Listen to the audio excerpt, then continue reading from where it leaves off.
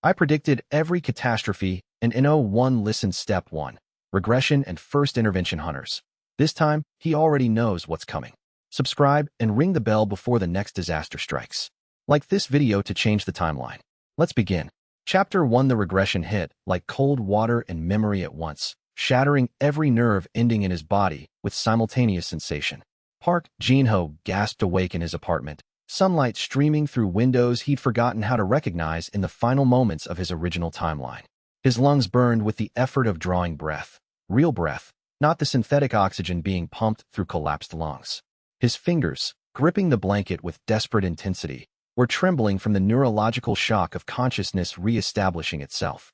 The sensation of waking, true waking, not the slow dissolution of consciousness that had characterized his death in the original timeline, registered as genuine physiological shock to his nervous system. The regression system's interface materialized before him like a holographic window existing at the edge of his peripheral awareness. He'd expected this.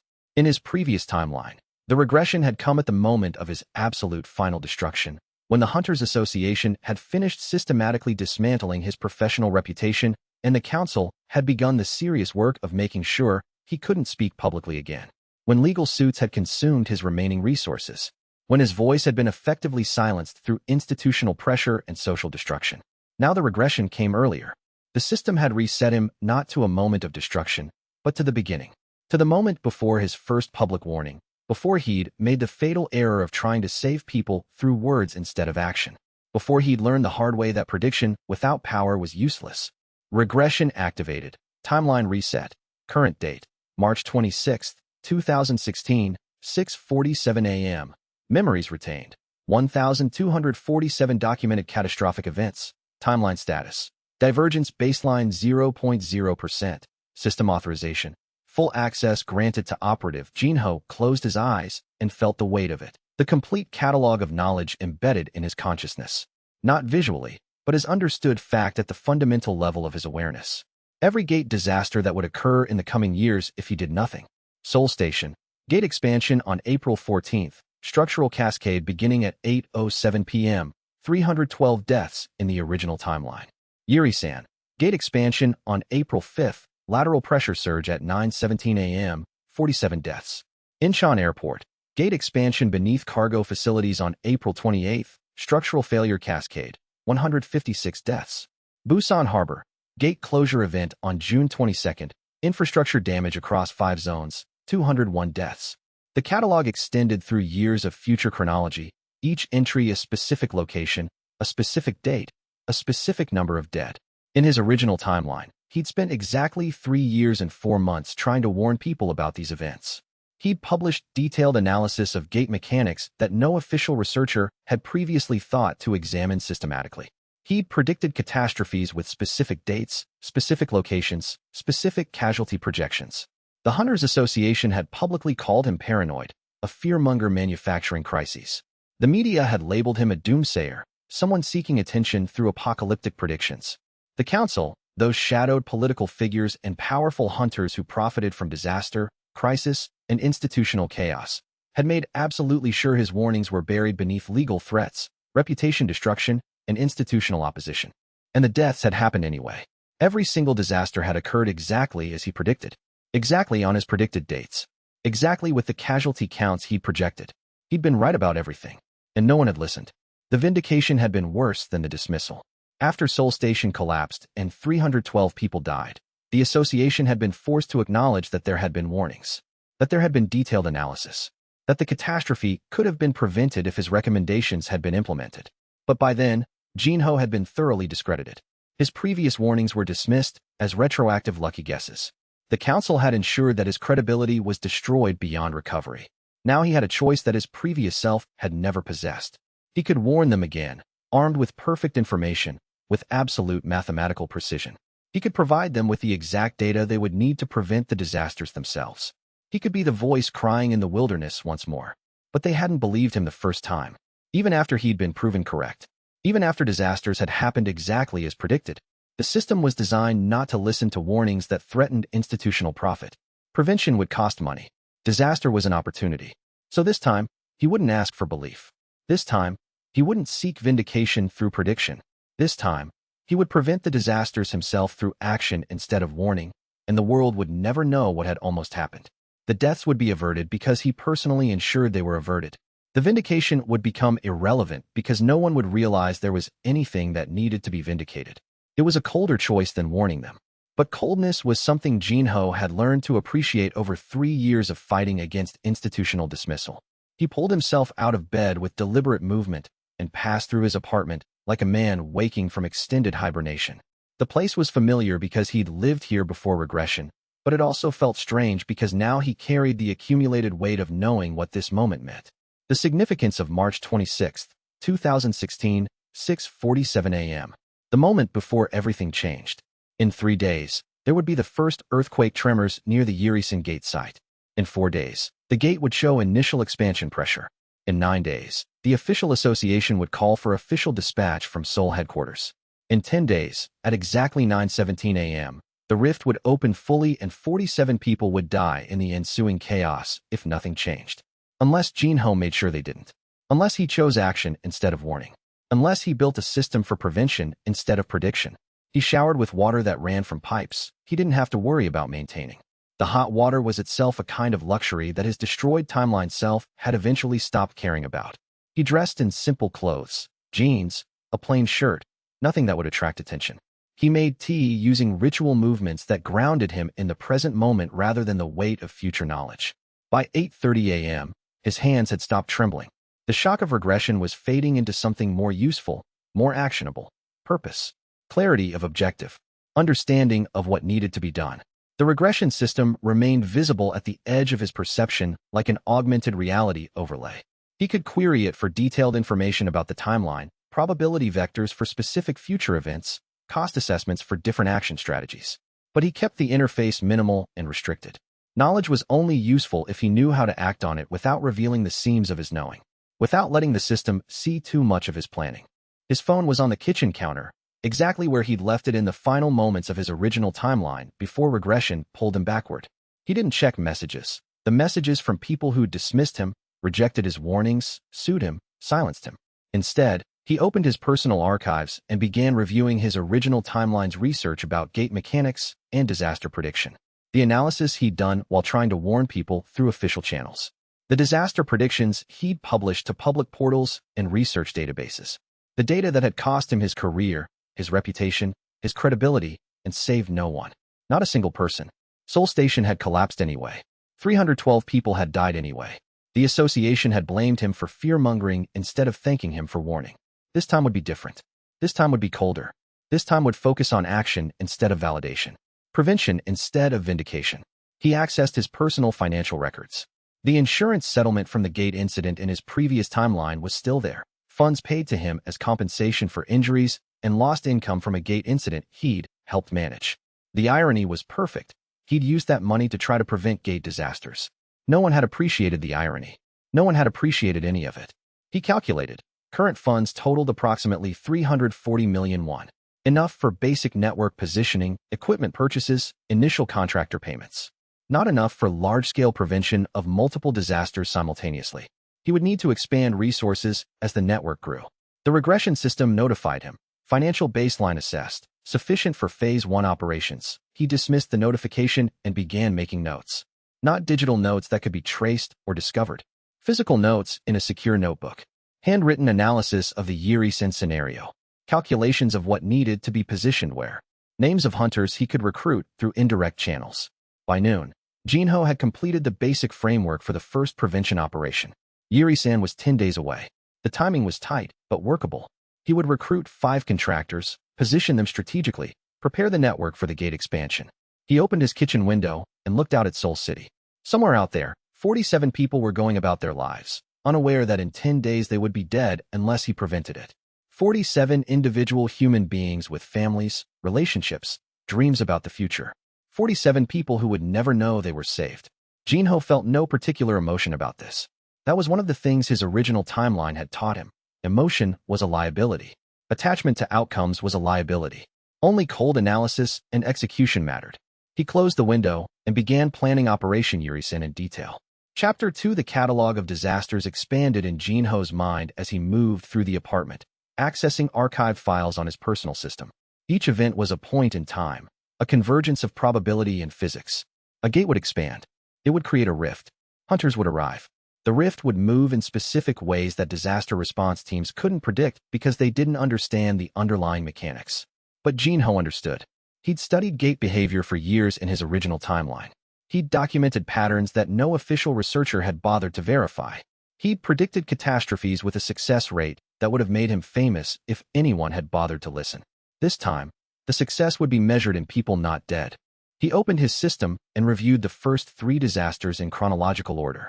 The timeline was clear in his memory, not as visual data, but as understood knowledge, the way someone remembers how to breathe without thinking about each breath. The information was integrated into his consciousness at a fundamental level. Yurisen first. The gate would expand in the subsurface facility at the mountain's base. The expansion would be unusual. It would move laterally instead of vertically, a pattern that standard monitoring systems weren't calibrated to detect. Hunter dispatch from Seoul would arrive expecting a vertical rift. They would position their response teams incorrectly. People would die in the mismatch between expected behavior and actual behavior. 53 hours of analysis in the original timeline had taught Jinho the mechanics. 53 hours of trying to explain those mechanics to people who didn't care had taught him something more important. That knowing the future was useless if no one would act on the knowledge. This timeline, he would act on his own. He spent the morning compiling priority information into a new framework.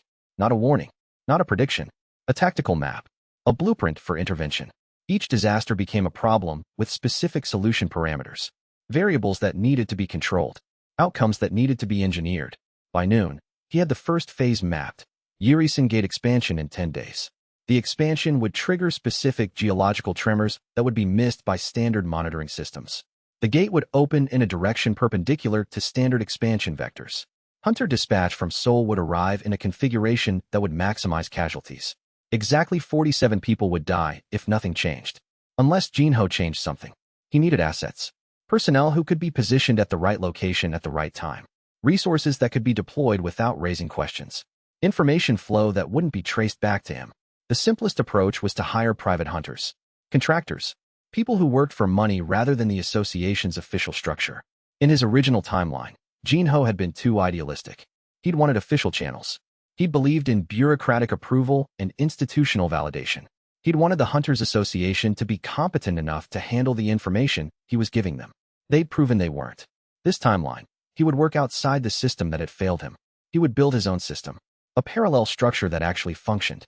His personal accounts held substantial funds, an insurance settlement from a gate incident in his previous timeline.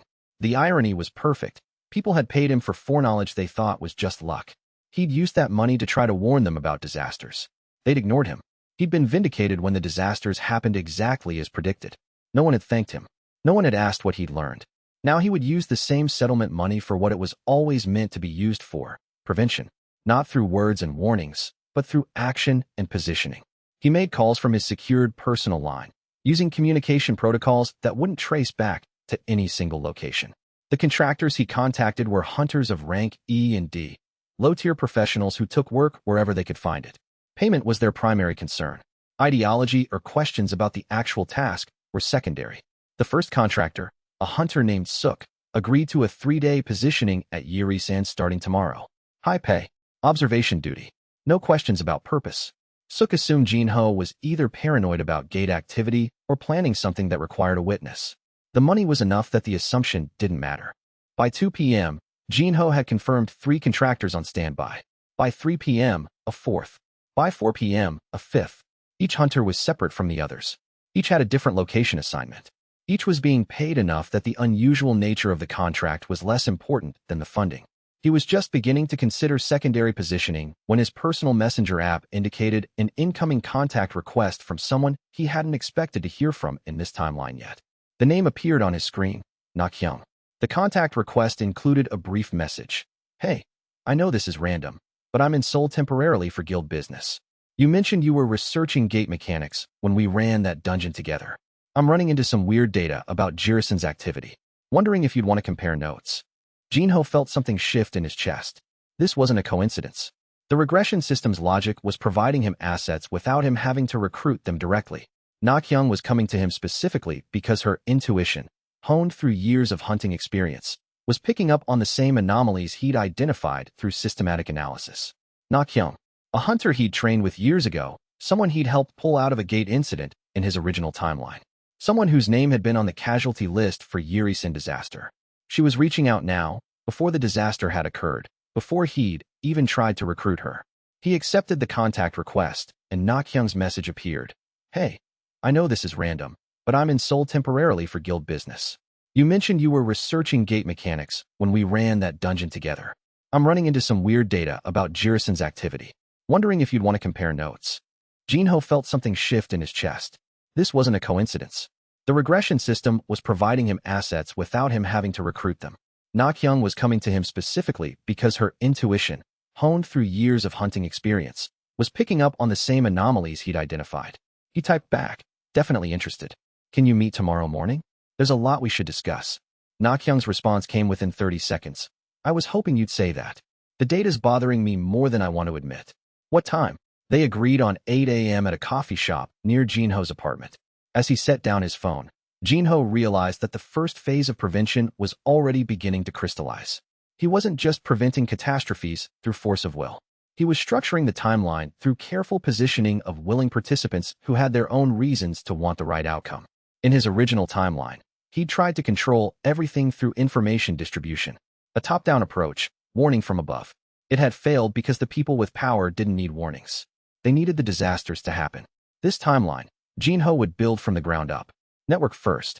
Prevention through structure. Results through positioning. The regression system's interface flickered with notification. Path identified. Operation Yuri-san. Prevention threshold. 87%. He dismissed the notification. The system was being helpful, but he didn't need its calculation of success rates. He just needed to make sure that on April 5th, when the gate expanded, the wrong people weren't in the position to become statistics. Chapter 3. Na Kyung arrived at the coffee shop at 7:55 a.m., precisely 5 minutes early. She was a hunter in her late 20s, with the kind of lean, efficient build that came from years of dungeon work rather than gym training. Her eyes were sharp, but there was something else behind them, a kind of exhaustion that Jinho recognized from his original timeline. She'd been fighting harder than necessary because she felt something coming and didn't know what. Jinho was already seated in a corner booth, a pot of tea and 2 cups positioned on the table. The shop was chosen deliberately, quiet, with few other patrons, positioned away from major streets where association surveillance cameras might monitor traffic. Jinho had learned that in his original timeline, casual paranoia about observation was the foundation of effective operation. Na Kyung sat across from him, and her expression shifted from professional to something more genuine when she saw him properly. Recognition registered in her eyes. I remember you, she said. The gate incident in Siarak. You calculated the monster's movement pattern 3 seconds before everyone else realized it was going to surge. She paused, which should have been impossible, because the pattern change was too fast to predict. Jinho poured her tea with deliberate care. The ritual was important. It established normalcy, suggested that this was a casual meeting rather than something more significant. I was lucky. You were better than lucky, though. You would have survived even without the warning. Maybe. Na Kyung sipped the tea, eyes remaining on Jinho. But you're doing something now. I can feel it. Yurisin data is weird. The gate shows all the signs of something big coming. But the association's reports say it's stable. I thought I was being paranoid until I found independent research that confirms my analysis. Can you show me? Jinho asked, though he already knew what she would display. He'd seen this data in his original timeline, studied it obsessively while trying to convince people that the disaster was inevitable.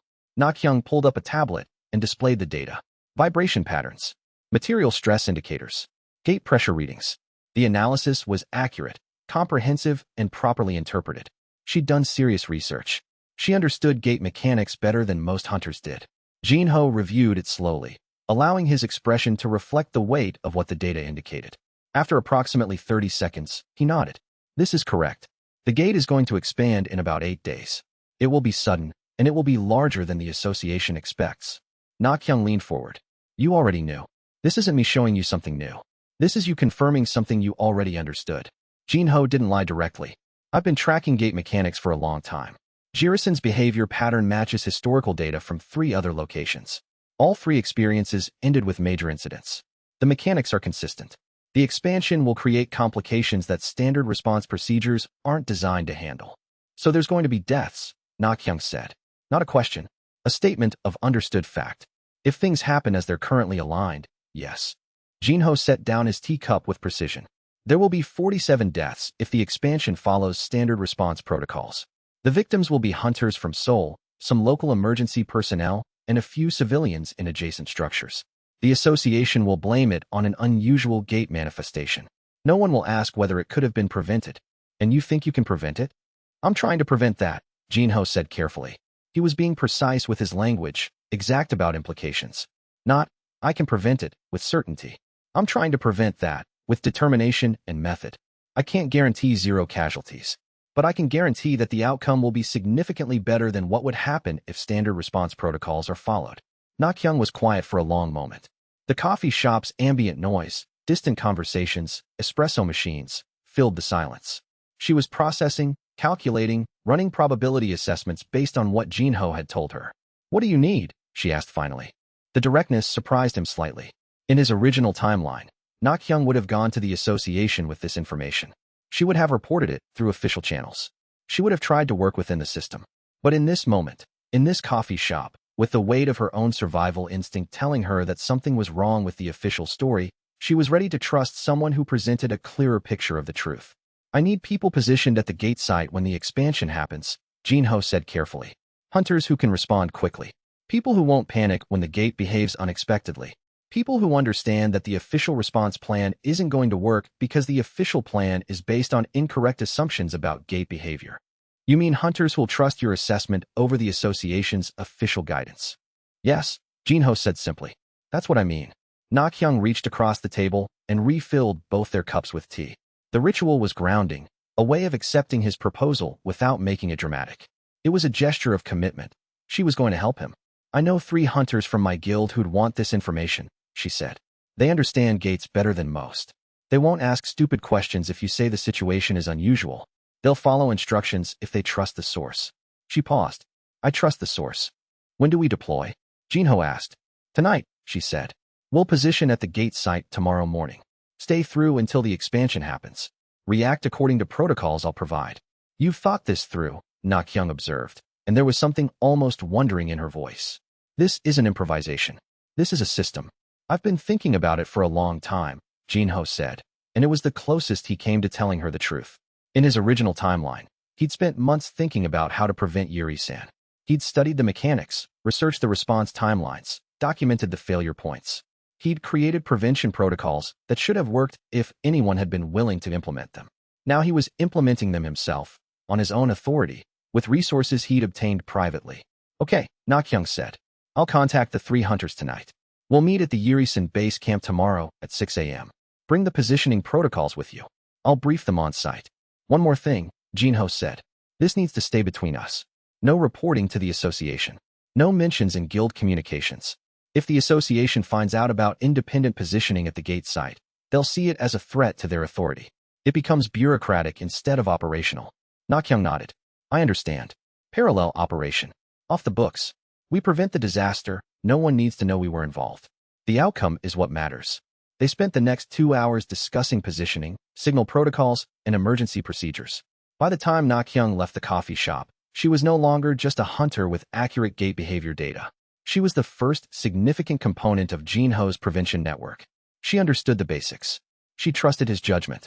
She would take action based on that trust. It was the closest he came to telling her the truth. In his original timeline, he'd spent years thinking about how to prevent Yuri-san.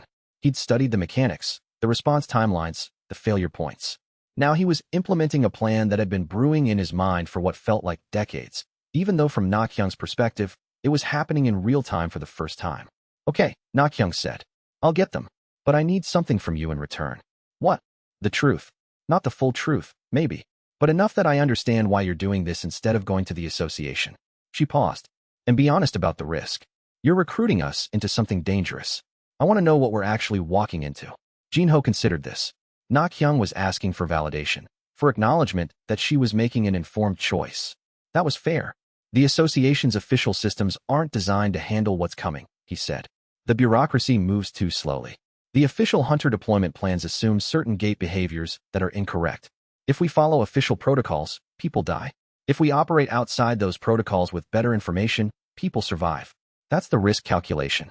The danger is real, but the alternative is worse. Nakyung nodded. That's honest enough. I'll have the hunters you need. They spent the next hour discussing positioning, signal protocols, and emergency procedures.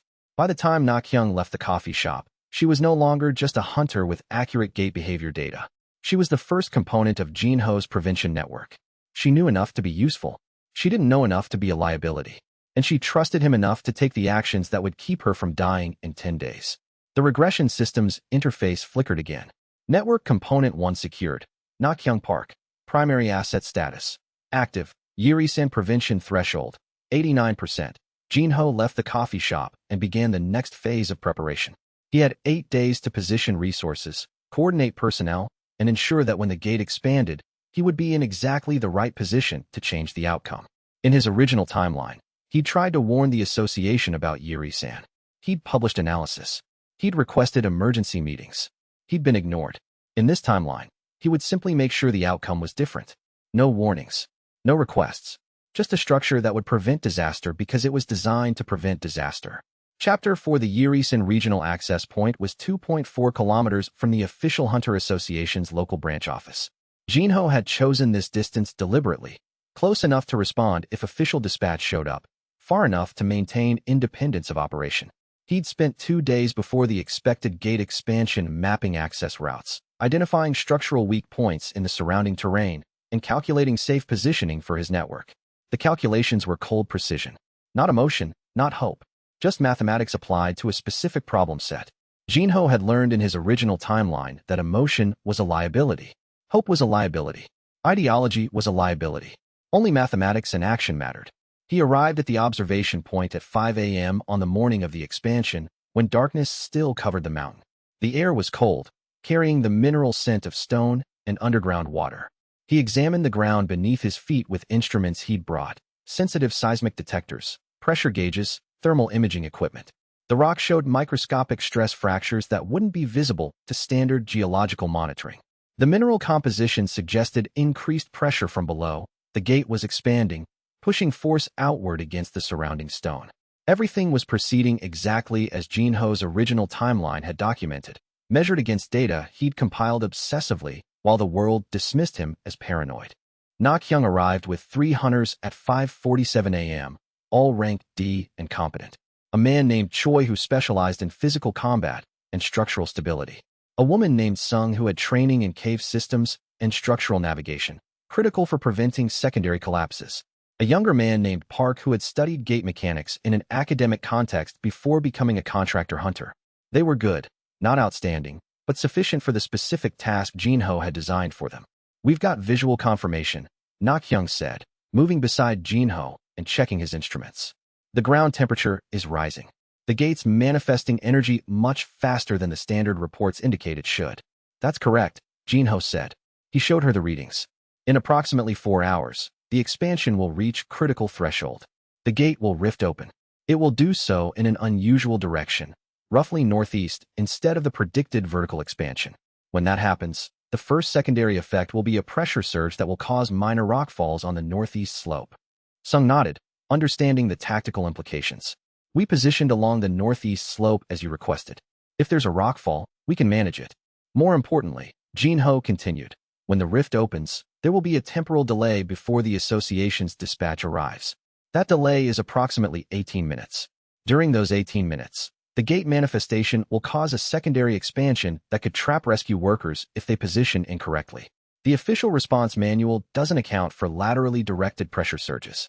They'll position based on assumptions about vertical expansion.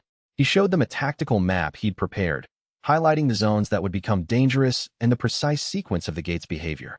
The map was based on his original timeline's research, on data he'd compiled obsessively during the 3 years he'd spent trying to warn people. The data he'd published to public gates, only to be dismissed as paranoid. The data that had proven accurate when the disaster happened exactly as predicted. Now it was being used for exactly the purpose it was intended, to prevent the disaster before it could unfold. You're going to tell us exactly what to do? Choi said. It wasn't a question. It was a statement of understood protocol. Yes, Jinho said. Not because I'm trying to control you, but because I've analyzed this specific scenario more thoroughly than anyone in the association. I know what works. I know what doesn't. I know the precise margins of safety. I know the failure points. Follow the protocols I provide exactly, and you'll all survive.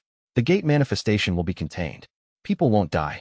Over the next 3 hours, Jinho worked with the 4 hunters, positioning them with precision. Each person knew their specific location. Each person knew the signal that would indicate the expansion had begun. Each person knew their immediate response protocols if the expansion deviated from prediction. At 8:47 a.m., the first tremors began. They were small, barely perceptible to untrained perception.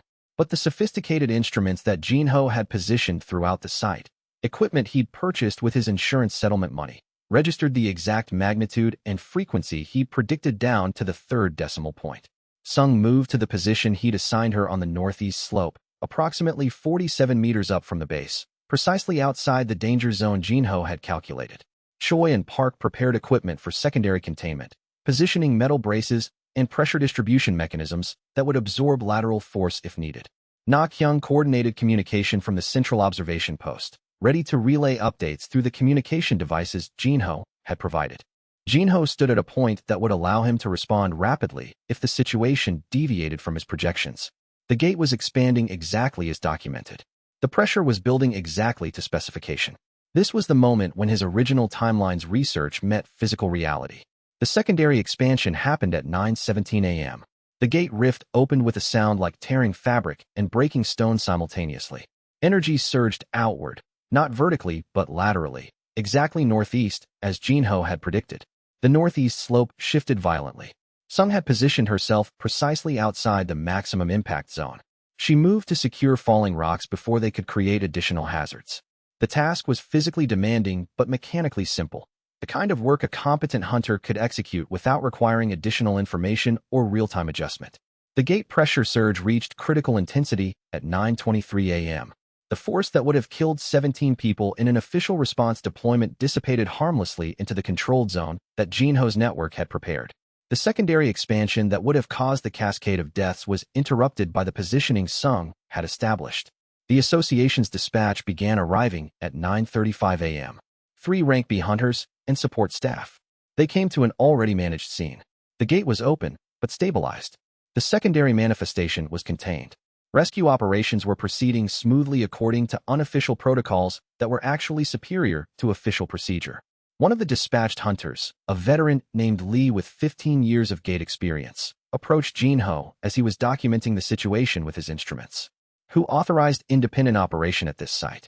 No one, Jinho said, keeping his expression neutral. We identified the gate expansion before the association monitoring systems registered it. We positioned preventively to avoid casualties. That's not how protocol works, Lee said, but his expression was uncertain.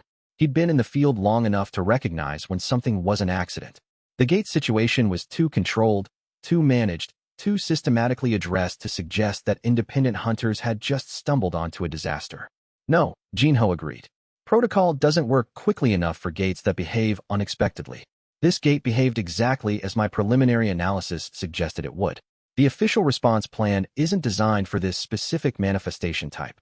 The gate fully manifested and then, as Jinho had calculated to within 3.2% accuracy margin, began a slow, controlled collapse back into dormancy. The expansion would repeat in approximately 23 days based on historical patterns, but this first incident was managing itself naturally, following a pressure dissipation curve that matched established historical precedent with remarkable exactness. The gate's behavior conformed precisely to Jinho's models because his models were based on actual gate mechanics rather than theoretical assumptions. Hunter Lee looked at Na Kyung, at the other network members, and then back at Jinho. His assessment was visible on his face. Something unusual had occurred here, but the outcome was acceptable. What's your name? Park Jinho. I specialize in gate mechanics research. I contract with independent hunters when I identify potential disasters. And you identified this one before it became critical? Lee's skepticism was evident, but his analysis was pragmatic. The gate was under control. No lives had been lost. The independent operation had been effective. The bureaucratic questions could wait.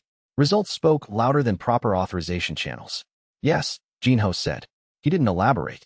Elaboration would create questions. Silence created acceptance. I'll report to the association that the situation was well managed by on-site personnel, Lee said finally. If your analysis is accurate, the official protocols need updating. He didn't ask for proof. He didn't demand investigation. He simply accepted the reality in front of him and made a practical decision. This was what Jinho had been banking on. That competent people, faced with evidence of effective action, wouldn't question the methods if the results were acceptable. Professional soldiers and hunters understood the value of functional systems over bureaucratic procedure. By 11 a.m., the gate manifestation had fully settled into a stable dormant state. 17 association personnel were on site, including Li and his team. They were working alongside Na Kyung and her hunters to secure the area and prevent secondary incidents. The regression system's interface updated in Jinho's peripheral awareness. Yuri-sen incident, prevention status, complete. Casualties, 0. Timeline divergence, 2.1%. Original timeline casualties, 47. Lives saved, 47. Jinho felt the weight of the number settle into his consciousness. 47 people who would have died were still alive. 47 people who would never know how close they came to being statistics in a disaster report. The timeline was already beginning to diverge from the original. The future was becoming malleable, reshaping itself based on his interventions. He didn't celebrate. Celebration was an emotional response, and emotions were liabilities. He simply documented the success methodically, recording the positioning data, the response timelines, the effectiveness metrics. Each data point would inform his analysis of the next disaster. He retrieved his positioning equipment, packed his instruments, and coordinated with Na Kyung about follow-up logistics. By 1 p.m., the Yuri-sen operation was concluded. 47 people had survived. The timeline had diverged. The first prevention was complete. That evening, from his apartment in Seoul, Jinho began planning for the second disaster. Seoul Station Gate collapse. Scheduled for April 14th. 312 deaths in the original timeline. Magnitude 15 times larger than Yuri-san. Complexity geometrically increased. Response requirements exponentially expanded. 14 days to prepare. He opened his system and began compiling the data. Chapter 5. Jinho met with the solo hunter 2 days after the Yuri-san incident was successfully contained.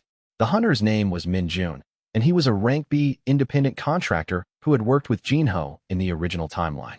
In that timeline, Min Jun had owed Jinho a favor. Jinho had saved his life during a gate incident that Min Jun couldn't escape alone, when panic and poor decision-making would have resulted in death. In this timeline, the favor hadn't been earned yet, but Jinho knew it would be eventually. He knew Min Jun's character, his priorities, his operational patterns, and exactly what kind of proposal would appeal to him.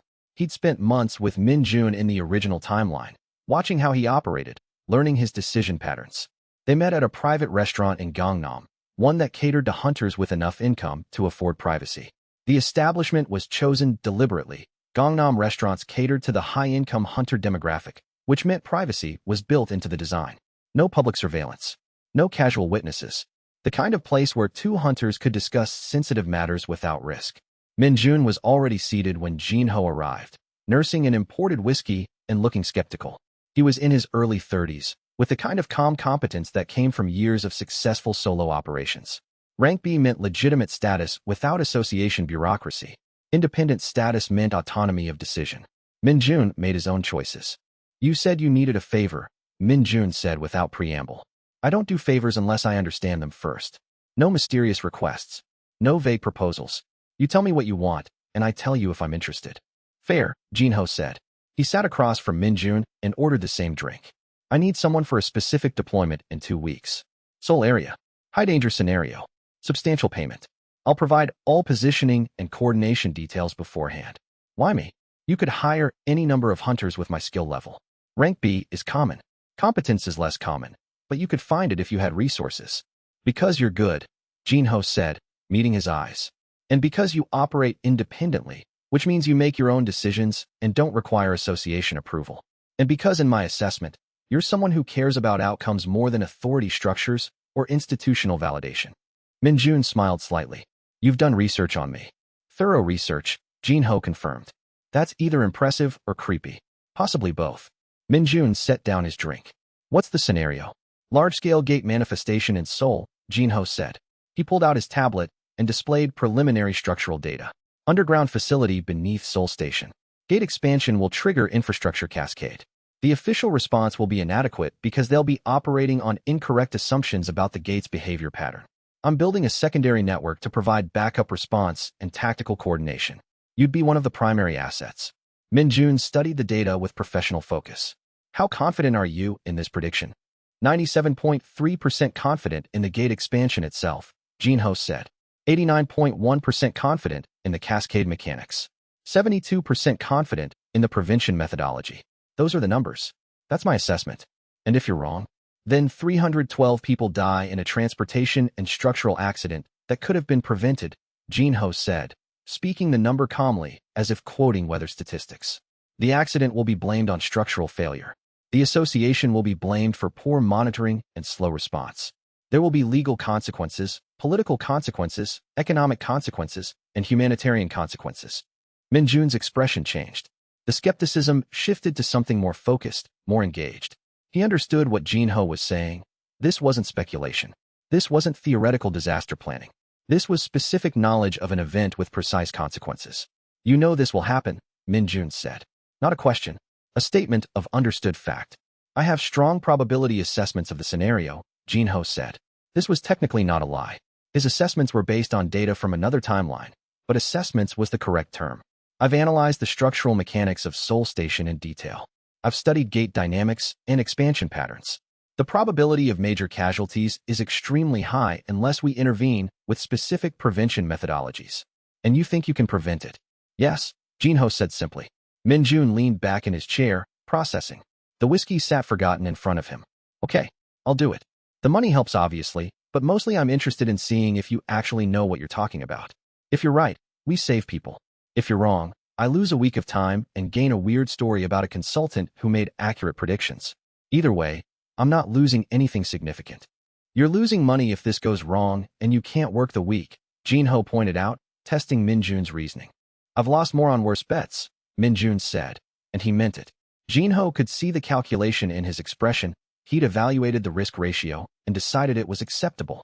More importantly, if you're right about this, then you're right about other things too. Working with you becomes valuable long-term, not just this one deployment. Over the next hour and 50 minutes, Jinho outlined the Seoul Station scenario with precise detail. He showed Minjun the structural data, highlighting the weak points. He explained the gate mechanics, including the unusual expansion pattern that standard monitoring systems would miss. He provided the predicted timing, broken down to the minute. He showed the sequence of failures that would occur if the situation was left to develop naturally. And he provided detailed positioning instructions for where Minjun should deploy, what equipment he would need, and what tactical responses would be most effective if the situation deviated from prediction. Minjun listened with the focus of someone taking in information that genuinely mattered. He took notes. He asked specific questions. By the end, he was leaning forward, asking increasingly sophisticated questions about gate behavior, structural physics, and pressure distribution mechanics. You've studied this in detail, Minjun said finally. This isn't casual research. This is obsessive analysis. I have, Jinho confirmed. How long have you been working on this? Years, Jinho said. I started out trying to warn people through official channels. Publication, expert testimony, official warnings. That didn't work, so I started working independently. Now I focus on prevention rather than prediction. It was mostly true. The core elements were accurate. The actual truth, that he came from another timeline and had studied this disaster while trying to convince people it was real, was too complex for summary. But the emotional truth was there. He'd spent years obsessing over disasters, trying to convince people, failing, and learning that action was more effective than words. Minjun seemed to accept it.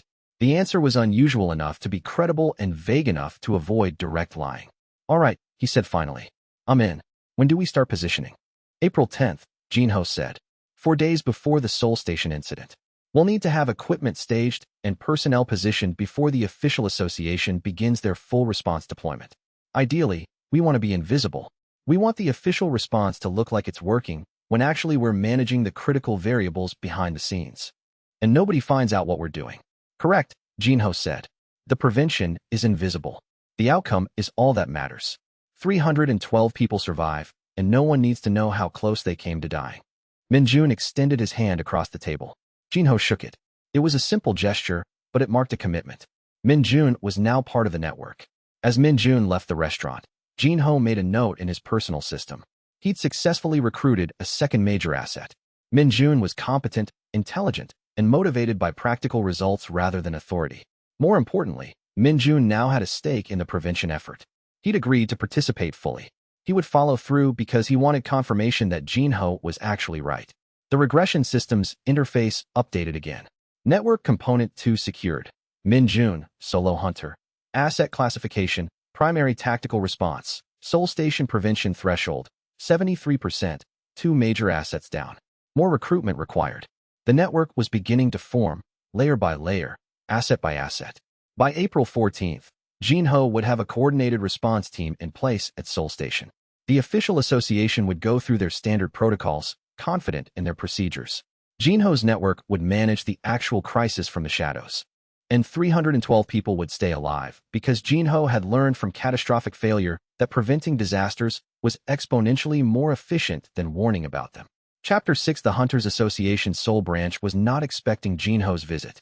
He arrived on April 3rd with a portfolio of detailed reports about structural anomalies at Seoul Station. The reports were comprehensive, professional, and accessible to someone without specialized gate mechanics knowledge.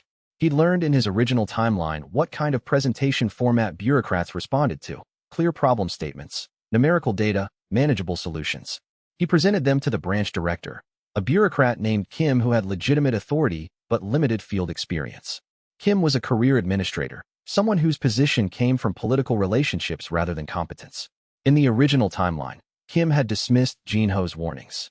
Kim had done it politely, with professional courtesy, but the dismissal had been complete. Kim listened politely while Jinho presented data about gate stability and pressure readings. The structural integrity of Seoul Station is dependent on the stability of the underground gate, Jinho explained, showing diagrams and force distribution models. If the gate undergoes rapid expansion, the infrastructure above it could experience cascade failures. Kim nodded at the appropriate moments, maintaining professional engagement. Your analysis is thorough, Mr. Park. The association will monitor the situation closely. We have standard monitoring protocols in place. If there's any indication of unusual gate activity, we'll implement emergency procedures. I appreciate your attention to this matter, Jinho said as he prepared to leave. I'll continue my independent analysis and keep you informed of any major findings. He had no intention of doing either. The information he'd shared was accurate, but intentionally incomplete. He'd shown enough data to appear legitimate, to establish his expertise, while not revealing the full extent of his knowledge or his timeline. If the association questioned him later, if his network's actions at Seoul Station drew scrutiny, he could point to this meeting as evidence that he'd attempted to warn them through official channels. He'd shown responsibility. He'd tried to work within the system. The visit's real purpose was different. Jinho needed to establish his presence in the official record. If there was an incident at Seoul Station, and if his network's interventions were visible, he needed to be someone the association already knew. Someone who had shown concern about the location and had legitimate expertise. Someone who could be trusted as a consultant rather than suspected as a conspirator. By April 10th, Jinho's full network was in position at Seoul Station and the surrounding area. Na-kyung was managing coordination from an observation post in a nearby office building, with clear sight lines to both the main station entrance and the underground access points. Min-Jun was staged with secondary response equipment at a strategic point exactly 400 meters from the station's central location, close enough to respond within critical time frames, far enough to maintain deniability of prior knowledge. The 5 contractors from the Yurisan operation were repositioned throughout the station's interior infrastructure at key structural points. They performed well at Yurisan, demonstrating discipline and follow-through. A 6th member of the network, an engineer named Seo who worked for the station's maintenance division, had been carefully recruited. Jinho had approached Seo with a legitimate job offer, consulting on station security upgrades. During the course of their negotiations, Jinho had learned that Seo had access to the station's monitoring systems and understood the infrastructure intimately. The network now numbered 14 people at Seoul Station specifically. Not massive by any measure, but sufficient for the task. Each person had a specific role. Each person believed they were there for practical security or maintenance purposes. Most didn't understand the full scope of the operation. That was intentional. Compartmentalization was a security principle that Jinho had learned from his original timeline's failures. If anyone was questioned, if anyone was pressured, they could only reveal what they directly knew. Jinho positioned himself at the central coordination point, a maintenance office above the main station floor that Seo had arranged for him to access discreetly. The office had direct line of sight to critical structural points and was equipped with the communication devices that connected his entire network. From there, he could monitor all incoming data in real time, coordinate network responses, and intervene immediately if anything deviated from his projections. April 14th began as an ordinary Friday. The weather was mild spring weather. The station was busy with commuters, normal Friday evening traffic, nothing exceptional. The security presence was standard. Nothing drew attention. At 7:45 p.m., Jinho began monitoring the sensor feeds that CO had hacked into. These weren't the official association monitoring systems. Those were primitive by Jinho's assessment. These were physical sensors that measured actual structural stress and underground pressure variations. Real data, not official interpretations. At 8:06 p.m., the first pressure surge registered on the sensors. The gate was expanding beneath the station. Precisely on schedule. Jinho's calculations had been accurate to within 2.3 minutes across the entire prediction window. All positions. Jinho spoke into the communication device that connected his network. His voice was calm, neutral, professional. Status check. Responses came back from each position with military precision. Na Kyung confirmed observation. She had visual confirmation of increased energy around the underground access points. Min Jun confirmed readiness. Equipment was deployed. Response team was standing by. CO confirmed the crucial information. The station's official monitoring systems still hadn't registered the gate expansion. The automated systems were functioning exactly as Jinho had predicted, detecting nothing unusual because they were calibrated for standard expansion patterns. Exactly as predicted. The systems were working as designed, and the design was based on outdated assumptions about gate behavior. At 8:17 p.m., the pressure surge intensified beyond initial levels. The underground structure began to show stress fractures in multiple locations, detectable now even on the official systems, but only after critical threshold had been passed. This was the cascade point, the moment where the situation would become either manageable or catastrophic depending on immediate, coordinated response. Pressure surge imminent. Jinho spoke into the communication device. All positions activate evacuation procedures for zones C and D, non-aggressive positioning. We're not trying to be heroes. We're trying to move people from impact zones before the cascade reaches critical intensity. The network moved into position with practiced precision. Na Kyung's team began guiding civilians away from the most dangerous areas, using the guise of routine maintenance inspections. Fire suppression system check. Part of the monthly maintenance. Everyone in zones C and D, please move to alternate routes. The lie was casual, professional, and sufficient to move people. Min Jun positioned his containment equipment at a secondary structural point, heavy-duty braces, and pressure distribution mechanisms that he'd prepared in advance. His team checked readings, confirmed positioning, and stood ready. CO began triggering minor power fluctuations in the mechanical systems. These weren't catastrophic failures. They were carefully controlled disruptions that would cause station staff to initiate standard safety protocols. Alarms would sound. Emergency lighting would activate. The routine of emergency procedures would be triggered, moving people away from dangerous locations through official channels. The gate rift opened at 8:23 p.m. with a sound like tearing metal and breaking stone. Energy surged outward from the underground facility. The expansion was violent, immediate, and catastrophic, exactly as Jinho's models had predicted. But it was happening in a space that had been gradually cleared of civilians. The people who would have been in the maximum impact zone, the commuters waiting for evening trains, the station staff working the late shift, were now in safer positions. The secondary structural failure occurred at 8:26 p.m. The supporting columns that held the upper station in place shifted. The cascade of failures that would have killed the majority of the casualties in the original timeline began to unfold. But Min Jun was already in position. His equipment absorbed and distributed the force. The structure held. 3 association hunters arrived at 8:38 p.m., dispatched when station staff called in the emergency. They found a situation that was already under control, already being managed. The gate was manifesting, yes, but it was being contained. Civilians were being evacuated through orderly procedures. Secondary structural failures were being managed through emergency equipment that seemed to be part of standard station safety infrastructure. The lead hunter, a woman named Choi with rank B credentials and genuine tactical experience, approached Jinho as he was documenting the situation with his monitoring devices. Who authorized this response? Jinho turned to face her calmly, projecting competence and authority. Station security initiated emergency protocols according to their disaster procedures. I'm a consultant working with the station's safety division on structural integrity upgrades. We've been running disaster scenario drills for the past week. Fortunately, the drills are paying off now. It was a lie, but it was a lie that had foundational support. CO could validate the consulting relationship. The emergency equipment was visible and appeared to be professional grade. The evacuation procedures looked standard, by the book, exactly what you'd expect from a well-trained security team. The narrative was internally consistent and defensible. Choi accepted it because the situation was well managed. She had no reason to question the response further. A professional hunter, faced with a crisis that was being effectively contained, doesn't waste time on bureaucratic investigation. Choi engaged with the actual problem, helping to manage the gate containment and ensuring that additional association personnel were deployed to support the effort. By 9:23 p.m., the gate manifestation had begun to stabilize. The association had arrived in force, 11 additional hunters and support personnel. The official response was now engaging the gate manifestation with standard containment procedures.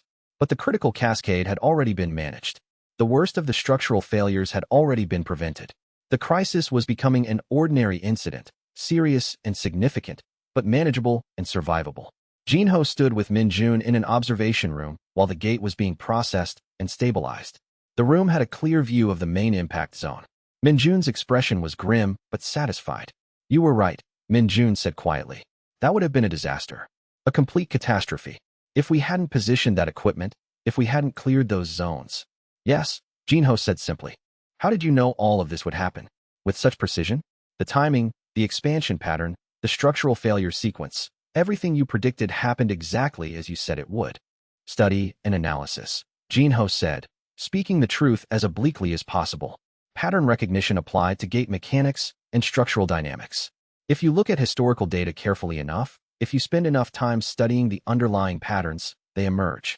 Gates don't behave randomly. They follow mechanical principles. The outcome is predictable if you have the knowledge and the willingness to analyze deeply enough.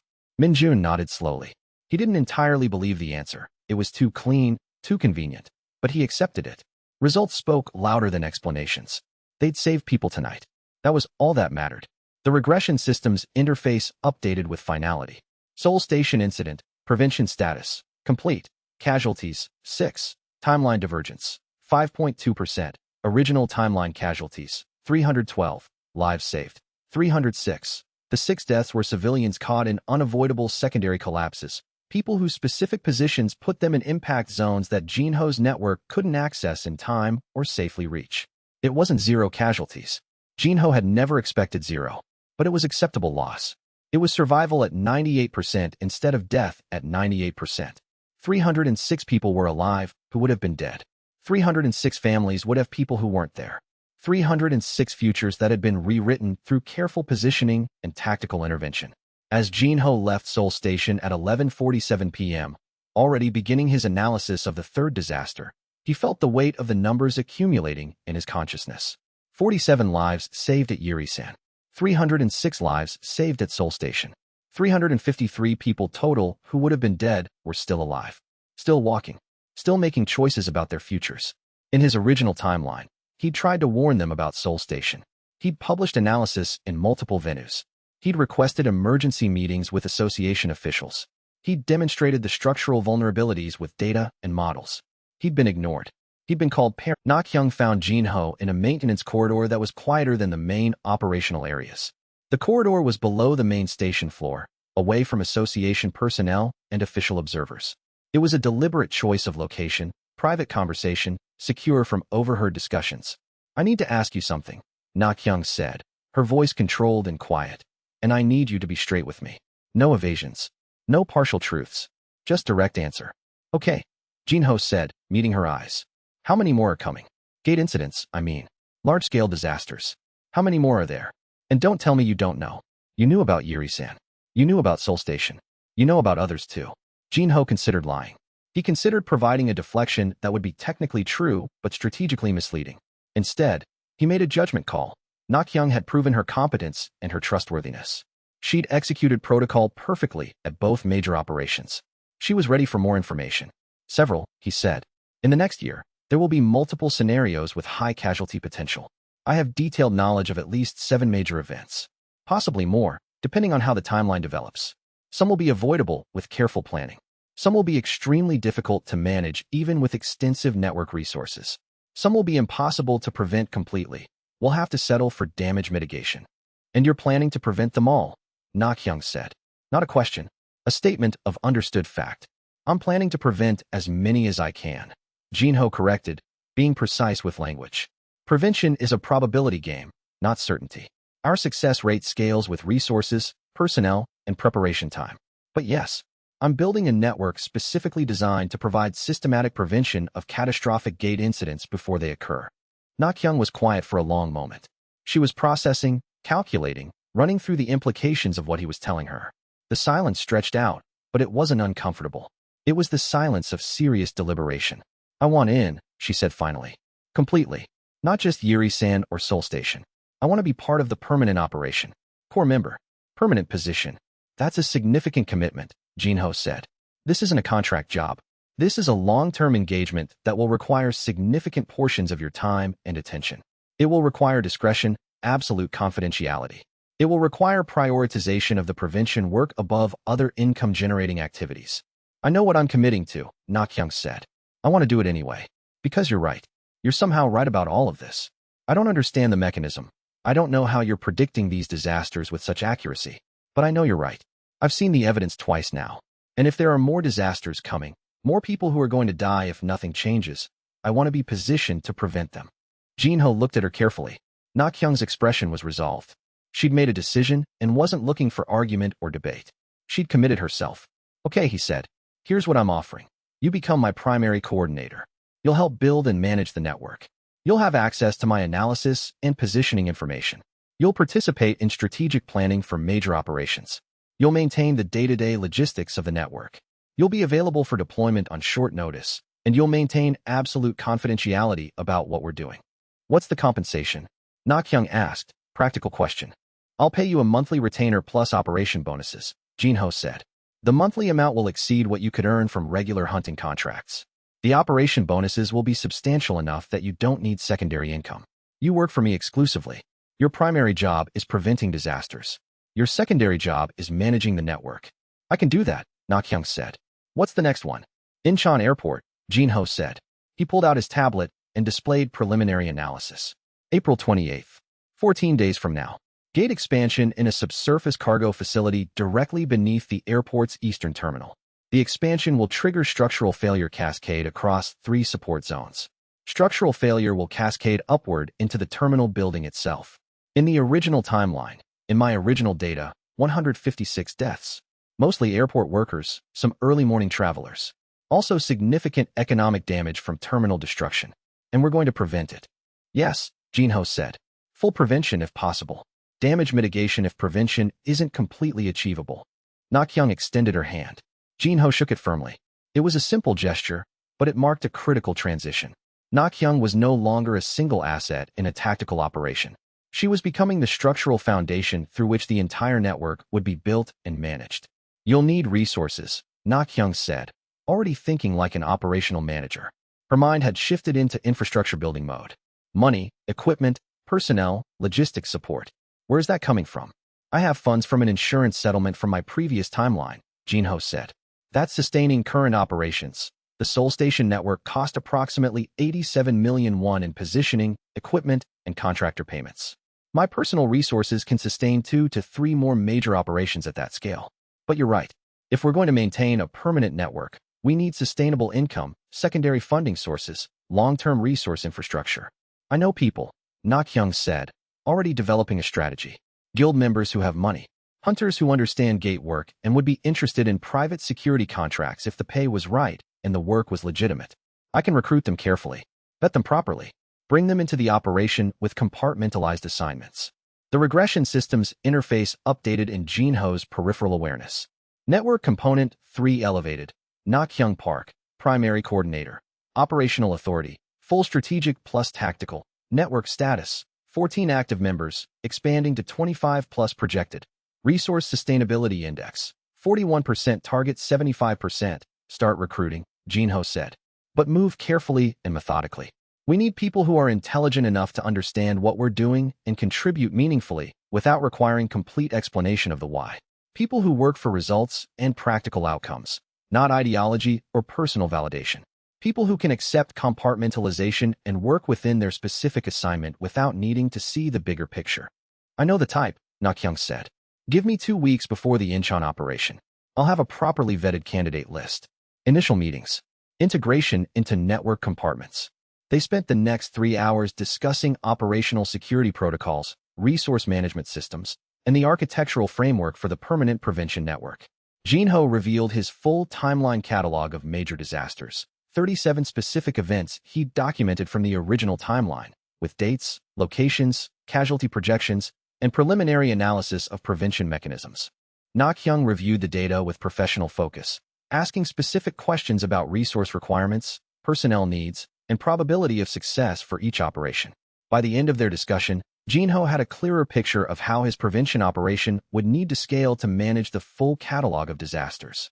The network would start as a small core group of trusted operatives, Na-kyung, Min-jun, Choi, Sung, and maybe 4 to 5 others with direct knowledge of the operation. It would expand into a mid-tier network spanning multiple regions, involving dozens of people with specific roles. Each person would understand their specific assignment without necessarily understanding the full scope of the operation. Compartmentalization would ensure that operational security remained intact even if individual members were questioned or compromised. More importantly, each layer of the network would have plausible deniability about the true nature of the work. Official cover stories would support each person's presence in positions of responsibility. Private security contracts, maintenance consulting, structural analysis projects, all legitimate-sounding work that would actually be prevention infrastructure. It was the opposite of how he'd tried to operate in his original timeline. Then, he'd wanted transparency. He'd wanted everyone to understand the threat. He'd believed that shared knowledge would lead to collective prevention efforts. He'd been wrong. In the original timeline, transparency had led to dismissal, ridicule, and institutional opposition. In this timeline, he understood that prevention worked better when it was silent, when it achieved its goals without requiring public belief or validation, when people survived disasters they never knew were coming, when the prevention operation was so invisible, so integrated into existing systems, that it was impossible to distinguish the prevented disaster from ordinary operational success. One more thing, Na-kyung said as they prepared to leave the maintenance corridor. I need to know what this is. Really. Not the full truth if that's too dangerous to share. But I need to understand what I'm actually part of. Am I helping you prevent real disasters? Or am I helping you with something else? Jinho met her eyes. You're helping me prevent real disasters. Actual gate incidents that would kill actual people if nothing changes. I have knowledge of these events. Knowledge I'm confident in beyond any reasonable doubt. I'm using that knowledge to prevent them before they happen. You're the primary person making that prevention possible. That's enough, Na-kyung said. That's all I needed to know. That night, Jinho sat alone in his apartment with the full weight of the future spreading out before him. He accessed the regression system's deeper archives and pulled up the complete catalog of disasters from his original timeline. The ones he'd lived through. The ones he'd documented obsessively while the world ignored him and then died exactly as predicted. 47 lives saved at Yuri-san. 306 lives saved at Seoul Station. 156 more would be saved at Incheon Airport if his prevention operation functioned as designed. That was 509 lives in less than a month. By the end of the year, if the prevention operations continued at current scale, he would have saved over 2,000 lives. By the end of 3 years, the number would exceed 10,000. By the time he'd prevented every major disaster he could identify from his original timeline records, the number would be in the hundreds of thousands. Not because anyone believed him. Not because anyone validated his warnings or apologized for silencing him, but because action was exponentially more efficient than prediction. Prevention was far more effective than prophecy. Silence was substantially more powerful than vindication. Jinho felt something settle in his chest. Not peace exactly, but acceptance. The weight of what he was carrying, the knowledge of future disasters, the responsibility of prevention, the isolation of being the only person who understood what was really happening. It was heavy. But he was strong enough to carry it. He had a network. It was growing. He had resources. They were sufficient. He had the knowledge of what was coming. It was accurate. And he had absolutely no intention of asking anyone for permission to change the outcome. Chapter 8. The awakening happened during the Incheon Airport operation on April 28th, in the exact moment Jinho had projected it would occur. It was his first active combat situation since regression, and the catalyst was immediate, visceral, and unavoidable. The gate manifestation at Incheon was more severe than the Seoul Station incident. The expansion created a structural failure in the subsurface cargo facility that cascaded upward through 3 structural support zones. The collapse sequence that unfolded was catastrophic, creating a debris field that moved toward the main terminal structure above. Jinho's network had evacuated most of the immediate area through careful positioning and pre-positioned alerts. But 2 workers remained in the impact zone, people who hadn't heard the evacuation alert because their work location was isolated. People who weren't part of Jinho's planning matrix because their shift wasn't supposed to be there that day according to standard April scheduling. One of them was a young woman named Yoon. She'd been on Jinho's detailed casualty list in the original timeline, number 87 of 156 deaths. Jinho had documented her life while trying to prevent the disaster. Her age, 26 years old. Her employment status, cargo facility worker, contract position. Her family situation, single, living with her parents, no emergency contact in the system.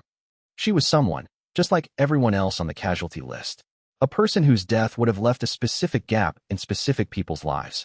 And now she was directly in the path of a support column that was falling at velocity, and Jinho's network couldn't reach her in time. The debris cascade was accelerating. The column would reach her location in approximately 1.7 seconds. Without conscious decision, operating entirely on tactical instinct, Jinho moved. He ran toward the collapse zone, not away from it. He ran toward the danger, toward the impact vector. He positioned himself directly beneath the falling structural column and used his hands, just his hands, no weapons, no special equipment, raw physical force, to redirect the falling weight. The impact was catastrophic to his physical body. His arms screamed with pain so intense that it registered as white noise in his consciousness. His bones registered the strain of forces they were never designed to support. His muscles tore slightly under the impact pressure, but he held the structure long enough for Minjun to reach Yoon and pull her to safety, dragging her out of the debris path. The moment Yoon was clear, the moment Minjun had her moving towards safety, Jinho released the support column. It fell. It crushed the space where Jinho had been standing approximately 0.3 seconds after he moved. He was already moving forward, already processing the next threat. The pain in his arms was information, not limitation. His body was responding to demands that exceeded normal human capacity. He should have been destroyed. But he wasn't. He was moving faster. He was responding more effectively.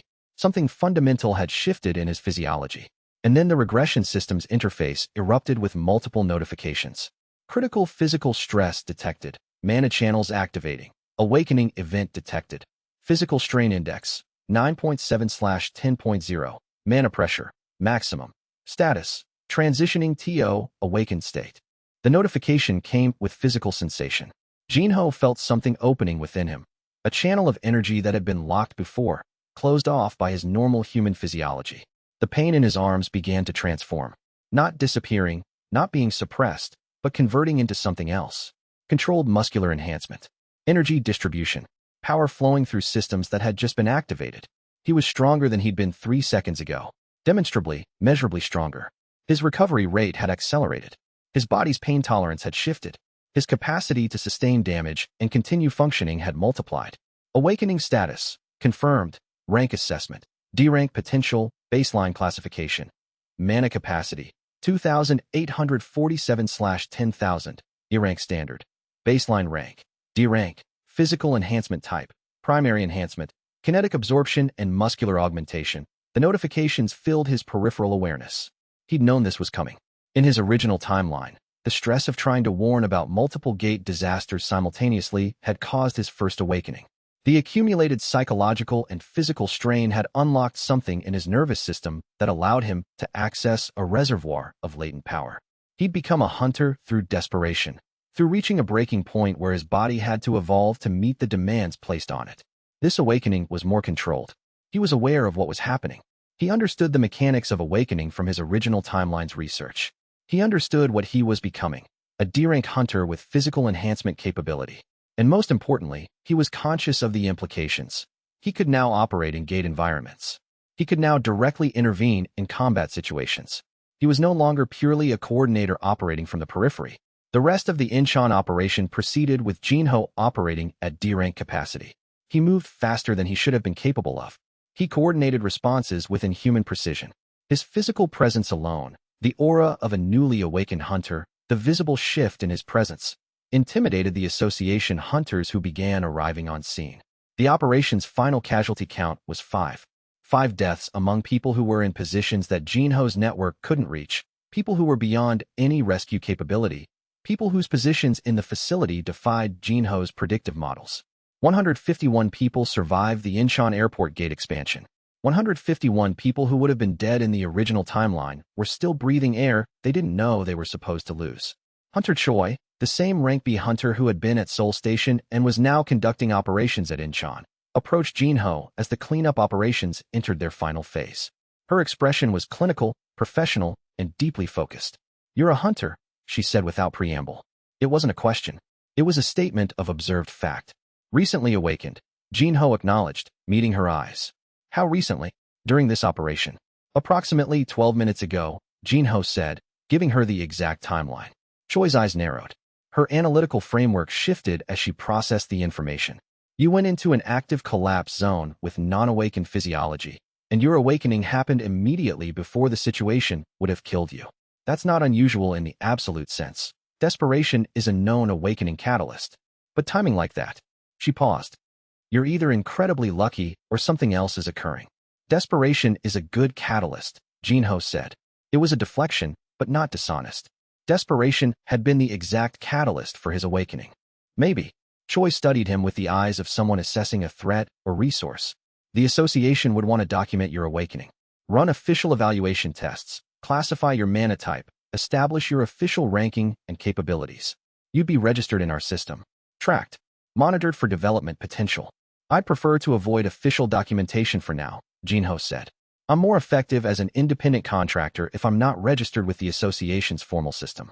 Official status creates bureaucratic requirements and oversight constraints that limit operational flexibility." "You saved multiple lives here today," Choi said. "Multiple people who would have died without your direct intervention. Official recognition would be appropriate. The association recognizes heroism." "Official recognition creates bureaucracy," Jinho said, speaking precisely. "Bureaucracy creates oversight. Oversight limits my operational flexibility and independence. I'd rather operate unofficially for now.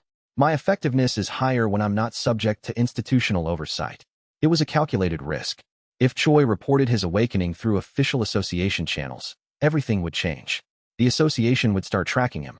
They would want him in their system. They would begin to notice the suspicious pattern.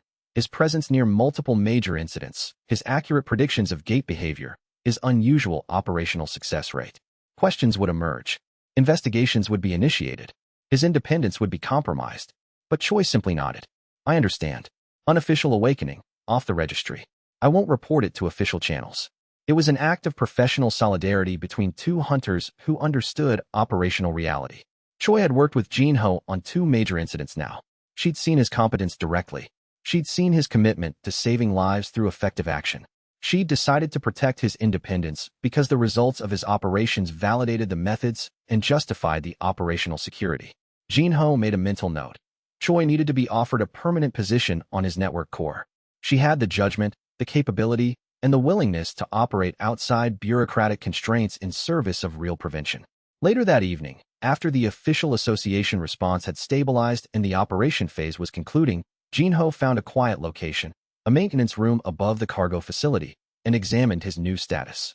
The awakening had given him D-rank physical capability. Not powerful by hunter standards, but sufficient for basic enhancement and direct combat engagement.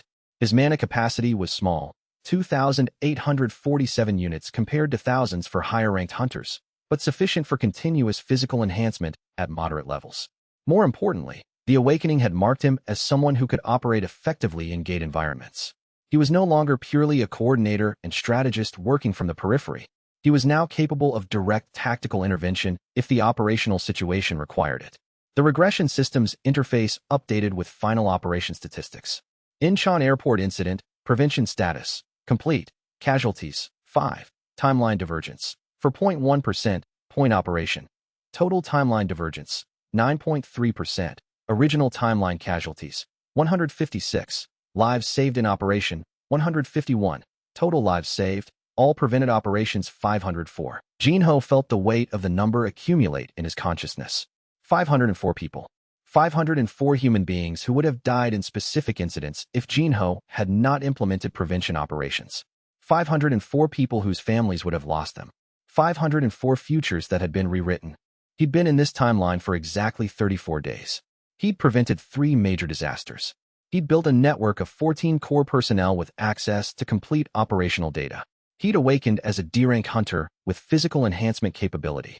He'd shifted from operating as a civilian strategist to operating as a hunter with combat capability. And he'd accomplished all of this without asking anyone for validation, without trying to convince the world that he was right, without seeking vindication for the warnings that had been ignored in his original timeline. The future was becoming increasingly malleable. The timeline was diverging from the original at an accelerating rate.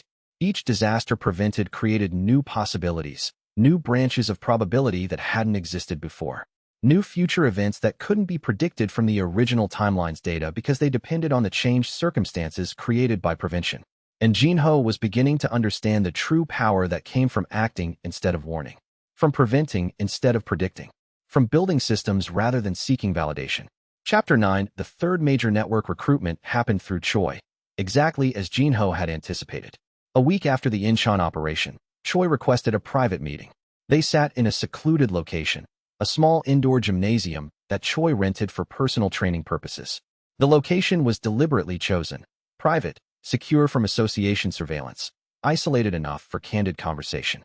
Choi was direct and professional, the way competent hunters usually were. "I want to work with you," she said without preamble. "Not for the association. Not as an independent contractor taking occasional assignments for mysterious clients.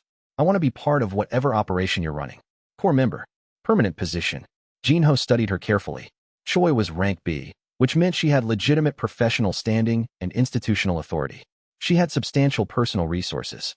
She had direct access to association information networks and classified intelligence. She had the operational flexibility that came with being a senior rank hunter. She was exactly the type of person who could exponentially increase the effectiveness of his prevention operation. "Why?" he asked. "You have security within the association. You have income. You have status. Why risk it on something you don't fully understand?" "Because you're right," Choi said with absolute certainty. "I've worked enough major incidents to recognize when a situation is being managed by someone who actually understands what's happening. Yuri-san was unusual, but possible. Could have been luck. Seoul Station was suspicious. 2 consecutive incidents perfectly prevented. Incheon was impossible. No official response could have been coordinated that precisely. Someone was managing those situations from inside the gate incidents themselves." She paused for emphasis, letting the implications settle into the air between them with genuine weight. "And because I'd rather be part of preventing disasters than just responding to them after the damage is already done," she continued with deep conviction. "I've spent 15 years as a professional hunter responding to gate incidents after they've already occurred in full catastrophic form, arriving at disaster scenes after the problem has already manifested violently, managing chaos and crisis that never should have been allowed to exist, picking up bodies of people that could have been saved if anyone had been thinking preventively instead of reactively, working within institutional systems that were deliberately designed to react to disaster rather than prevent it from happening. I'm genuinely tired of that operational model. I'm exhausted by the institutional logic and bureaucratic structures that passively accept disasters as inevitable." She leaned forward even more intensely, her eyes focused directly on Jinho's. "I've buried too many hunters. I've attended too many memorial services for people who could have lived if we'd been faster, smarter, more prepared. I've spent my career in a system that treats disasters as an acceptable cost of civilization rather than something that should be prevented before it occurs." She leaned forward, her expression intense. "If there's actually a way to prevent disasters instead of just respond to them after they occur, if there's a system that can intercept the catastrophe before it happens, I want to be part of that. I want to stop being a first responder and start being a first preventer. That's what you're offering, isn't it? A way to change the game completely. Working with me means operating outside official association channels," Jinho said, being completely explicit about the requirements and implications. "It means keeping what we do confidential from other association members and from association leadership. It means making tactical decisions in real time that might directly conflict with official association policy or institutional objectives. It means potentially working against association interests if those interests come into conflict with disaster prevention." He paused, ensuring she understood the full weight of what he was proposing. "It also means accepting that there may be retaliation if the association discovers what we're doing. Your rank B status would be vulnerable if there was institutional pressure. Your career could be jeopardized. Your reputation could be damaged. You'd be choosing a path that involves significant professional risk." Choi met his eyes steadily. "I'm aware of all of that," she said. "I've thought about it very carefully over multiple days. I understand the implications. I'm willing to make that choice." Jinho extended a formal contract offer, printed on secure documentation. Choi reviewed it carefully. The terms, the compensation structure, the operational requirements, the confidentiality clauses. She reviewed it for 20 minutes before signing it with precise signature. She became part of the formal network, a rank B hunter with full operational authority. Over the next 2 months, the network expanded with systematic precision. Na Kyung's recruitment efforts produced 17 new members through careful vetting and compartmentalized introduction. Hunters from multiple guilds, engineers from major infrastructure companies, architects with specialization in gate-adjacent structural analysis, infrastructure specialists with knowledge of underground systems. Each person brought specific, valuable capabilities. Each person was integrated into the network with carefully designed compartmentalized assignments. The fourth major disaster was the Busan Harbor Gate closure event scheduled for June 22. 201 deaths projected in the original timeline based on Jinho's detailed analysis. A gate expansion at a major port facility would create catastrophic infrastructure cascade across shipping infrastructure and warehouse zones. The gate was positioned in a subsurface facility directly beneath critical shipping lanes and storage areas. But Jinho's prevention operation was now sophisticated enough that he could coordinate a multi-regional prevention response involving 37 network members working simultaneously across 5 distinct geographic locations. Each location had specific positioning requirements and tactical protocols. Each location required precise timing and coordination. The prevention execution was flawless in its complexity. Every network component functioned exactly as designed. Every contingency plan was implemented precisely. Every deviation from prediction was identified in real time and addressed with pre-prepared response protocols. 201 people who would have died survived because the network functioned perfectly.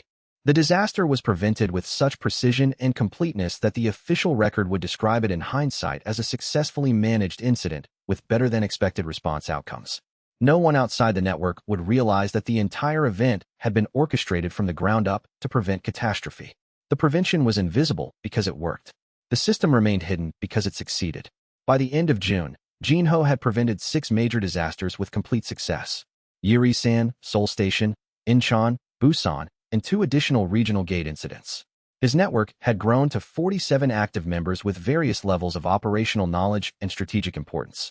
Some were frontline tactical personnel. Some were infrastructure specialists. Some were administrative support.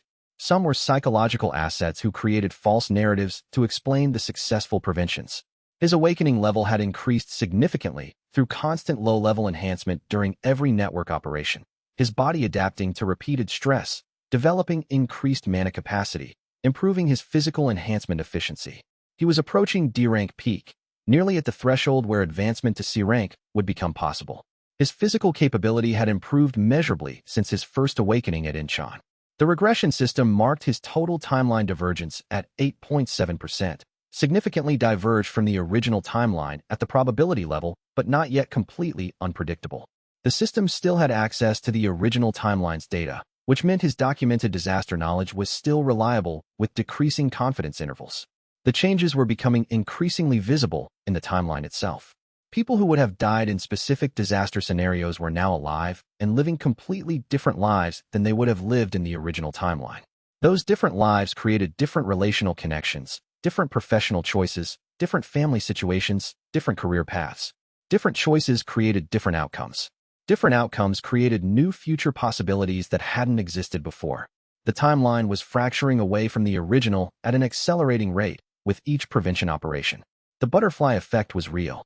The interventions were creating cascade consequences in probabilistic branches that extended far into the future.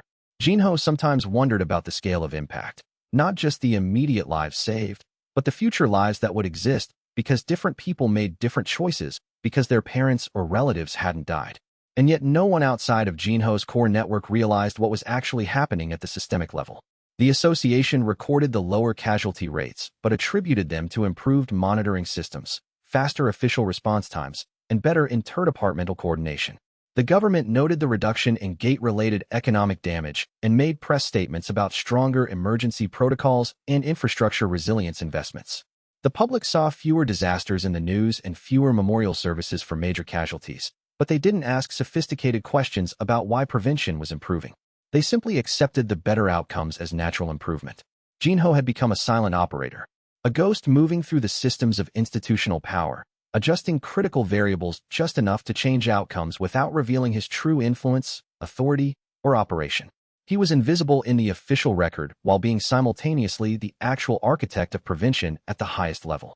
His presence was detected in data patterns only if someone looked very carefully at anomalies in incident prevention and survival rates. It was profoundly satisfying in a way that public recognition, vindication, or institutional validation could never have been. He wasn't seeking validation or vindication for his original timeline's warnings. He was creating concrete, measurable results in the form of prevented deaths and preserved lives. Results were the only metric that actually mattered. Results were the only validation he required. By July, Jinho completed his comprehensive infrastructure analysis of all remaining disasters documented in his original timeline records. 43 major events remained that he'd specifically documented with accurate casualty projections and precise timing data. Of those 43 remaining disasters, he calculated systematically that he could prevent 28 with his current network capacity, strategic positioning capability, and resource base. The remaining 15 were either too structurally complex for his current resources to manage effectively or existed in geographic regions where he didn't yet have sufficient network infrastructure and coverage. But preventing 28 out of 43 represented a comprehensive victory by any measurement. 3,284 human lives saved based on his original timeline's detailed casualty projections. 3,000 more human beings walking around in a timeline where they were supposed to have been dead. 3,000 people whose families would never know how close they came to losing them. 3,000 futures that would unfold in this timeline that would never have existed in the original. The scale of the impact started to become conceptually real to him in July. Not just the immediate lives saved in individual operations, but the systemic impact of having thousands of people alive who should have been dead. Their future children. Their future contributions to society. Their future happiness, suffering, love, creation. All of it would cascade from these prevention operations. Jinho moved into a larger apartment in Seoul's Gangnam district, a secure location that he'd been planning and financing for weeks. The space occupied the entire top floor of an older building, giving him isolation and privacy. It now served as his primary coordination center for all network operations. He surrounded himself with wall-mounted maps of South Korea's entire gate infrastructure, each gate location marked with precise coordinates. Structural analyses of major facilities printed, annotated, and color-coded by risk level. Disaster probability matrices updated weekly based on new gate behavior data and network reports. Spreadsheets tracking resource allocation, network member assignments, and timeline divergence measurements. He was no longer living a normal life in any conventional sense. He wasn't maintaining normal employment, normal social relationships, normal recreational activities. He was living as the epicenter of a prevention system, constantly orchestrating complex operations across multiple regions, analyzing new disasters from his documentation, training network members, acquiring resources, expanding capabilities. And he realized, with quiet certainty, that this was exactly what his original timeline had been systematically leading him toward. The complete catastrophe that had destroyed him, the institutional silencing, the systematic dismissal, the vindication without validation when he'd been proven correct after disasters happened, had been a teaching mechanism. A harsh, painful lesson in the fundamental difference between warning people and actually preventing outcomes. Between seeking belief and creating measurable results. Between wanting validation and actually changing what happens. Warning didn't work. He had learned this through 3 years of failure. Warning created resistance. Warning created institutional opposition. Warning created dismissal. Action did work. Prevention worked. System building worked. Belief didn't matter. Results mattered. Outcomes mattered. Validation was completely irrelevant if the outcome itself was correct. Step 1 of his comprehensive prevention operation was nearly complete by late July. The organizational foundation was solid, a network of 47 people operating effectively across multiple sectors and geographic locations throughout Korea. The network was functionally operational, coordination protocols tested and refined through 6 successful major operations, each one more complex than the last. The first 6 major disasters had been systematically averted with an average survival rate of 95.7% against the original timeline's 100% casualty expectation. The remaining documented disasters stretched out before him like specific problems waiting for systematic solutions. Each one had a location, a date, a casualty projection, a set of prevention mechanisms. He could see the path forward clearly because he'd lived through the original timeline's destruction of that path.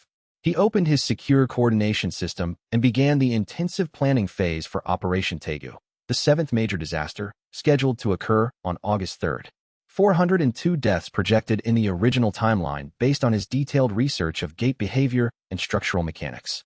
A complete citywide cascade failure of the underground infrastructure spanning the entire Daegu metropolitan area. The most complex prevention scenario he'd faced to date. Simultaneous failures across multiple structural systems interconnected through shared pressure points and load-bearing dependencies. An entire metropolitan area's underground infrastructure collapsing in cascade failure patterns that would become increasingly impossible to stop once the cascade exceeded certain threshold points. This would be the most technically challenging prevention operation Jinho would need to execute in the entire first phase of his prevention system. But it would also be the operation that would truly test whether his methodology could scale to metropolitan-level disasters. If he could prevent Daegu, he could prevent almost anything. And Jinho was absolutely ready for the challenge. He'd been analyzing Daegu since regression. He'd studied the original timeline's disaster data exhaustively. He'd mapped every critical structural point. He'd calculated probability matrices for 17 simultaneous failure points. He'd designed prevention protocols that would work if executed with precision. His network was ready. His analysis was complete. The time for implementation was approaching. 8 days until August 3rd. 8 days until the most complex prevention operation of his life so far.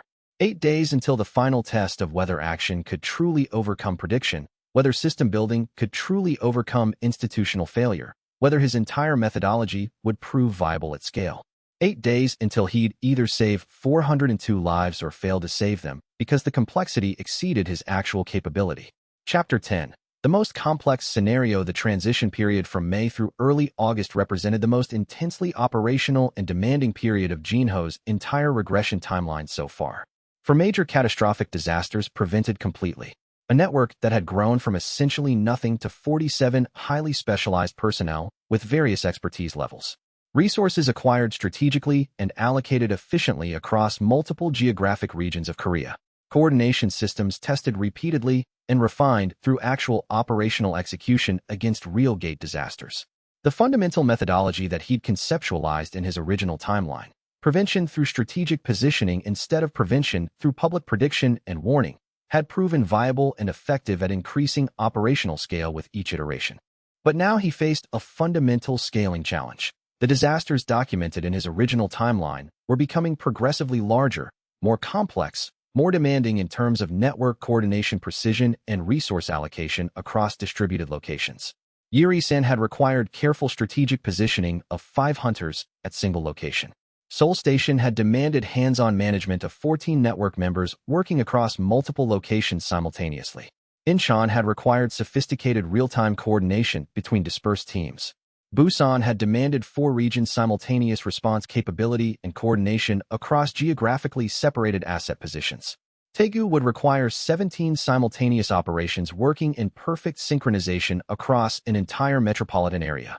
It would demand near-perfect coordination across all positioning points without communications breakdown.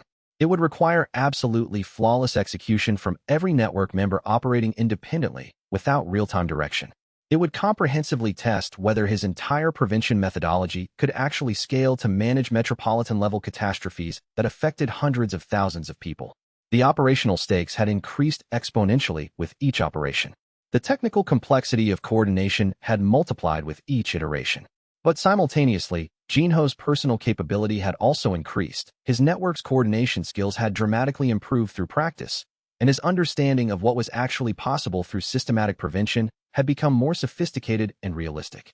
This was the moment where everything would converge into either success or failure. The Daegu Metropolitan Gate collapse event presented an entirely different order of magnitude complexity compared to any previous disaster Jinho had attempted to prevent. It wasn't isolated to a single facility or contained to a manageable regional area. The gate expansion would trigger a cascading catastrophe of interconnected events across the entire city's underground infrastructure. Multiple overlapping systems failing in rapid sequence, each failure creating conditions that accelerated subsequent failures. The official association evacuation procedures were designed exclusively for single-location crisis management scenarios. But Daegu would require coordinated simultaneous response across 17 completely different structural vulnerability points spread across the entire sprawling metropolitan area, all failing at nearly identical times due to shared pressure vectors. Jinho spent precisely 2 weeks analyzing the Daegu scenario in absolutely exhaustive detail, leaving no aspect unexamined. He reviewed all available historical gate behavior data from similar expansion events in comparable metropolitan infrastructure. He mapped the entire underground infrastructure with GPS-level precision, identifying absolutely every structural support point, every critical intersection, every exact location where cascade failure could propagate through the system. He calculated detailed probability matrices for each of 17 potential failure points simultaneously, modeling all possible cascade sequences and calculating exact resource requirements for prevention at each point. The analysis was comprehensive in scope. He examined historical precedent. He studied structural engineering principles. He considered pressure dynamics, material fatigue, cascade initiation points. He calculated response timelines, positioning requirements, personnel needs, equipment specifications. He designed prevention protocols with mathematical precision, accounting for variables and contingencies. By the time he had completed his exhaustive 2-week analysis, Jinho had developed an absolutely comprehensive tactical understanding of precisely how the disaster would unfold in its complete entirety if no prevention intervention occurred. The disaster timeline was mathematically precise. The cascade would begin at exactly 7:47 a.m. and reach absolute maximum pressure intensity at exactly 8:30 a.m. The individual structural failures would propagate in a specific predetermined sequence driven entirely by structural mechanics and gate pressure vector mathematics. 402 individual deaths projected in the original timeline analysis. He'd broken down the casualty demographic in precise detail. 14.3% would be children, elementary and middle school students waiting for the early morning metro commute, young workers arriving for early shifts. 27% would be emergency responders and rescue personnel, hunters and city workers called to contain the disaster and caught in secondary collapses. 31% would be facility workers in underground systems, maintenance personnel, technical staff, transit operators. The remaining 27% would be civilians in surrounding surface structures affected by catastrophic secondary collapses from underground failure.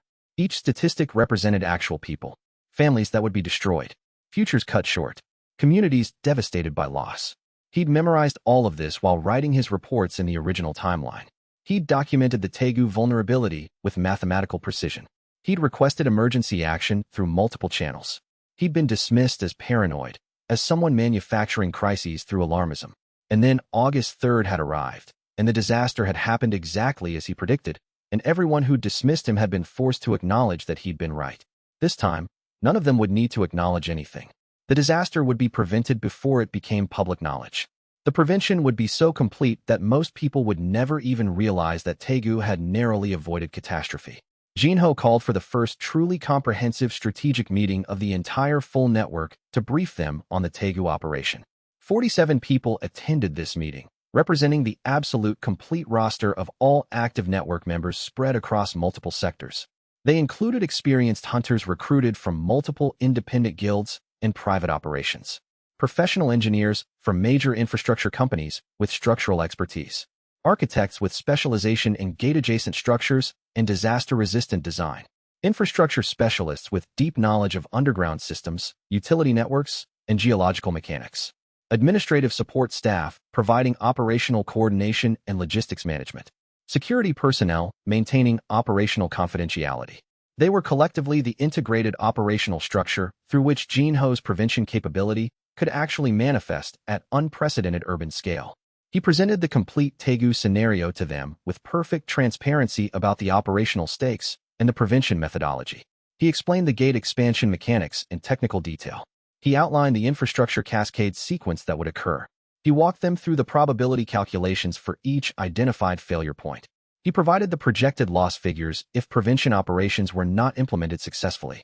Our primary task for this operation, Jinho said directly to the assembled network members, is comprehensive prevention of the complete Tegu metropolitan cascade disaster. We're going to accomplish this difficult objective by simultaneously implementing strategic safety interventions at 17 discrete locations spread across the entire metropolitan area. Each individual location will have a completely dedicated response team with specific prevention equipment and clearly defined operational protocols. Each team will execute their assigned protocols precisely on August 3rd, starting at exactly 7:45 a.m., with all final operations concluding by approximately 8:45 a.m. The overall operational objective is to contain the entire infrastructure cascade before it can create any significant civilian casualties. This will be our most complex operation. It will require perfect coordination. It will require flawless execution, but it will save lives that would otherwise be lost. The network members listened with the intensely focused attention of people who fully understood that the operational stakes were genuinely and incredibly significant. These were 47 experienced hunters and specialists who'd already participated in preventing 6 major disasters. They demonstrated through experience that Jinho's predictions were consistently accurate and his prevention protocols actually worked effectively. They were now being asked to prevent the largest, most complex, most ambitious catastrophe Jinho had attempted to prevent since regression. Min Jun, who'd evolved into Jinho's primary tactical coordinator across all multiple operations and had proven his capability repeatedly, studied the scenario map with absolute professional intensity and careful attention. 17 simultaneous operations coordinated across the entire metropolitan area, cascading failures occurring over a compressed 43-minute window. That's extremely ambitious. One single failure in coordination, one team that doesn't execute protocols perfectly, one miscalculation in timing, and the entire prevention operation collapses into failure. Yes, Jinho said directly and unambiguously. The operational complexity is genuinely extreme. But the cascade mechanics follow a completely predictable sequence based on physics and structural engineering. If we're perfectly coordinated across all 17 points, if each team executes their specific protocols with absolute precision and perfect timing, we can successfully manage all 17 locations simultaneously. If we're not perfectly coordinated, if any single team fails to execute correctly, if there's any breakdown in communication or timing, then people die. The failure cascade is not partial or manageable. It amplifies and cascades through all connected systems. How many lives can we realistically save? Choi asked, pressing directly for specific numbers and realistic projections. If we execute absolutely perfectly according to the prevention protocols, we can reduce the total casualty projection from 402 deaths in the original timeline to approximately 70 deaths, Jinho said with precise calculation. There will be some unavoidable deaths, people in immediate impact zones that we cannot possibly reach in time, people whose specific location makes rescue fundamentally impossible, people caught in certain failure sequences despite our best efforts. But we can realistically save 332 individual lives. 332 actual people who would have died will instead be alive. The numbers settled heavily in the room. 332 lives. 332 human beings with families, relationships, futures. The number hung in the air like physical weight. 332 human beings. More than 100 times the population of people in the room. 332 families that would not be destroyed. 332 futures that would continue instead of ending. Na Kyung's expression displayed complete resolution and commitment. She'd moved far beyond any remaining doubt into absolute unconditional acceptance of what Jinho was proposing. She'd worked with Jinho directly through 4 major operations: Yurisan, Seoul Station, Incheon, and Busan. She'd participated in preventing disaster after disaster. She knew with complete certainty based on direct experience that his disaster scenarios were consistently accurate, that his structural analysis was genuinely comprehensive, that his prevention methodologies actually functioned effectively in real-world conditions. We can absolutely do this operation, she said to the completely assembled network with complete confidence and conviction. We've successfully handled complex prevention operations at smaller scales. This is essentially the same methodology, but at larger scale with more simultaneous component teams. We execute our protocols precisely. We save 332 lives. We move forward to the next operation. This is what we do. This is who we are now. She paused, looking around the room at the assembled network members. By the end of August, we'll have prevented 5 major catastrophes. By the end of the year, we'll have prevented more major disasters than anyone in recorded history. We're going to change what's actually possible. Over the next 14 extremely intense days, Jinho worked relentlessly with the expanded network of 47 specialists to refine and perfect the comprehensive Taegu prevention plan to the level of absolute operational precision required for success. Each team was assigned to a specific infrastructure point with detailed positioning coordinates and tactical briefings. Each team practiced their assigned response protocols repeatedly, multiple dry runs, comprehensive scenario rehearsals, intensive stress testing of all equipment, and complex procedures. Redundancies were deliberately built into every system layer. Backup equipment at each position, secondary teams positioned as reinforcement, tertiary contingency protocols for unexpected deviations. Comprehensive contingency plans were developed for every anticipated deviation from the base model, every potential communication breakdown, every possible timing miscalculation. CO, who'd managed the critical Seoul Station monitoring systems and had evolved into Jinho's primary infrastructure integration specialist and technical coordinator, worked intensively for nearly 2 full weeks to integrate Daegu's complete underground infrastructure monitoring systems into the network's distributed real-time observation network. By August 1st, the integrated prevention network could monitor every single critical structural point across the entire Daegu metropolitan area simultaneously, with real-time pressure readings updated continuously, precise structural stress measurements tracked at every point, and detailed cascade progression indicators providing up-to-the-moment status information. The technical infrastructure was ready. The personnel were trained and positioned. The equipment was tested and functional. The contingency protocols were established and practiced. 14 days of intensive work had transformed a complex idea into an operational reality. 47 people from different backgrounds and expertise areas had become a unified prevention system focused on a single objective: save 332 lives on August 3rd. August 3rd arrived under completely ordinary summer weather conditions with no indication of the catastrophe that was about to be prevented. The city and its inhabitants had absolutely no awareness of what the prevention network was narrowly protecting them from. By 7:30 a.m., every single network member was positioned in their final operational location at all 17 critical points throughout the metropolitan area. Jinho was positioned in the central coordination room, with Nakyung managing overall network response and tactical adjustments, and a communications specialist named Park, who possessed the capability to relay Jinho's real-time instructions and tactical adjustments throughout the entire distributed network with minimal communication lag. At precisely 7:47 a.m., the gate beneath Daegu began its anticipated expansion. The pressure surge registered simultaneously across all 17 strategically positioned monitoring points throughout the network system. The infrastructure cascade was initiating exactly according to Jinho's precise timeline predictions. All network positions report immediate status. Jinho spoke calmly and clearly into the communication system, his voice maintaining absolute calm despite the magnitude of what was occurring. Status confirmation from all 17 locations. Confirmations came back from each individual location within approximately 12 seconds. Teams confirmed their positioning was correct. Equipment confirmed it was functioning properly. Personnel confirmed they were standing by with perfect operational readiness. The prevention network was activated and prepared. The infrastructure cascade started at 7:53 a.m. The first structural failure occurred at location 7, a critical supporting column in the underground facility beneath the central train station. The team at location 7, led by an engineer named Kim whom CO had recruited specifically for this role, immediately implemented the containment protocol they practiced.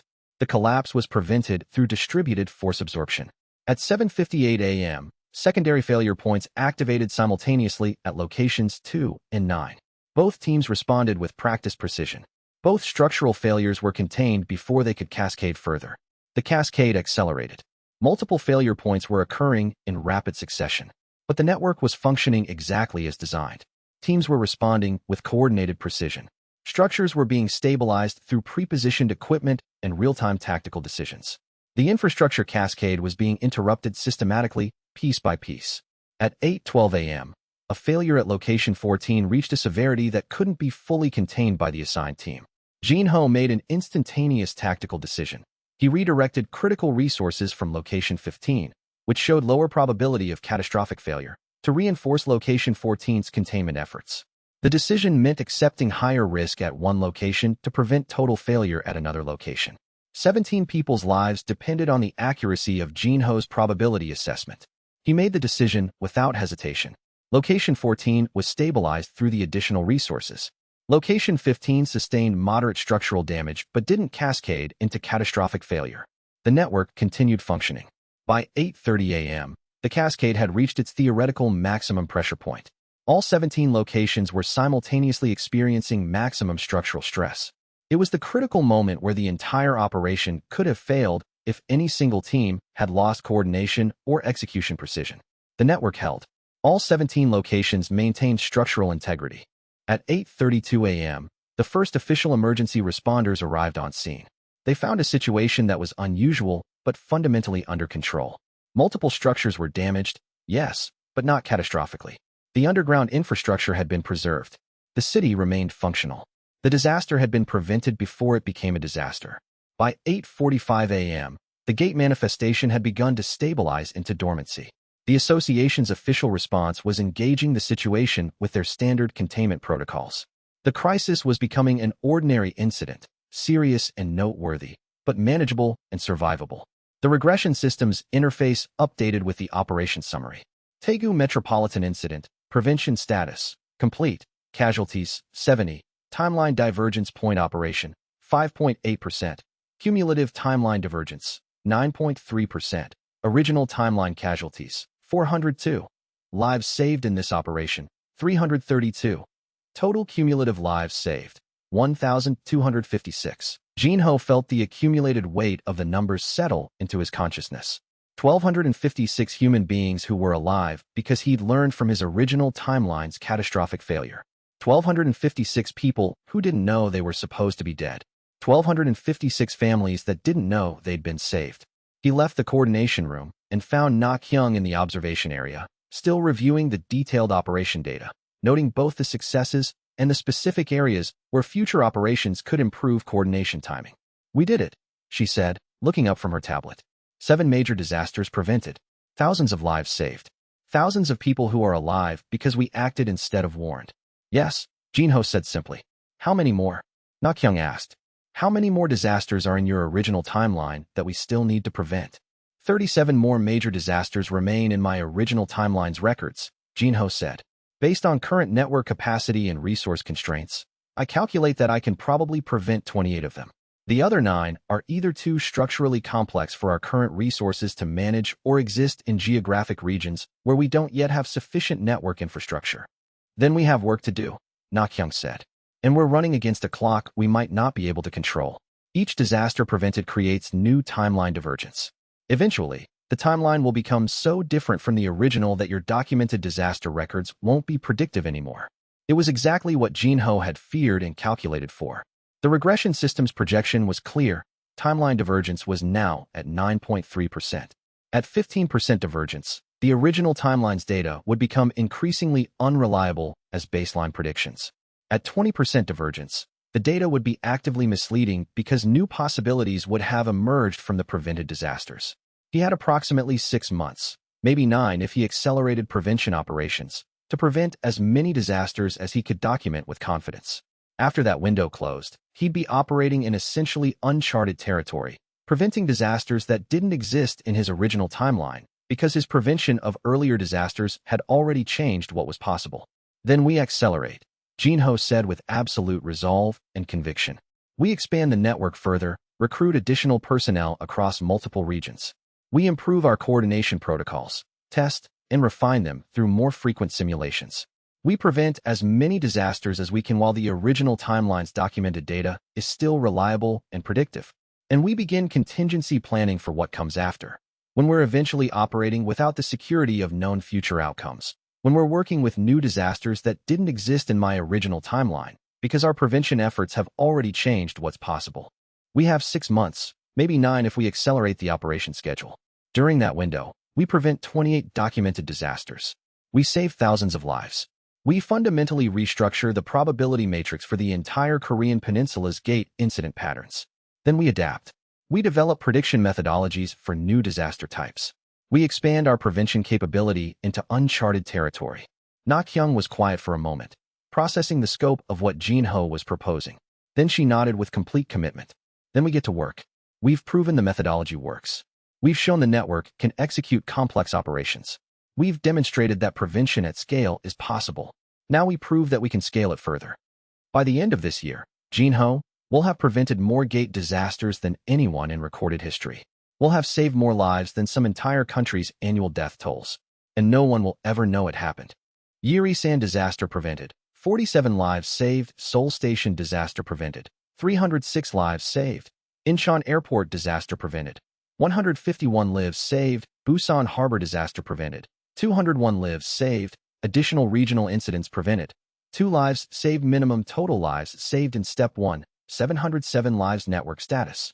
47 active members integrated into prevention operations across multiple sectors and geographic regions. Awakening status.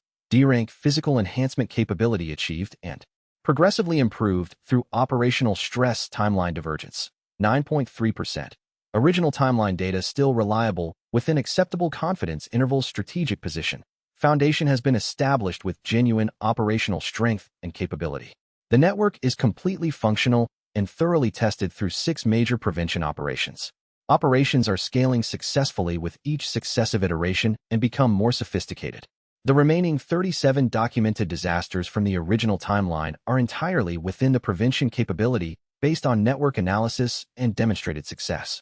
The team is ready and prepared to advance to Step 2, large-scale prevention operations and rising authority conflict with institutional powers. Network evolution summary. Phase 1, Yurisan Prevention. 5 personnel deployed, single location operation, 0% actual casualties versus 100% in original timeline. Phase 2, Seoul Station Prevention. 14 personnel deployed, multi-location coordination, 1.9% casualty rate versus 100% in original timeline. Phase 3, Incheon Airport Prevention. 23 personnel deployed, regional operation scope, 3.2% casualty rate versus 100% in original timeline. Phase 4, Busan Harbor Prevention. 37 personnel deployed, multi-region simultaneous response, 0% actual casualties versus 100% in original timeline.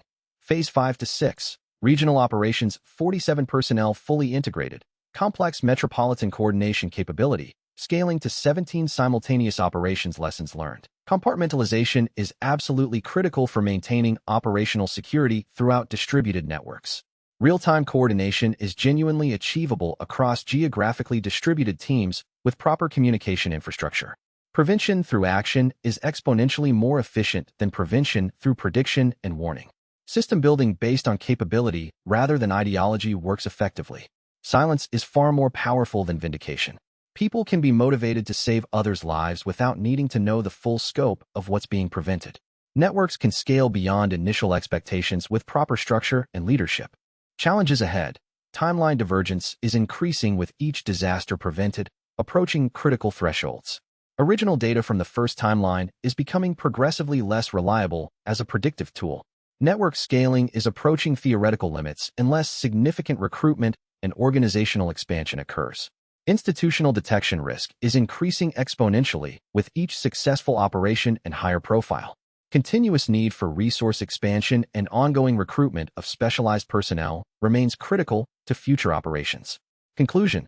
Step 1 of the prevention operation is complete and operational. 47 individual lives saved at Yurisan through precision positioning. 306 lives saved at Seoul Station through infrastructure management. 151 lives saved at Incheon Airport through tactical coordination. 201 lives saved at Busan Harbor through multi-region response. 2 additional regional operations prevented with minimal documented casualties.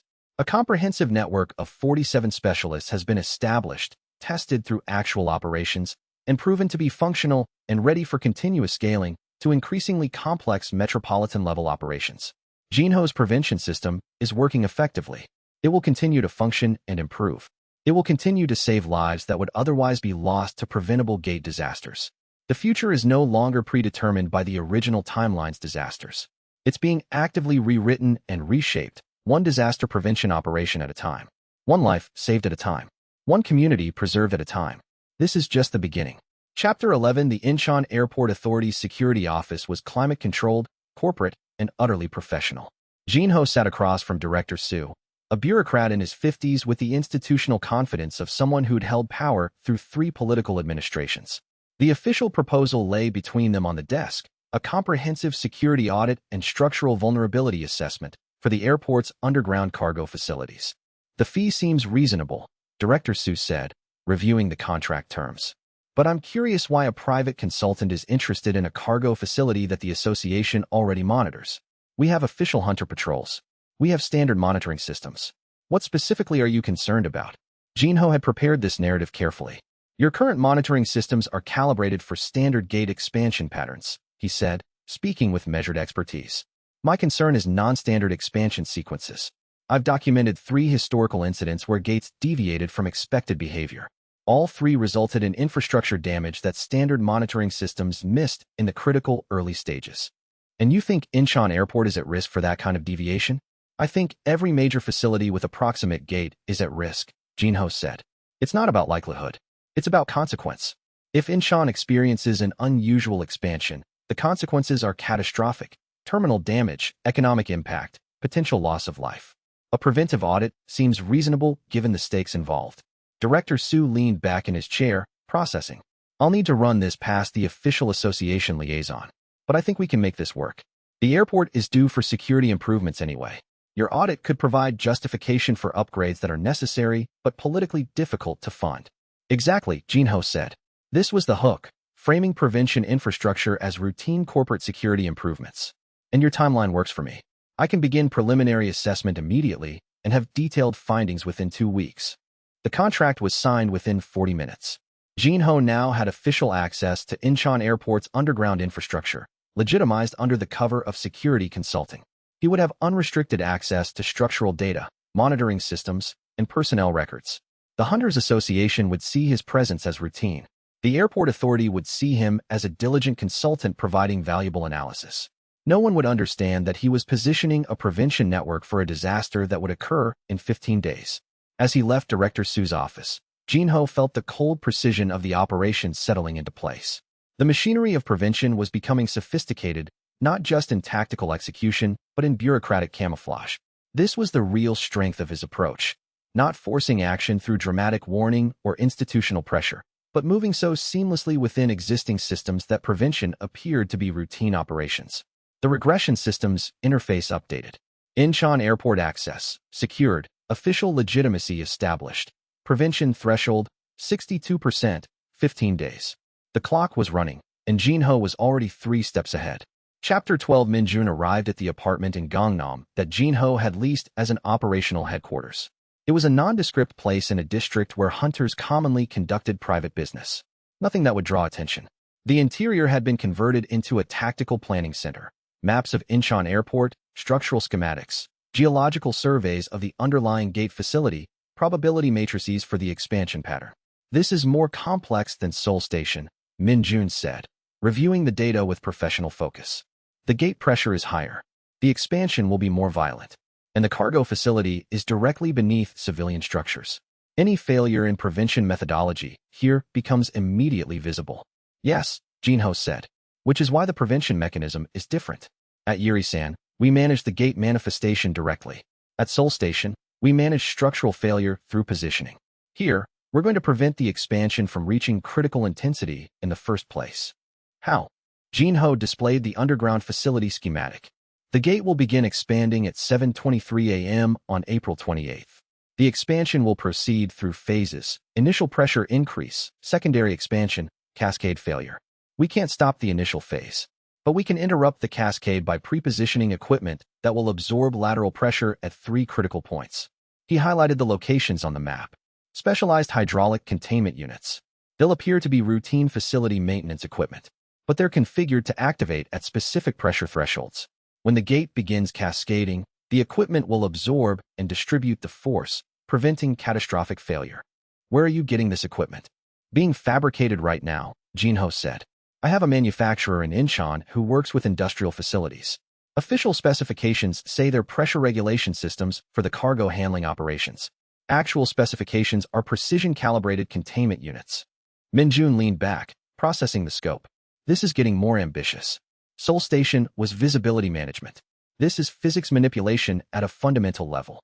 Correct, Jinho said. And it requires someone I can completely trust in the execution. The equipment needs to be positioned precisely. The activation sequence needs to be perfect. There's no room for approximation. That's me, then, Minjun said simply. When do I start? Tomorrow. You'll work with CEO, the engineer from Seoul Station. He's already recruited an Incheon facility manager who owes him a favor. The equipment positioning will look like routine maintenance work. No one will question it. Minjun stood and extended his hand. Then I'll be ready. How many more operations at this level of complexity? At least 17 more in the catalog, Jinho said. Possibly more. The network keeps growing. The operations keep scaling. Seoul Station was proof of concept. Incheon is where we demonstrate systematic capability at metropolitan scale. And after that, After that, Jinho said, the prevention system becomes self-sustaining. We'll be running multiple simultaneous operations. The network will be so integrated into official structures that prevention becomes indistinguishable from routine operations. No one will ever know we're preventing anything. They'll just see better disaster response, improved structural integrity, and unusual good luck with gate incidents. Which is exactly what you want, Minjun observed. Yes, Jinho said. No vindication, no validation, just outcomes. Just lives saved silently, without anyone needing to understand why. Chapter 13 Na Kyung's recruitment network had expanded to 23 carefully vetted hunters and support personnel by the time April reached its final week. The candidates had been selected through a combination of direct recommendation from existing members and careful observation of individual hunters' operational patterns and personal priorities. None of them fully understood the scope of what they were being hired for, but each understood their specific role. There was Park Sung-min, an equipment specialist who could fabricate components that appeared to be industrial systems but functioned as precision gate management infrastructure. There was Lee Min-jun's cousin, a structural engineer who could analyze building integrity with the same precision Jinho applied to gate mechanics. There was Choi Han Seo, a former association hunter who'd left the organization because its bureaucratic processes prevented decisive action.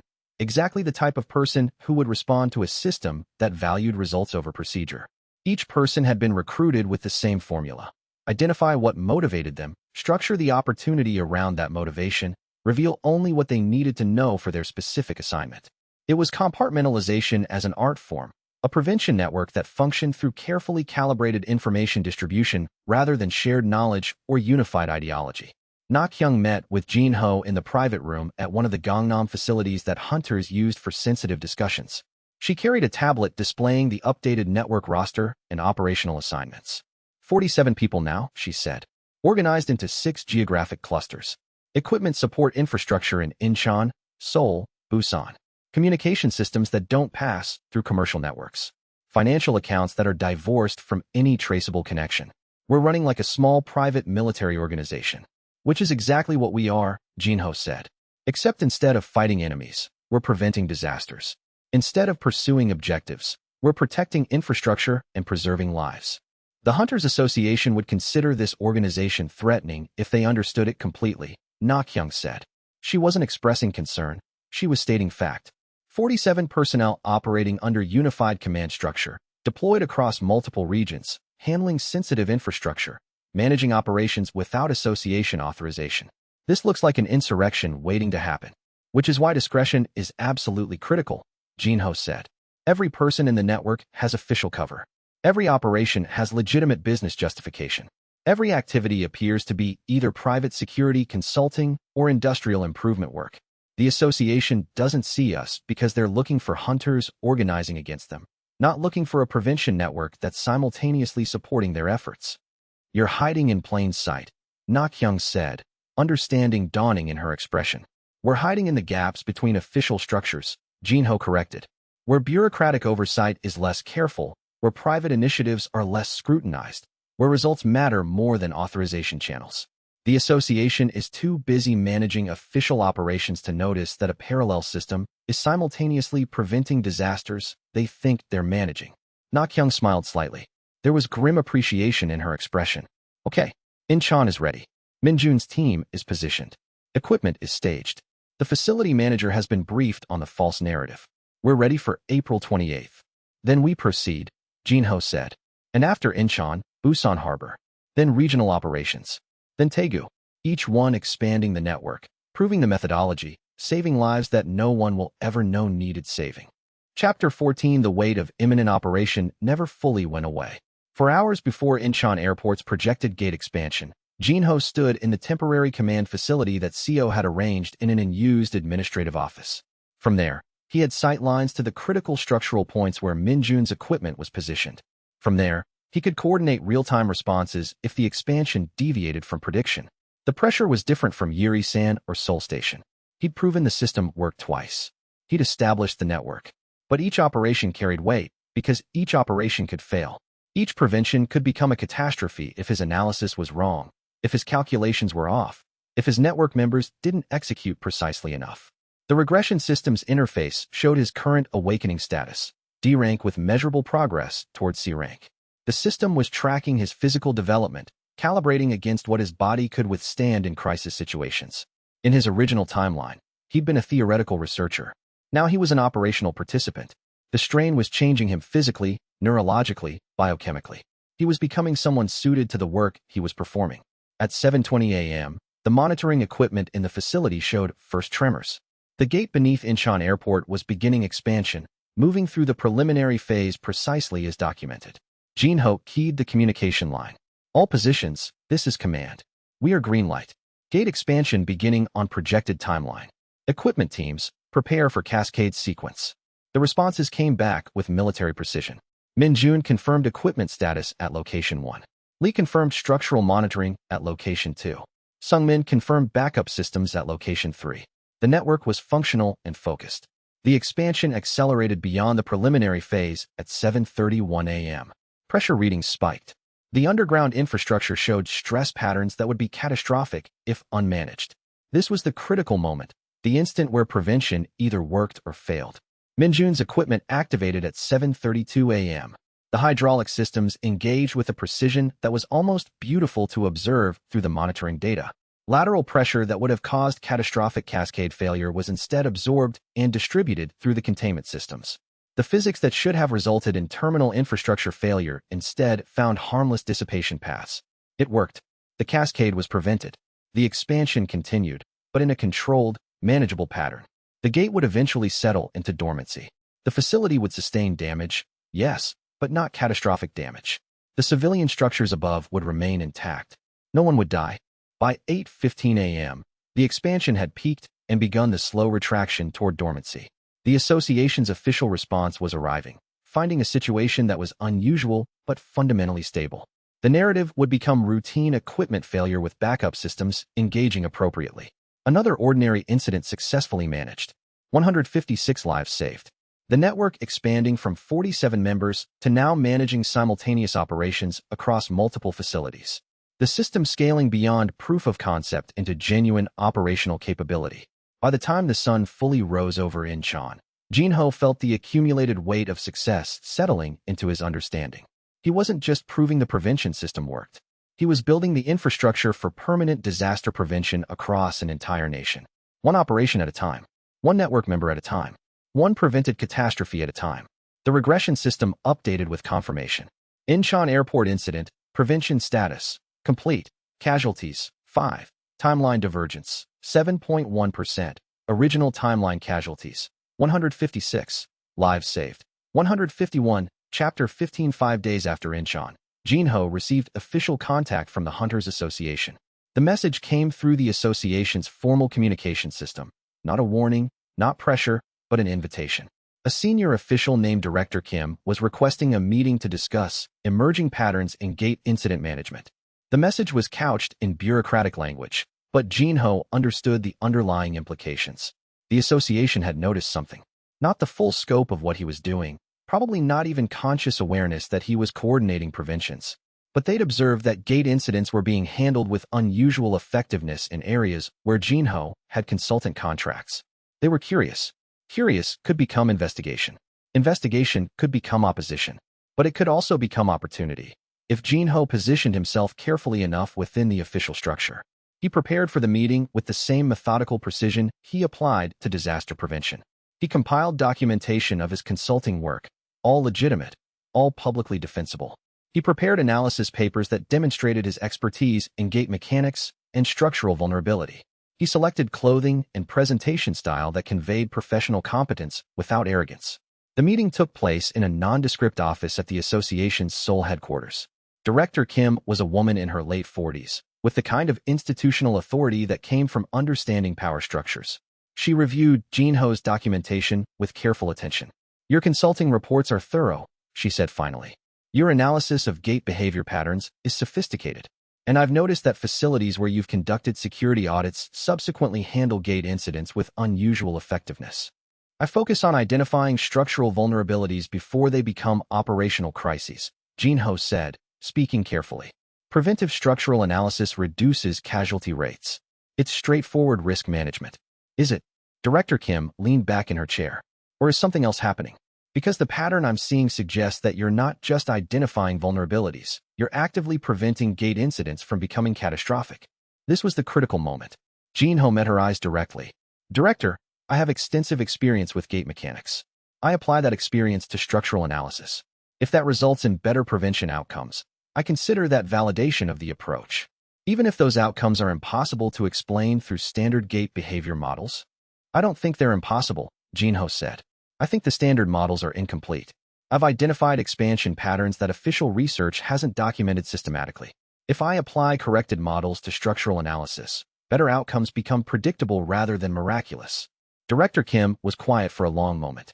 She was deciding something, making a calculation about whether to push harder for truth or accept the convenient explanation he was offering. I'm going to make you an official offer, she said finally. The association is establishing a risk analysis division focused on gate behavior prediction and disaster prevention. I want you to head that division. You'd have official status, resources, access to classified information about gate incidents across the country. You'd be able to conduct the research and structural analysis you're already doing, but within an official framework. The offer was seductive. Official status meant resources. Resources meant expanded network. Official authorization meant operational access that currently required careful maneuvering and elaborate cover stories. But it also meant scrutiny, oversight, institutional accountability. What would the position require? Jinho asked carefully. Participation in association decision-making about gate incident response. Consultation on major operations. Documentation of your methodology so other analysts can replicate your success. Basically, institutionalizing what you're already doing. And if my methodology can't be fully documented because it relies on proprietary analysis frameworks, then we find a way to document it in terms that satisfy institutional requirements while protecting your research interests, Director Kim said. The association needs people who understand gates better than anyone else in the country. You qualify. I'm offering you a position where your understanding becomes an institutional asset rather than a private consulting advantage. It was a trap with attractive bait. Official position meant visibility, which meant eventual discovery of the full scope of what he was coordinating. But it also meant he could expand the prevention network exponentially by using official authorization to stage personnel and equipment. I'll need to consider the offer, Jinho said. I have active consulting contracts I'd need to transition. Of course, Director Kim said. Take a week. Let me know your decision. But Jinho, if you join the association, I expect you'll bring the same level of precision to our operations that you bring to your consulting work. I expect results. You'll have them, Jinho said. As he left the association headquarters, Jinho was already calculating how to weaponize official position. Director Kim had just given him the opportunity to transform his private prevention network into an institutionalized disaster prevention system. The question was whether to accept it or remain independent. The answer depended on which approach would allow him to prevent more disasters before timeline divergence rendered his original data unreliable. Chapter 16 The Busan Harbor operation required the largest network coordination Jinho had attempted so far. 201 deaths projected in the original timeline. A gate closure event that created infrastructure failure across 5 separate zones simultaneously. The complexity was geometrically expanded from previous operations. Jinho stood in the Operational Coordination Center that CO had arranged in a privately leased industrial facility in Busan's warehouse district. The center showed real-time data feeds from 23 separate monitoring points. Each point was staffed by a network member who understood their specific role, but not the full scope of the operation. All positions reporting ready, Na-kyung said, her coordination voice calm and professional. Expansion is 3 hours away. Equipment is staged. Personnel are positioned. We're go for full prevention protocol. 47 people. Deployed across Busan, coordinating simultaneously. Each person trusting Jinho's analysis enough to execute precisely at the assigned moment. The network had grown from 5 people at Yurisan to now managing metropolitan-scale prevention operations with the precision of military-trained forces. The gate expansion at Busan Harbor occurred at 6:22 p.m., exactly as documented. The cascade failure that would have destroyed infrastructure across 5 zones was instead interrupted through carefully positioned containment systems. Each zone had equipment pre-staged. Each zone had personnel coordinating response. Each zone had backup systems for scenarios that deviated from prediction. Nothing deviated. The operation proceeded with perfect precision. By 7:45 p.m., the cascade was prevented. By 8:30 p.m., the gate had entered dormancy. By 9:15 p.m., The official association response was arriving to find a situation already under control. 0 deaths. Not a single casualty among the 201 who would have died in the original timeline. The prevention was so complete that the association would never know a disaster had been averted. The regression system updated. Busan Harbor Incident, Prevention Status, Complete. Casualties, 0. Timeline divergence, 7.8%. Original timeline casualties, 201. Lives saved, 201. After the operation concluded, Min-jun sat with Jinho in the observation room, reviewing the operational data. The systems had functioned perfectly. The network had executed flawlessly. The scale was becoming genuinely impressive. You've built something remarkable, Min-jun said. I don't know what the full scope is, but I know you're preventing disasters at a scale that's barely comprehensible. Thousands of lives saved. Entire regions preserved. And absolutely no one knows it's happening. The success of the operation is measured in the people who don't die, Jinho said. Not in recognition, not in validation. Just in outcomes. Still, Min-jun said, at some point the association is going to understand what's happening. You can't hide something this big forever. I don't need forever, Jinho said. I need approximately 6 months.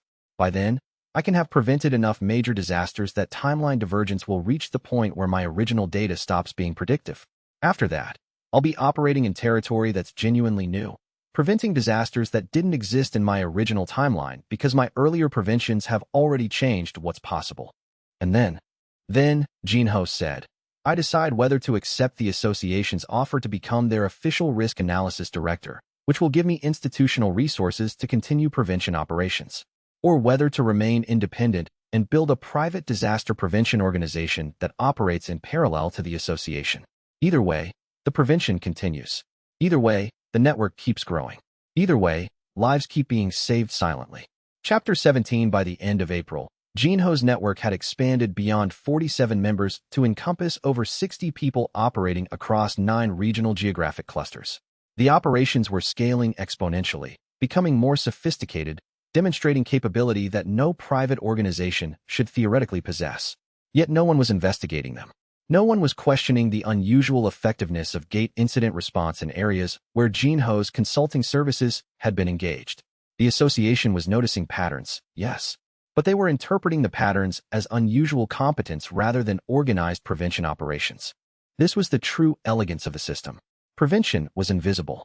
It looked like routine operations. It looked like good luck and professional competence. No one was prepared to recognize that what they were observing was systematic prevention of catastrophes. Na-kyung brought Jinho detailed documentation of the network's resource status. Funding from insurance settlement money was now only covering approximately 30% of the operation. The remaining 70% was coming from private hunter contracts that Na-kyung had secured, high-paying work that officially looked like elite security consulting but actually funded prevention operations. We need to decide about the association offer soon, Na-kyung said. If you accept the director position, we get official funding, official resources, and the ability to deploy personnel through official channels. But we lose operational independence and gain institutional oversight. I'm going to accept it, Jinho said. The decision had solidified through the course of the Busan operation. With conditions. I'll become the risk analysis director. I'll build the official department. But I'll structure it so that the core prevention network remains separate from the official operations. The department will handle public-facing disaster analysis and official association consultation. The prevention network will continue functioning in parallel, using its own funding and organizational structure. You'll essentially be running 2 organizations simultaneously, Na-kyung said. One official, one hidden. Yes, Jinho said. And the hidden one is the one that actually prevents disasters. The official one is cover. It gives me institutional legitimacy, access to classified information, and resources for recruitment. The prevention network uses all of that while maintaining complete operational independence. That's complicated, Na-kyung said, and risky if someone figures out the structure. The risk is acceptable, Jinho said, because if I don't accept the offer, I become increasingly isolated from institutional processes. My consulting work becomes more visible, more suspicious. Eventually, they'll understand what's happening and they'll either try to shut me down or try to co-opt me. This way, I choose the co-option and structure it so the actual prevention operations remain independent. Chapter 18. The official announcement of Jinho's appointment as director of the Hunters Association's Risk Analysis Division came through official channels on May 5. The announcement included biographical information that carefully omitted his timeline from his original version of this world, his consulting work, his expertise in gate mechanics, his recent successes in disaster prevention analysis. The association welcomed him as someone who could help them develop more sophisticated prediction and prevention methodologies. They had no idea they were welcoming someone who had already prevented more disasters than their official response systems had ever managed. Jinho's first week as risk analysis director was spent establishing the department's official infrastructure. He recruited 3 analysts from outside the association, people with genuine expertise who could handle the visible, public-facing work of analyzing gate behavior and providing official recommendations. These analysts would produce reports, attend meetings, and serve as the face of the department's work. Meanwhile, Jinho used his official position to access classified information about gate incidents across the entire country. He identified 3 additional major disasters that weren't in his original timeline's records, new catastrophes that were emerging as the timeline diverged from the original baseline. These new disasters would need to be added to the prevention catalog. The network would need to expand further to handle them. But with official position came access to association personnel, funding, and communication networks. Jinho could now position prevention network members through official channels. Equipment that previously required elaborate cover stories could now be staged as part of official disaster prevention infrastructure.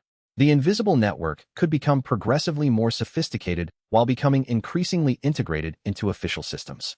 The Hunters Association had just given him the tools to prevent the largest scale of disasters yet. Chapter 19 Mid-May brought a critical realization. Timeline divergence was accelerating faster than Jinho had calculated. The system's projection showed that original timeline data would become unreliable at approximately 7% divergence. Current divergence was already at 8.3%. The disasters Jinho had documented with such precision in his original timeline were already beginning to deviate from their predicted parameters.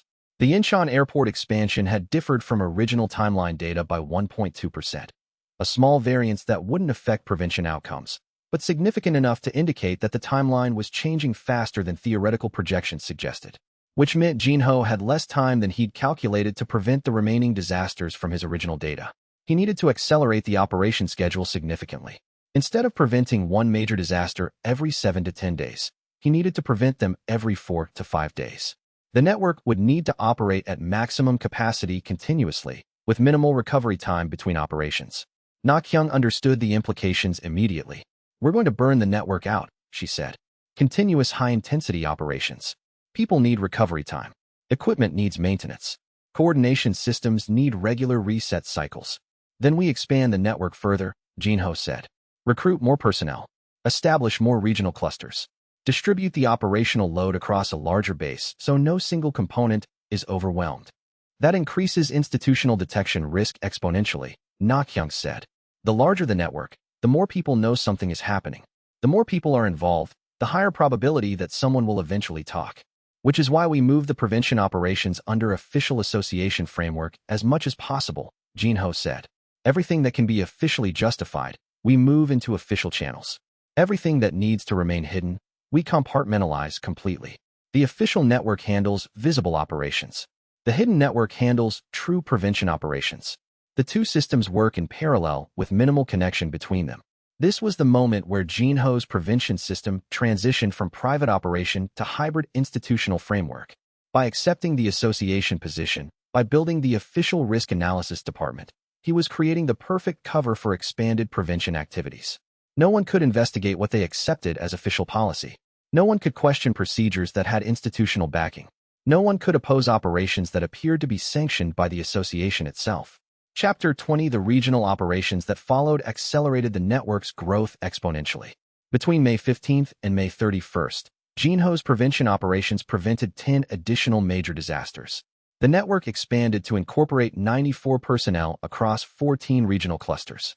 The scale was becoming genuinely organizational, no longer a private consulting operation, but a functionally complete disaster prevention system operating in parallel to the official Hunters Association. At the end of May, Jinho sat in his new office at the association headquarters, reviewing the updated timeline projections. Of the 37 documented major disasters from his original timeline, he had now prevented 12. Of the remaining 25, he had detailed operational plans for 19. For disasters remained too structurally complex for current network capacity. The timeline divergence had reached 9.3%, approaching the critical threshold where original data became unreliable as baseline prediction. But he had built something that functioned independently of the original timeline's data. He had built a prevention system sophisticated enough to handle new disasters that hadn't existed in his original timeline. He had created the infrastructure for permanent, ongoing disaster prevention. The regression system's latest update reflected his awakening progression, officially at D rank, actually approaching low-level C rank capability. His physical and mental evolution was tracking with his increasing operational involvement. He was no longer a consultant with foreknowledge. He was becoming an active combatant, capable of direct prevention intervention if necessary. Nakyung sent him a final status report before Step 1 concluded. 94 active prevention network members, 14 regional geographic clusters, 12 major disasters prevented, 1,256 lives saved, and a systematic disaster prevention capability that would continue to scale indefinitely. The system was working. The network was functional. The future was being actively rewritten. One disaster at a time. One life saved at a time. One prevented catastrophe at a time. Step 1 was complete. The foundation was established. The real work could now begin. Final Step 1 summary. 12 major disasters prevented. 1,256 lives saved. 94 personnel in active network. 14 geographic operational clusters. Official position secured within Hunters Association. Prevention system fully operational and sustainable. Timeline divergence at 9.3%. Approaching critical reliability threshold. System ready for Step 2. Large-scale prevention and authority conflict. I predicted every catastrophe. And in 01 listen Step 2. The Seoul Station Incident and Rising. Authority Chapter 21. The Seoul Station Gate expansion occurred at exactly 7:47 p.m. on a Thursday evening in early June, precisely as documented in Jinho's original timeline, with surgical accuracy. Jinho stood in a monitoring station 2 blocks from the station itself, eyes tracking the structural sensor feeds that streamed across his personal equipment, data the official association systems wouldn't process for another 3 minutes. He'd learned to expect this delay. Bureaucracy moved slower than physics. The underground gate chamber beneath Seoul Station's main platform was expanding, pressure sensors registering the familiar cascade of readings that Jinho had memorized across countless scenarios and simulations. The primary expansion was occurring on schedule. The secondary rift, the one that would destroy the main support column, would form in exactly 18 minutes and 43 seconds. His comm unit activated. Nakyung's voice came through crystal clear, routed through encrypted channels that the association's monitoring systems couldn't detect. Command, this is station security. Gate chamber readings confirm full expansion sequence initiated. We are green across all monitoring positions. Network teams standing by. Confirm all personnel in zone, Jinho said, his voice calm and clinical. The weight of 312 lives, the number from his original timeline, pressed at the edges of his consciousness, but he'd learned to compartmentalize that weight. Emotion was a luxury prevention operations couldn't afford. 47 personnel confirmed in position, Nakyung replied. 17 Rank B hunters positioned at critical structural points. 18 support staff staged at evacuation zones. 12 equipment specialists at infrastructure anchors. Communication is unified. Protocols are confirmed. Standing by for cascade stage. Jinho processed the operational summary. The network had grown since Yuri-san. The Incheon airport operation had proven that large-scale coordination was possible. Busan Harbor had demonstrated that prevention at metropolitan scale could work. Seoul Station was the moment where everything converged. The largest single operation Jinho had attempted, coordinating 47 network members across multiple zones with the precision of a military strike force. The first major structural stress point appeared at 7:58 p.m., 2 minutes and 11 seconds ahead of Jinho's calculation. The variance was negligible but noted. The timeline was diverging faster than theoretical models suggested. Reality was becoming less predictable as each prevented disaster created secondary changes that cascaded outward in ways the original timeline's data couldn't fully account for. Cascade pressure rising, Nakyung reported. Primary support column under increasing load. Secondary sensors detecting stress fractures in the east wall infrastructure. All network teams remain in position. Jinho's analysis was running in parallel across 3 separate computation frameworks simultaneously. The association's official response was positioning hunters according to standard protocol. Hunters who had no idea that a completely separate prevention network was already managing the actual disaster below their operational awareness. The two systems would coordinate without the official system ever realizing they were being coordinated. This was the real elegance of the prevention framework Jinho had designed. The association would handle public response, evacuation procedures, official management. The prevention network would handle the actual catastrophe containment, working invisibly through the gaps and overlaps in the official system. When the disaster was over, the association would believe it was their response that had succeeded. Jinho's network would have prevented the disaster while remaining completely invisible. The second major cascade point occurred at 8:04 p.m. The structural stress on the main support column was reaching critical thresholds. The secondary rift that should have destroyed the eastern wall infrastructure was beginning to form. This was the moment where the original timeline would have collapsed into catastrophic failure. All teams, execute positioning protocol 3, Jinho commanded. Secondary rift containment begins now. Across Seoul Station's underground infrastructure, 47 network members moved simultaneously with practiced precision. Rank B hunters who appeared to be responding to the gate crisis were actually executing Jinho's calculated intervention points. Support staff who looked like emergency response personnel were deploying equipment designed and fabricated specifically for this moment, measured in exact specifications and calibrated for the precise pressure distributions that Jinho's analysis predicted. A containment barrier formed where the secondary rift was attempting to expand. It was neither obvious nor dramatic. It was simply that the infrastructure held. The damage was limited. The cascade was interrupted. The catastrophic failure that should have occurred became structurally impossible. By 8:23 p.m., the gate expansion had reached its peak and begun retraction toward dormancy. The crisis was over. The association's official response arrived to find a situation already managed, already under control, already moving towards safe resolution. The hunters on scene would report heroic efforts and fortunate positioning. The facility managers would report good construction standards and proper maintenance protocols. No one would connect the successful outcome to a completely separate prevention network that had been orchestrating the entire sequence from invisible positions. Jinho watched the final sensor readings stabilize. The secondary rift had been prevented from forming. The primary column had been prevented from catastrophic failure. The cascade that would have killed 312 people was now impossible. All network teams, secure positions and stand down, Jinho commanded. Operation complete. Excellent execution by all teams. You prevented a disaster no one will ever know was happening. The responses came through the encrypted channels. Confirmation. Status reports. People standing down from the intensity of critical operation. Jinho felt the familiar weight of completion. 12 people had been lost in this operation. Unavoidable casualties from the tertiary collapses that his calculations couldn't prevent without creating larger secondary disasters. Out of 312, that was a 96% survival rate. It was the mathematical optimum. It was a success. The regression system's interface updated with cold precision. Seoul Station incident, prevention status, complete. Casualties, 12. Timeline divergence, 8.7%. Original timeline casualties, 312. Lives saved, 300 lives. The network had now prevented enough major disasters that the saved life count was becoming abstract. Jinho noted this psychological shift in himself and filed it away. Emotional distance from outcomes could be a weakness if it prevented careful decision-making. But emotional attachment to outcomes was equally dangerous. Prevention required cold calculation. He shut down his monitoring equipment and moved to leave the facility. The association's official response was still arriving, still processing the incident as routine gate management. The perfect invisibility continued. The prevention network remained undetected. The city outside the monitoring station was moving through its evening rhythm, oblivious to the disaster unfolding 3 blocks away. Evening commuters navigated the stations. Businesses conducted closing operations. The normal routines of metropolitan life continuing without acknowledgement that 312 people were standing at the threshold of catastrophe. Jinho had learned not to allow this disconnection to affect his operational focus. The weight of lives at stake was always present.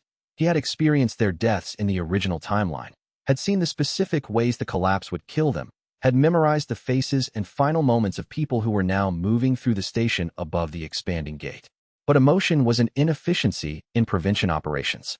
The work required clinical detachment, systematic analysis, and methodical execution. The secondary rift was forming exactly on schedule. The pressure differential between the primary expansion zone and the secondary chamber was creating the stress pattern that would initiate the rift formation. In 42 seconds, the rift would begin its catastrophic development. In 2 minutes and 17 seconds, It would reach the stage where collapse of the support column became inevitable. The prevention team was ready. 17 Rank B hunters had been moved into position during the past 6 hours, each one stationed at a point where their individual strength could contribute to preventing the structural failure. The containment anchors were active, their binding fields beginning to stabilize the pressure distribution at their designated anchor points. All teams report readiness status. Jinho commanded through the encrypted network. The responses came through in sequence. Station security team ready. Evacuation coordinators ready. Equipment specialists ready. Structural support teams ready. Backup evacuation routes secured and prepared for immediate activation. The operational complexity was immense, but every element had been calculated and prepared. Chapter 22 Awakening Revelation at Seoul Station. The energy that coursed through Jinho's body in the aftermath of the Seoul Station operation was different from previous preventions. His hands were shaking slightly as he entered the secure communications room at the association's downtown office, not from fear, but from the surge of awakening potential that the operation had triggered. The regression system marked it clearly. He had transitioned from D rank to C rank awakening, his body adapting to the physical demands of metropolitan-scale prevention work. Na Kyung entered the communications room with detailed operational assessments. She carried documentation of every network member's performance, equipment status reports, and preliminary casualty analysis. Her professionalism had evolved dramatically from the low-rank hunter she'd been in the original timeline. She was now the operational coordinator for the Seoul Station Prevention Network, managing 47 personnel with the efficiency of someone who'd been trained for exactly this role. Casualty count is confirmed at 12, she said, reviewing the final reports. All 12 were in secondary collapse zones where we couldn't position containment without creating larger cascade failures. The prevention system performed at 95.2% optimization. This is our best outcome ratio to date. The association investigation will find a different narrative, Jinho said, understanding how the official story would develop. They'll focus on the successful evacuation, the coordinated hunter response, the good fortune that prevented worse casualties. They won't understand that every successful prevention was calculated. Every survivor was accounted for in advance. That's the point, Na Kyung said. They're not supposed to understand. They're not equipped to understand. The association thinks in terms of heroic response to emergencies. They don't think in terms of preventing emergencies from becoming catastrophic in the first place. We're operating according to a completely different logic. Jinho felt the weight of this realization settling into his understanding. The Hunters Association was reactive. They responded to disasters after they occurred. Jinho's prevention network was proactive. They prevented disasters before they reached catastrophic threshold. The two systems couldn't coexist in the same operational space without eventually creating conflict. Timeline divergence has reached 8.7%. Na Kyung continued, reviewing the regression system's latest data. Original timeline prediction data is becoming less reliable. The disasters that are still in our catalog are deviating from original parameters. Some are shifting dates. Some are changing structural parameters. Some might become impossible as the timeline diverges further. Which means we need to accelerate prevention operations before the original data becomes completely unreliable, Jinho said, already running calculations on his personal computation system. The remaining documented disasters have a narrow operational window. If we don't prevent them within the next 2 weeks, the timeline will diverge too far for us to have reliable contingency parameters. Na Kyung understood the implication. You're going to push the network to maximum operational capacity. Yes, Jinho said. And we're going to move the prevention operations under official association framework as much as possible. I'll use my position as risk analysis director to stage personnel and equipment under official authorization. The more the network operates through official channels, the less scrutiny it receives. This was the strategic evolution that Jinho had been planning since accepting the association position. By integrating the prevention network into official association operations, he transformed the network from a covert organization into something that appeared to be routine official procedure. The network members operated under official titles and official authorization. The equipment was staged as part of official disaster prevention infrastructure. The operations themselves became indistinguishable from normal association activity. The association had given Jinho the perfect cover for expanded prevention operations by hiring him as risk analysis director. There's something else, Na Kyung said, her expression shifting to something more serious. Some of the network members are starting to understand the pattern. They're seeing that you consistently deploy them before major gate incidents occur. They're realizing that the disasters they're preventing are things you somehow predicted in advance. What are they concluding? Jinho asked. Most of them are assuming you have access to classified association intelligence about upcoming gate instability, xianxia said. They think you're using official information to position prevention networks before disasters are publicly known. A few members suspect something stranger, something about foreknowledge or precognitive ability. But most prefer the simpler explanation. They'd rather believe you're brilliant than believe something supernatural is happening. Jinho processed this. The network is starting to develop questions about my motivations and information sources. That creates a vector for eventual discovery if someone decides to investigate seriously.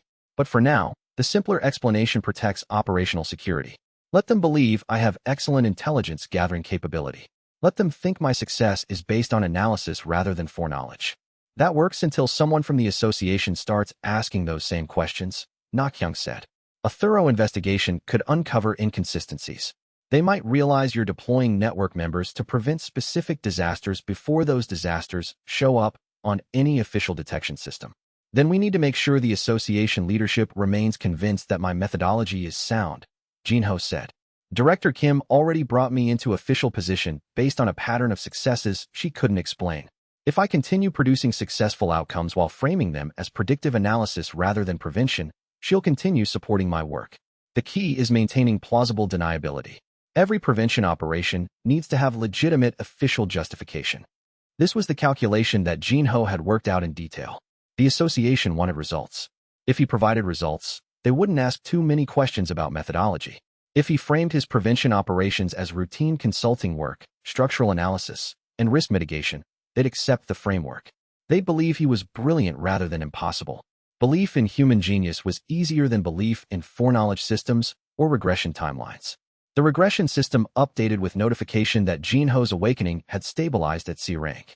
His body had adapted to the demands of metropolitan-scale prevention work. He was no longer a consultant with theoretical knowledge. He was becoming an active hunter capable of direct physical intervention if necessary. The next major disaster on the calendar is Incheon Airport, modified parameters, xianxia said, shifting to operational planning. Timeline divergence has shifted the dates forward by 3.2 days. The cascade pressure will be higher than original timeline documentation. We're going to need expanded network positioning to prevent it safely. Expand the network by 12 additional personnel, Jinho commanded. Recruit hunters with structural engineering expertise or experience with pressure systems. They'll understand the technical requirements without needing full briefing on the prevention methodology.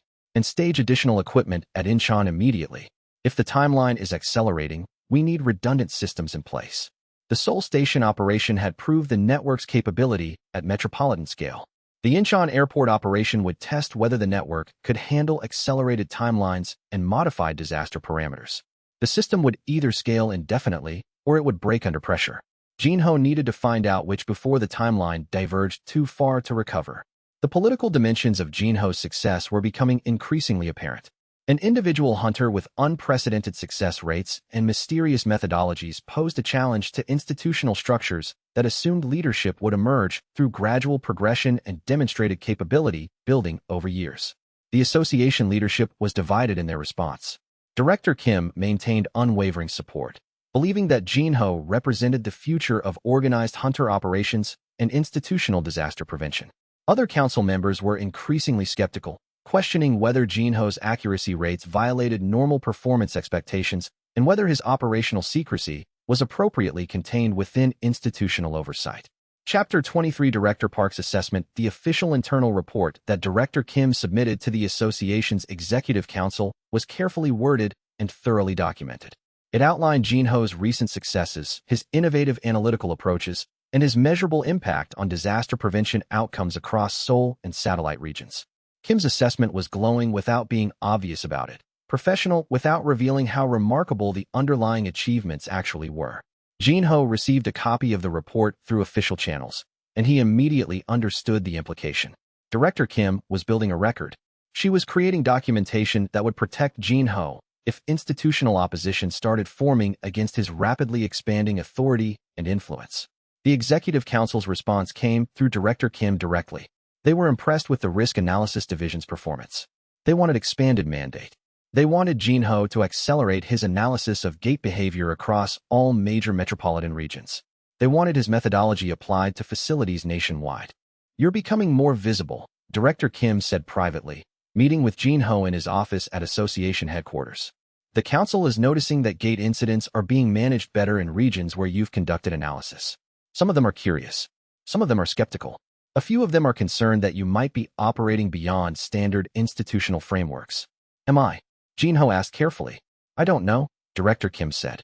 She was watching him with professional assessment, trying to determine whether he was being truthful or evasive. I know your official consulting reports are brilliant and well-documented. I know your preventive infrastructure recommendations have proven effective. I know gate incidents in your designated regions are being managed with unusual success. But I also know that some of this pattern doesn't fully align with standard prediction methodologies. Should I be concerned about the council's skepticism? Jinho asked. No, Director Kim said. Because I'm going to make sure the council understands that your results speak for themselves. I'm going to position your work as innovative risk analysis rather than anything unusual. I'm going to support your expansion because the expansion works. And I'm going to shield you from detailed institutional scrutiny because I believe the results are genuine, even if I don't fully understand your methodology. This was the moment where Jinho understood that Director Kim had moved from curiosity about him to active defense of him. She was choosing to believe in his competence rather than ask too many questions about his sources. She was using her institutional authority to protect Jinho's expanding operation. I appreciate your support, Jinho said, and meant it. The earlier timeline had involved him fighting the Hunters Association, trying to convince them that disasters were coming. In that timeline, the association had silenced him and blamed him when catastrophes occurred anyway. This timeline was different. This timeline involved Jinho using the association's own authority to expand prevention operations. Just be careful, Director Kim said. Some members of the council might start investigating more thoroughly.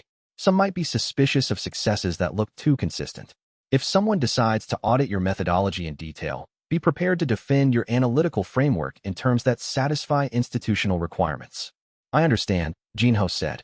He already had documentation prepared, carefully constructed analytical models that justified his prevention deployments using legitimate statistical analysis and gate behavior theory. The models were correct. The conclusions they drew were just incomplete, leaving out the crucial variable of foreknowledge. Over the following weeks, the association's official recognition of Jinho's work expanded geometrically. He was mentioned in internal briefings as an exemplary analyst. He was included in council decisions about gate response protocols. He was asked to consult on major operations across multiple regions. The Risk Analysis Division became increasingly central to the association's operational framework. And with official prominence came expanded operational authority. Jinho could now deploy personnel with official sanction. He could position equipment as part of official disaster prevention infrastructure. He could access classified information about gates throughout the country. The association had handed him institutional leverage without understanding the true purpose it would serve. The prevention network, operating in parallel to the official association structure, expanded accordingly. New network members were recruited through official association channels. Equipment was fabricated under the cover of official procurement processes. Operations were coordinated through officially authorized communications infrastructure. 53 personnel, positioned across 9 major metropolitan regions, operating with official cover and institutional legitimacy. The prevention network was no longer a covert organization. It was becoming a parallel system, operating invisibly within the official structure. Jinho understood that this situation couldn't persist indefinitely. Eventually, someone would investigate thoroughly enough to uncover the true scope of what was happening.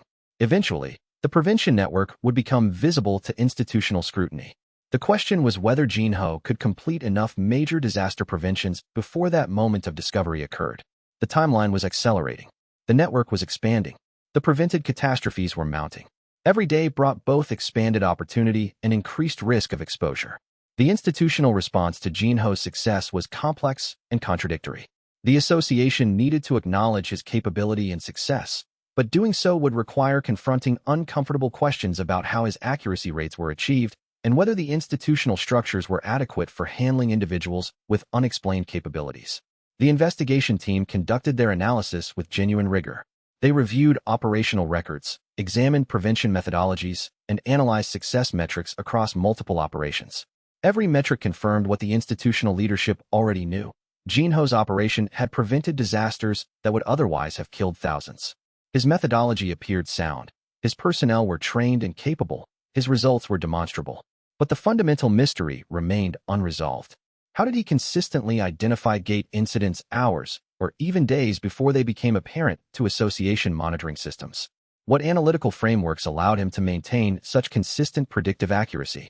The investigation team requested methodology documentation, expanded technical briefings, and detailed explanations of his analytical processes.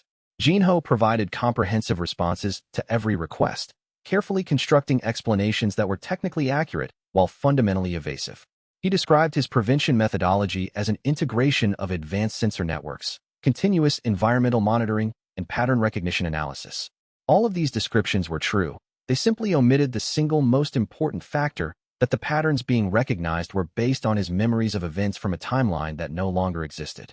The investigation report submitted in late May concluded that Jinho's prevention operations were conducted within institutional guidelines, and that his success rates, while exceptional, didn't violate any defined standards for acceptable hunter performance. The report didn't answer the fundamental questions about his methodology, but institutional bureaucracy didn't require complete answers. Adequate compliance with formal procedures was sufficient justification for allowing continued operations. Chapter 24 Official Institutional Integration. The formal announcement came through official association channels. The Risk Analysis Division was being expanded to include the Specialized Operations Coordination Unit. Jinho was being promoted to the position of Deputy Director for Disaster Prevention Operations. The position came with expanded authority over personnel deployment, expanded access to classified information, and significantly expanded budget allocation. On the surface, the promotion was a recognition of Jinho's success in developing innovative analytical approaches to gate behavior prediction. In reality, it was the formal institutional integration of the prevention network into the association's official framework. Jinho's office expanded to accommodate the expanded operational team. He hired additional analysts, 3 brilliant individuals recruited from university research programs, each with legitimate expertise in gate mechanics and structural theory. They would handle the visible, public-facing analysis work that official channels required. They would produce reports, attend meetings, and manage the official framework that covered Jinho's real work. The real work continued in parallel.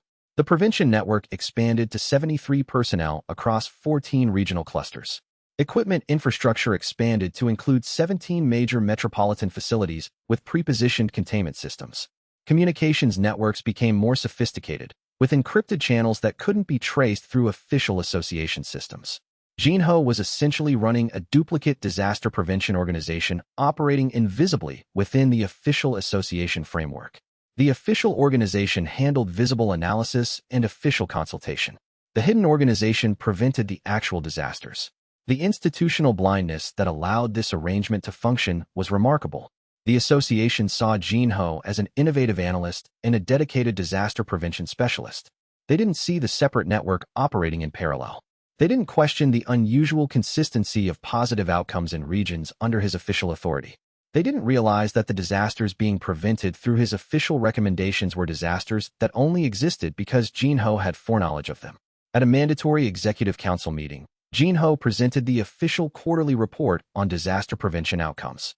The report showed improved performance metrics across his designated regions, successful prevention of medium-scale gate incidents, and the development of new analytical frameworks that could be applied nationwide. All of it was true. All of it was also incomplete, leaving out the major catastrophes that the prevention network had averted while operating invisibly. "Your work is impressive," one council member observed. "The casualty reduction rates across your regions are significantly below national averages. Your predictive accuracy is approaching something unprecedented. How are you achieving these results?"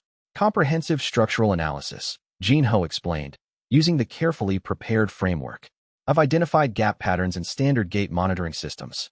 Those gaps are where deviations from normal behavior tend to occur. By augmenting standard monitoring with my analytical framework, we can identify problems before they reach critical threshold. The prevention infrastructure I've recommended allows for early intervention before cascades develop." "It's elegant work," another council member said. "But I'm curious about something. Your recommendations seem almost prophetic sometimes. You recommend structural reinforcement at facilities that don't show any obvious signs of gate instability.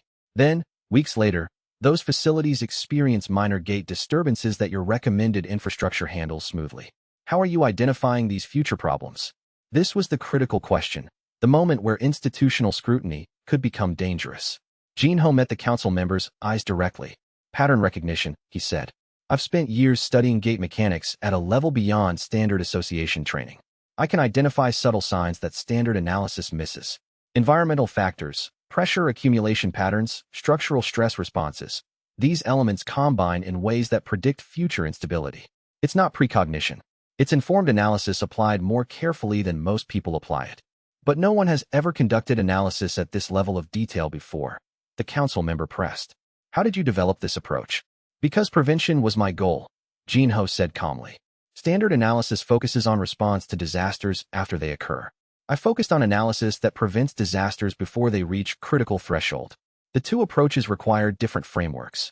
I built my framework starting from prevention as the goal and working backward to identify the precursor conditions. It was partially true. The framework he was describing was legitimate, and it did inform his analytical work. It just wasn't the complete explanation. The complete explanation would have required discussing regression systems, timeline divergence, and foreknowledge of specific disasters. The council member seemed satisfied with the answer. The meeting concluded. No further investigation was triggered. Jinho understood that he'd just survived institutional scrutiny by being brilliant enough that his legitimate analytical framework could justify his impossible results. The association believed he was a genius. They didn't suspect foreknowledge because genius was a more comfortable explanation than something genuinely impossible. After the meeting, Director Kim pulled Jinho aside. That went well, she said. They're satisfied that you're working within legitimate frameworks, even if those frameworks are more sophisticated than what they're used to. That will give you continued protection if someone decides to investigate more thoroughly. Thank you for the advance warning, Jinho said. I'm supporting your work because it produces results, Director Kim said. As long as you continue preventing disasters and saving lives, I'll continue defending your methodology. But Jinho, be careful about how visible you become. The more successful you are, the more people will want to understand how you're doing it. The first Coordinated Prevention Network initiative began with meticulous planning that extended back weeks before the actual operation launch.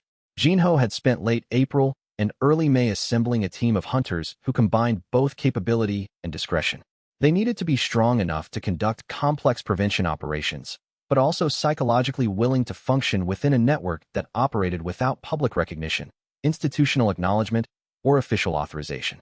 Na Kyung became the de facto operational coordinator, managing communication between different network members, coordinating deployment schedules, and ensuring that prevention operations remained aligned with Jinho's strategic vision while maintaining the appearance of routine hunter activities within the association's official records. The first coordinated operation was smaller than subsequent prevention work would become. 12 hunters were positioned across different zones. The prevention target was a moderate gate expansion in Songpa district that would have triggered a building collapse and killed roughly 87 people according to the original timeline documentation. Every element of the operation was designed to appear as ordinary hunter activity. The 12 hunters were assigned to the operation through official association channels as part of routine disaster response operations. Their presence in the area had legitimate institutional justification. Their activities, while actually focused on preventing catastrophe, appeared consistent with normal hunter operations and structural monitoring work. The prevention operation succeeded completely. The gate expansion was contained, the structural support systems remained intact, and no casualties occurred. The operation would be recorded in the association's systems as a successful disaster response by a coordinated hunter team. Routine institutional performance, nothing remarkable. But for Jinho, the operation represented the proof of concept. His network could function. His hunters could execute coordinated prevention work. Institutional systems could be leveraged to provide cover for unauthorized prevention operations. The model could scale. Over the next 6 weeks, Jinho expanded the prevention network gradually, adding hunters 1 or 2 at a time as opportunities emerged and as he could assess new members' reliability and capability. By early June, the network had grown to 47 hunters distributed across 13 regional coordination zones. Chapter 25 Network Personnel Recruitment. The process of expanding the prevention network from 47 personnel to 73 required careful recruitment strategy. Jinho needed people who could execute complex operational tasks without full understanding of the scope of what they were working toward. He needed people who would trust his judgment enough to deploy to specific locations at specific times, following precise instructions, without knowing the full rationale for those instructions. He also needed people who could be trusted to maintain operational security indefinitely. One careless person discussing the prevention network with the wrong person could trigger investigation. One network member deciding to sell information to the wrong contact could expose the entire system. The recruitment process was methodical. Xianxia identified candidates through multiple channels: hunters who'd performed well in previous operations, personnel who had the right skill sets and the right psychological profiles, individuals who had reasons to work independently of the association's official structure. One candidate was Min Jun's cousin, a structural engineer named Seo who understood construction and stress patterns at a level that made him ideal for equipment positioning and installation work. Another was a rank B hunter named xianxia who had left the association after disagreeing with bureaucratic oversight procedures.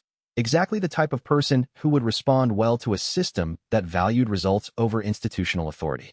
Each person was recruited differently. Some were approached directly and offered contracts for specialized security consulting work.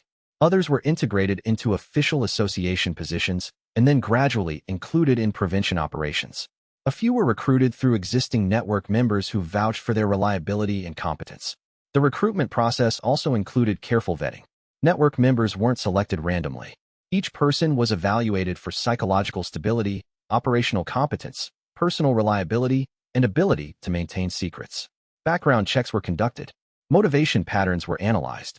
People with obvious instability or questionable integrity were rejected regardless of their other qualifications.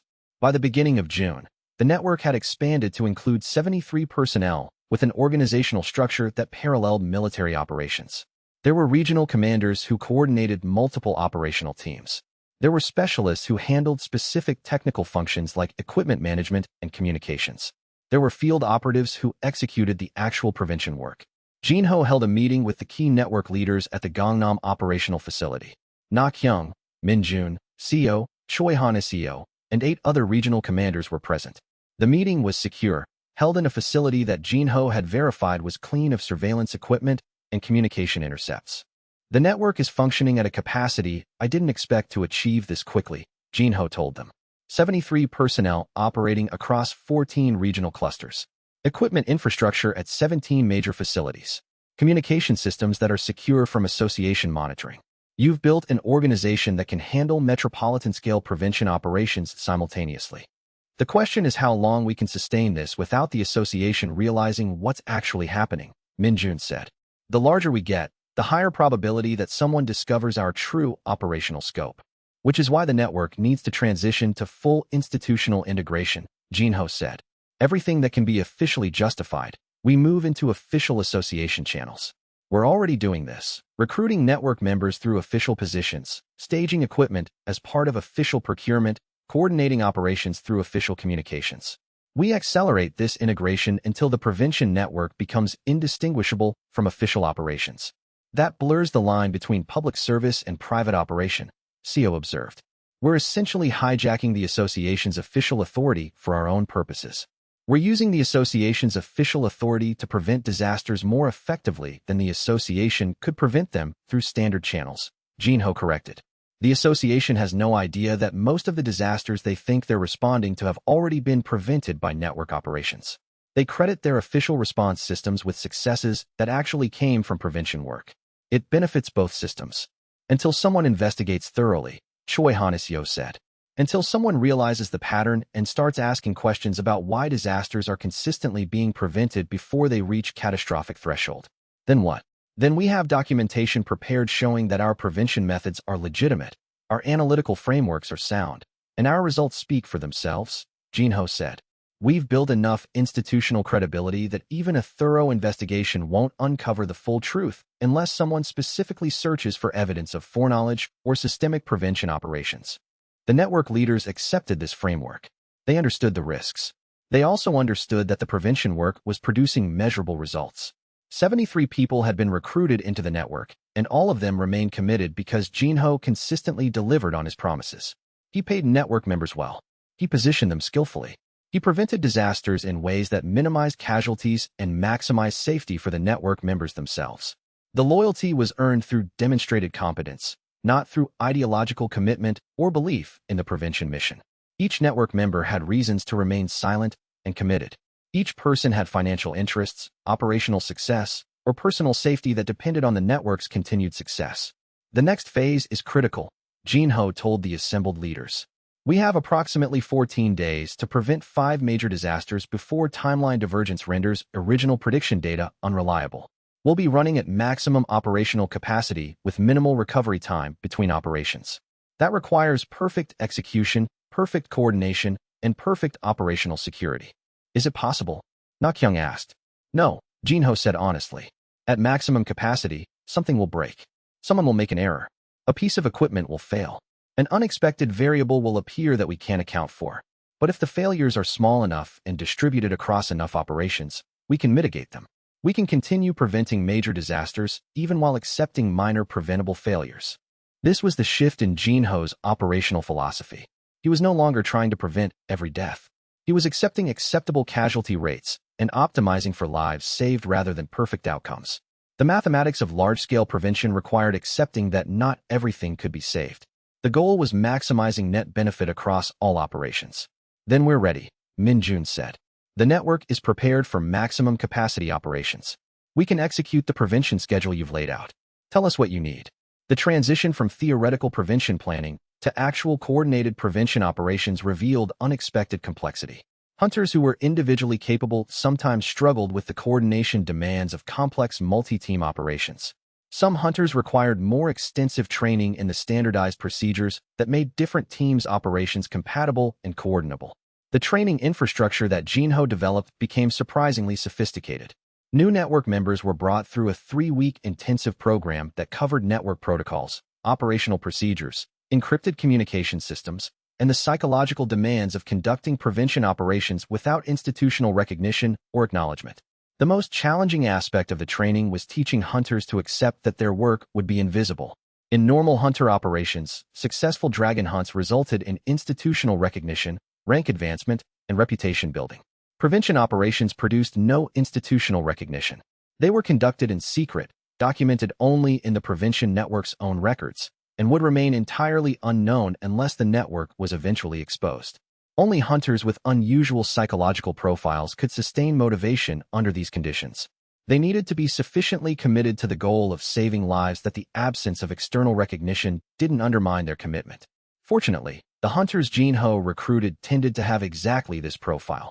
They had entered the profession to save lives, and the opportunity to prevent catastrophes on a scale that normal operations couldn't achieve was sufficient motivation. Chapter 26 The Incheon Airport Prevention. The Incheon Airport Gate disturbance manifested 3.2 days earlier than Jinho's original timeline documentation predicted. The timeline divergence was accelerating the schedule of future disasters, creating secondary cascades where prevented catastrophes had originally created different pressure distributions. Jinho had anticipated this variance in the abstract. Experiencing it in reality was more challenging. The expansion began at 8:23 p.m. on a Friday evening, with pressure readings that immediately confirmed the timeline had shifted. The expansion sequence would reach cascade threshold in 42 minutes, 5 minutes faster than original prediction. The cargo facility beneath the surface would sustain catastrophic damage. The terminal above would experience structural failure. The casualty count would exceed 156 people. Jinho stood in the temporary command facility on the airport perimeter, monitoring the sensor data flowing in from network positions throughout the facility. The network had deployed 70 personnel to Incheon for this operation, positioned across 15 separate locations, ready to execute a prevention sequence that CO had planned in meticulous detail. All positions report ready. Nakyung's voice came through the encrypted channel. Equipment is staged. Personnel are positioned. We have green across all major zones. Authorization for full prevention protocol. Authorization confirmed, Jinho said. Execute prevention sequence. All teams maintain communication and stand by for real-time adjustments if the expansion deviates further from prediction. The Incheon Airport operation was different from Seoul Station in crucial ways. This was Jinho's first attempt at preventing a disaster where the timeline parameters had changed significantly from original prediction. The system would need to adapt in real time, adjusting containment strategies as the actual disaster parameters revealed themselves. At 8:24 p.m., the gate expansion reached secondary cascade threshold 2 minutes ahead of the revised prediction. The pressure surge that hit the cargo facility's primary support structure was stronger than Jinho's revised calculations had anticipated. The equipment that CO had positioned would contain most of it, but not all. Cascade pressure exceeds containment capacity at location 2, CO reported, his voice clipped with professional urgency. We're managing primary pressure, but secondary pressure surge is exceeding absorption parameters. The east wall infrastructure is taking damage that could propagate to the terminal structure above. Redirect equipment resources from location 3 to location 2. Jinho commanded. Reposition containment array to absorb secondary surge. The delay at location 3 is acceptable if it means preventing structural collapse at location 2. This was the real-time adaptation that Jinho had designed the system to accommodate. The prevention network wasn't rigidly executing a predetermined sequence. It was adapting tactically to actual conditions as they developed. The network members had trained for this. They understood their primary objective and could adjust implementation methods based on actual situation parameters. By 8:31 p.m., the equipment repositioning was complete. The secondary pressure surge that would have caused terminal structure failure was instead absorbed and dissipated through the relocated containment systems. The damage pattern changed. The cascade failure that would have destroyed the airport's primary infrastructure became a manageable structural problem. At 8:45 p.m., the expansion reached peak pressure and began retraction toward dormancy. The cargo facility would require extensive repairs. The terminal would sustain moderate damage that would result in temporary closure for safety assessment. But the catastrophic collapse that would have killed 156 people was prevented. Casualty count is 4, Min Jun reported. All 4 were in areas where we couldn't position containment without creating larger secondary disasters. We saved 152 lives. The prevention system adapted to revised timeline parameters and achieved successful outcome despite the 5-minute acceleration. Jinho felt the weight of the operation settling. The system had survived its first real-time adaptation test. The network had demonstrated the capacity to handle timeline divergence and unexpected variables. The prevention infrastructure was proving itself resilient enough to function even as the world changed around it. All teams, secure positions and stand down, Jinho commanded. Excellent adaptation and real-time coordination. The system is functioning within acceptable parameters even with timeline deviations. The regression system updated. Incheon Airport incident, prevention status, complete. Casualties, 4. Timeline divergence, 9.1%. Original timeline casualties, 156. Lives saved, 152. As Jinho left the command facility, he understood a crucial realization. The prevention network had become more sophisticated than pure foreknowledge could support. With timeline divergence increasing beyond 8%, original prediction data was becoming increasingly unreliable. The system was now operating in genuine unknown territory, preventing disasters that were appearing because of earlier preventions, handling cascade effects that didn't exist in Jinho's original timeline. The future was no longer predetermined. It was becoming real. The Incheon Airport Gate incident occurred exactly as documented in Jinho's original timeline, with the characteristic structural failure signature that marked gate expansion at transportation hubs. The disaster would have killed 432 people, the original timeline's casualty estimate for this specific incident. The prevention operation was the largest that the network had attempted to date. 34 hunters were deployed across 21 operational zones. 6 support teams managed evacuation procedures. 8 equipment specialists positioned containment infrastructure. 17 communication coordinators managed real-time operational adaptation across the distributed teams. The operational complexity stretched the network's capabilities to their practical limits. At points during the operation, Jinho found himself managing simultaneous decisions across multiple distinct operational zones, adapting strategies based on real-time feedback from network teams, and making tactical decisions with incomplete information and minimal time for deliberation. The operation succeeded, but with less margin for error than Jinho would have preferred. 3 hunters sustained serious injuries in the course of the operation. 1 equipment specialist was temporarily trapped in a containment collapse and required rescue by another hunter. The evacuation procedures experienced minor delays that slightly increased civilian exposure to collapse hazards. But the catastrophe was prevented. 432 people who would have died in the original timeline continued living.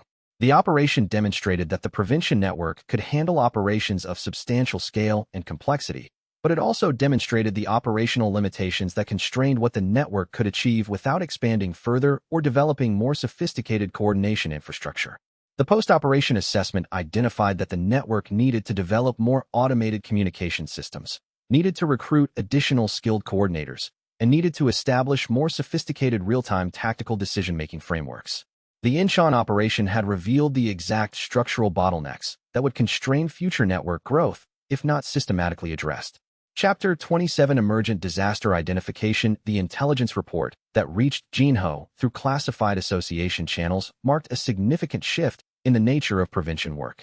The report documented 3 major gate incidents that weren't in his original timeline's disaster catalog. These were new catastrophes, disasters that were emerging as direct consequences of earlier prevention operations.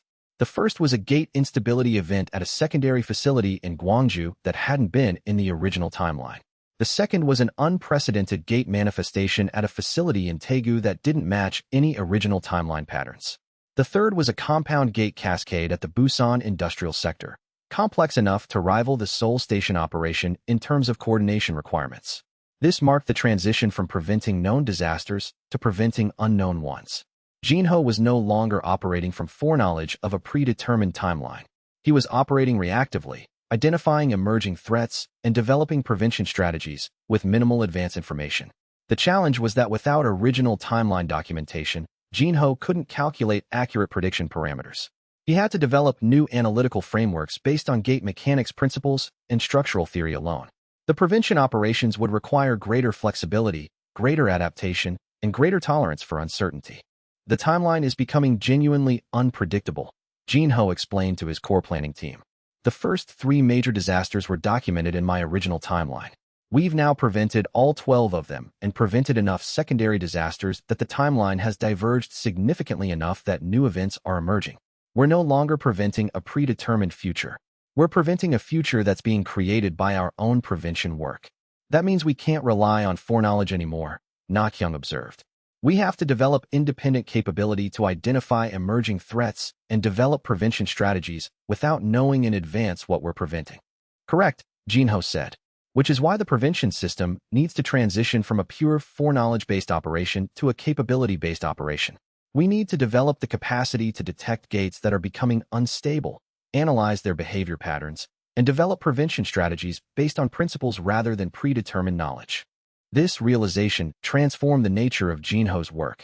He was no longer just a man with foreknowledge using that knowledge to prevent disasters. He was becoming a genuine disaster prevention system designer, developing methodologies that could function independently of foreknowledge.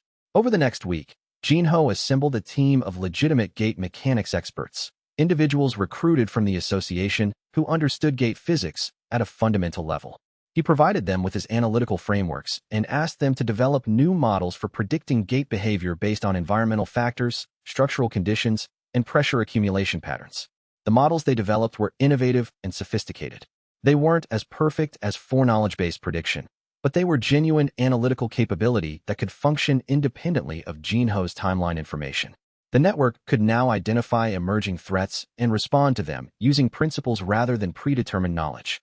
By the second week of June, the prevention network had identified and developed response strategies for 7 emerging disasters that weren't in the original timeline. The system had evolved from a pure prevention system operating from foreknowledge to a hybrid system that used foreknowledge for known disasters and genuine analytical capability for emergent threats. The network had also expanded to 87 personnel across 17 regional clusters. The equipment infrastructure now included 24 major metropolitan facilities with pre-positioned containment systems. The communication networks had been refined to handle real-time adaptation and rapid deployment coordination. The prevention system had achieved genuine sustainability. It could function indefinitely, preventing disasters whether they were documented in the original timeline or not. The network had become self-sustaining, capable of operations beyond the bounds of Jinho's foreknowledge. The realization that the timeline was diverging from the original documentation hit Jinho with unexpected force. He had built his entire prevention strategy on the foundation of knowing what disasters would occur, when they would occur, and what would trigger them. This knowledge had given him enormous tactical advantage. He could position teams in advance, prepare methodologies specifically designed for documented disaster patterns, and operate from a position of omniscience about what was coming. But his own prevention work was systematically destroying the accuracy of that omniscience. By preventing the 12 major disasters that were documented in his original timeline, he had altered the underlying conditions that created subsequent disasters. Gates would expand differently because the energy dynamics of the Hunter network were different. Disasters would emerge in different locations because the structural load distributions were different. The timeline was becoming increasingly divergent from the documentation that had been his operational foundation. The psychological impact of this realization was profound. Jinho had been operating from the assumption that his work was a predetermined project, prevent the documented disasters, follow the path that his foreknowledge had mapped out. But he was rapidly approaching the horizon of his foreknowledge, the point beyond which he no longer had reliable documentary evidence about what was coming. The intelligence reports documented 7 emerging disasters that didn't match any original timeline patterns. 7 new catastrophes were forming out of the cascade effects of earlier prevention work. The prevention network would need to respond to genuine emergent threats rather than operating from predetermined knowledge. This represented a fundamental transition in the nature of prevention work. For the first time, Jinho would need to operate without foreknowledge as his primary advantage. For the first time, the prevention network would need to function as a genuine disaster prevention system rather than as an application layer for exploiting foreknowledge. The transformation required recruiting genuine gate mechanics experts who could develop analytical frameworks for predicting gate behavior from first principles. It required building analytical capability that could function independently of Jinho's timeline information. It required transitioning from a system that leveraged one man's foreknowledge into a system that could operate autonomously using analytical capability and structural understanding.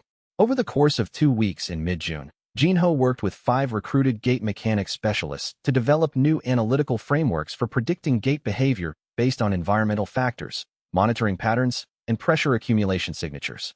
The work was intellectually demanding and conceptually sophisticated.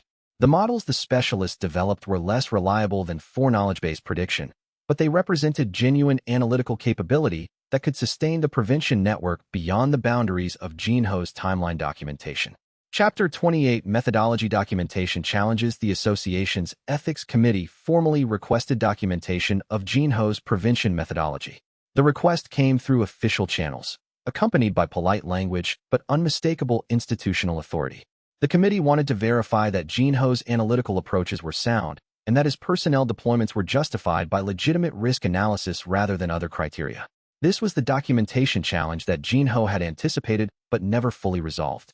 How could he justify prevention operations without revealing that the operations were based on foreknowledge? How could he produce analytical documentation that explained consistently perfect prediction accuracy without suggesting precognition? He needed to create a framework that would satisfy institutional requirements while preserving operational security. The framework had to be technically sound, intellectually rigorous, and completely unable to serve as evidence of foreknowledge. Jinho spent 2 days with CO and the 3 analytical specialists he'd hired for the official risk analysis division.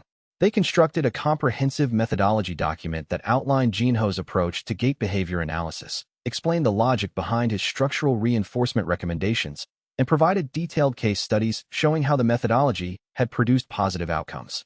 The document was brilliant. It was technically sound. It was also completely misleading, full of legitimate analytical reasoning that justified the prevention operations without revealing the true basis for them. The methodology showed how Jinho identified subtle environmental factors that correlated with gate instability. It documented how he analyzed structural stress patterns and used those patterns to predict likely failure points. It explained his approach to prioritizing prevention infrastructure placement based on probability distributions and structural risk assessment. All of it was true. All of it was also incomplete, leaving out the crucial element of foreknowledge. A person reading the methodology document would believe Jinho was a brilliant analyst who developed sophisticated approaches to gate mechanics. They would never suspect that his predictions were based on knowledge of events that hadn't occurred yet. The ethics committee reviewed the documentation and found no issues. The methodology was sound. The personnel deployments were justified. The resource allocation was reasonable given the predicted risks. The committee cleared Jinho to continue his current operational level. The documentation had successfully created institutional cover for the prevention network. Jinho could now deploy personnel and stage equipment with official sanction. The association believed the deployments were based on sophisticated risk analysis. The actual deployments were based on foreknowledge of specific disasters. This represented a crucial achievement in the expansion of prevention capability. Jinho had created a framework where he could prevent disasters with official authorization without official understanding of the true nature of what was being prevented. The challenge was that this framework required continuous refinement. As the timeline diverged further and emergent disasters became more common, Jinho would need to expand his legitimate analytical capability to keep up with the growth of unknown threats. Eventually, his genuine analytical capability would need to become sophisticated enough to stand on its own, independent of foreknowledge support. The timeline was accelerating that transition. Foreknowledge was becoming less reliable. The prevention system was being forced to become genuinely sophisticated. The association's ethics committee approached the methodology documentation request with unusual caution. They were operating under pressure from Counselor Huang, who wanted to use the review process to undermine Jinho's authority. But the committee members were also aware that condemning a methodology that produced exceptional results would appear unreasonable and potentially reveal the committee's political motivation. The committee's formal request focused on 3 areas: operational authorization procedures, resource allocation justification, and methodology verification processes. These were procedurally neutral topics that allowed the committee to appear focused on institutional governance, while actually attempting to find irregularities or undefined procedures that Huang could use as justification for restricting Jinho's operational authority. Jinho's response was deliberately comprehensive.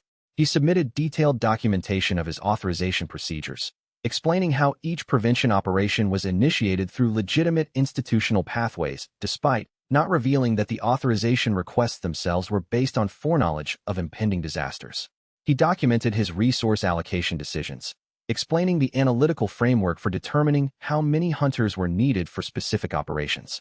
He provided technical explanations of his methodology, describing the sensor networks and analytical processes that contributed to his predictive capability.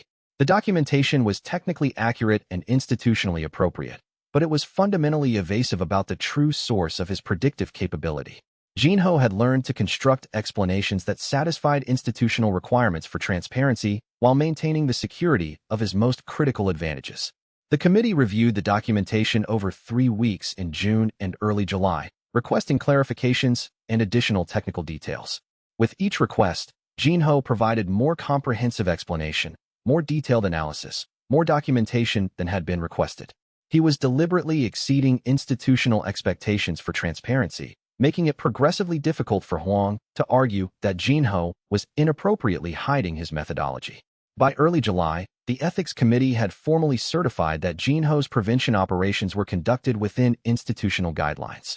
The certification didn't fully satisfy Huang's political objectives, but it prevented him from using the ethics review as a basis for restricting Jinho's operational authority. The certification represented a political victory, but it was a victory that came with significant cost.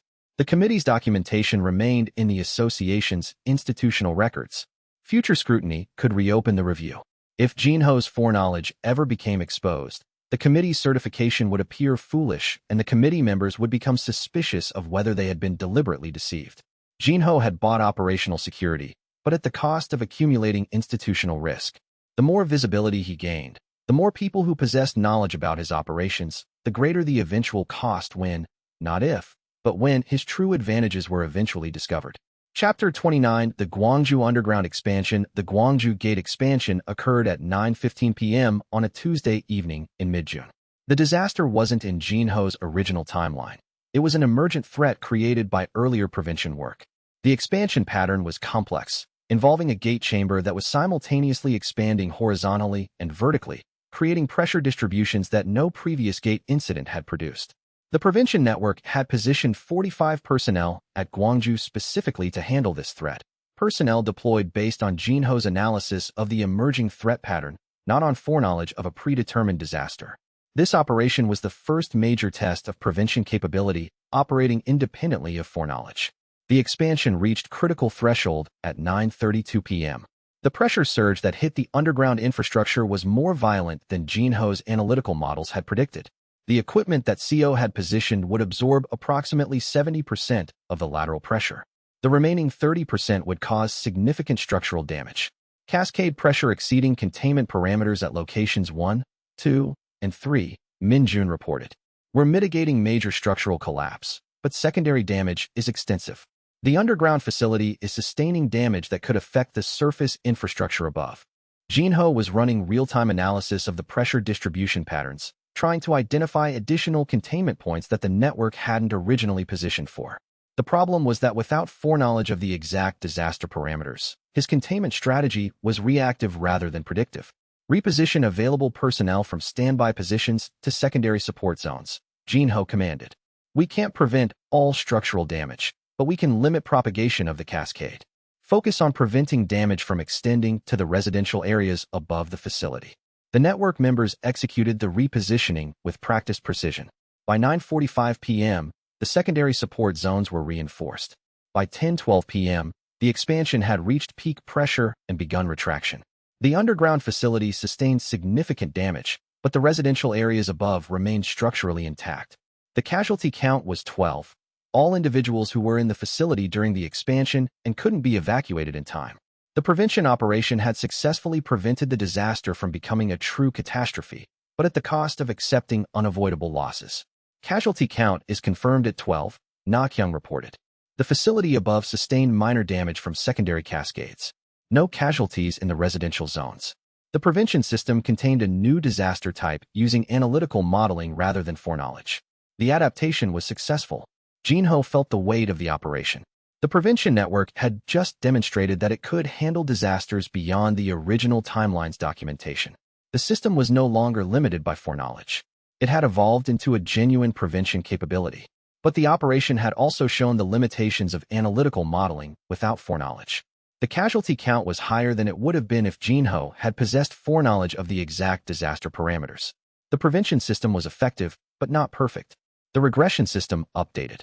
Gwangju underground expansion. Prevention status, complete. Casualties, 12. Timeline divergence, 9.8%. Original timeline casualties, unknown. Lives saved, estimated 200 plus. The timeline divergence had reached 9.8%. Original prediction data was becoming increasingly unreliable. The prevention system was transitioning from foreknowledge-based operation to capability-based operation. The network was becoming a genuine disaster prevention organization rather than just a system for preventing predetermined catastrophes. The Gwangju Gate expansion was methodologically different from the Seoul Station operation or the Incheon Airport operation. It represented a new category of disaster, one that wasn't documented in Jinho's original timeline, but was emerging as a direct consequence of his prevention work.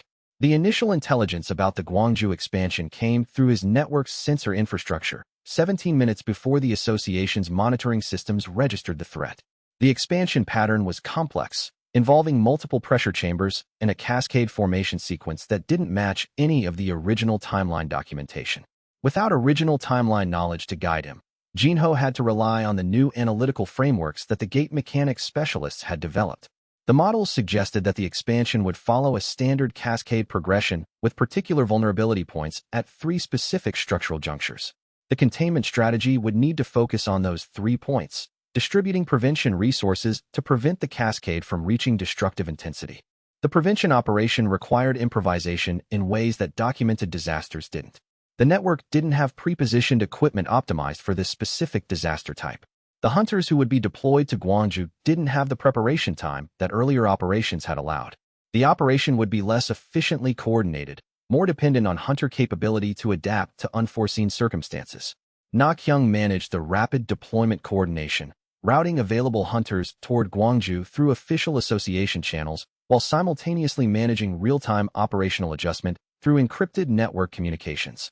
The operation was a stress test of the network's capability to handle emergent situations and rapid deployment requirements. The prevention operation succeeded with measurable difficulty. 4 hunters sustained injuries. One team was unable to reach its assigned position and had to coordinate with adjacent teams to compensate for the coverage gap. The evacuation procedures activated late and had to accelerate throughout the operation. But the disaster was prevented. 247 people who would have died in the cascade collapse continued living. The operation demonstrated that the prevention network could function in genuinely emergent situations, responding to disasters that hadn't been forecast and implementing prevention strategies without advanced documentation. The Gwangju operation also revealed the network's operational limitations. Future emergent disasters at this scale would be increasingly difficult to prevent without additional personnel, better coordination infrastructure, or more sophisticated real-time tactical adaptation capabilities. The network was approaching the limits of what it could achieve with its current structure and personnel.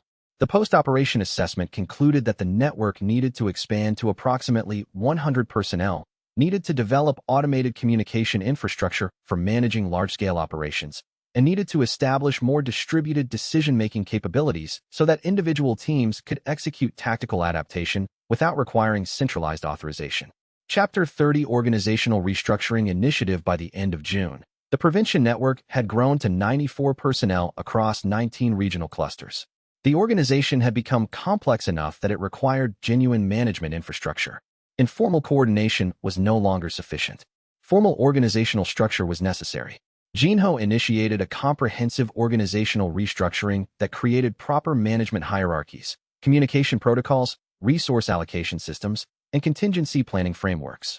The network transformed from an informal alliance of people working toward common prevention goals into a functional organization with genuine command structure and operational procedures.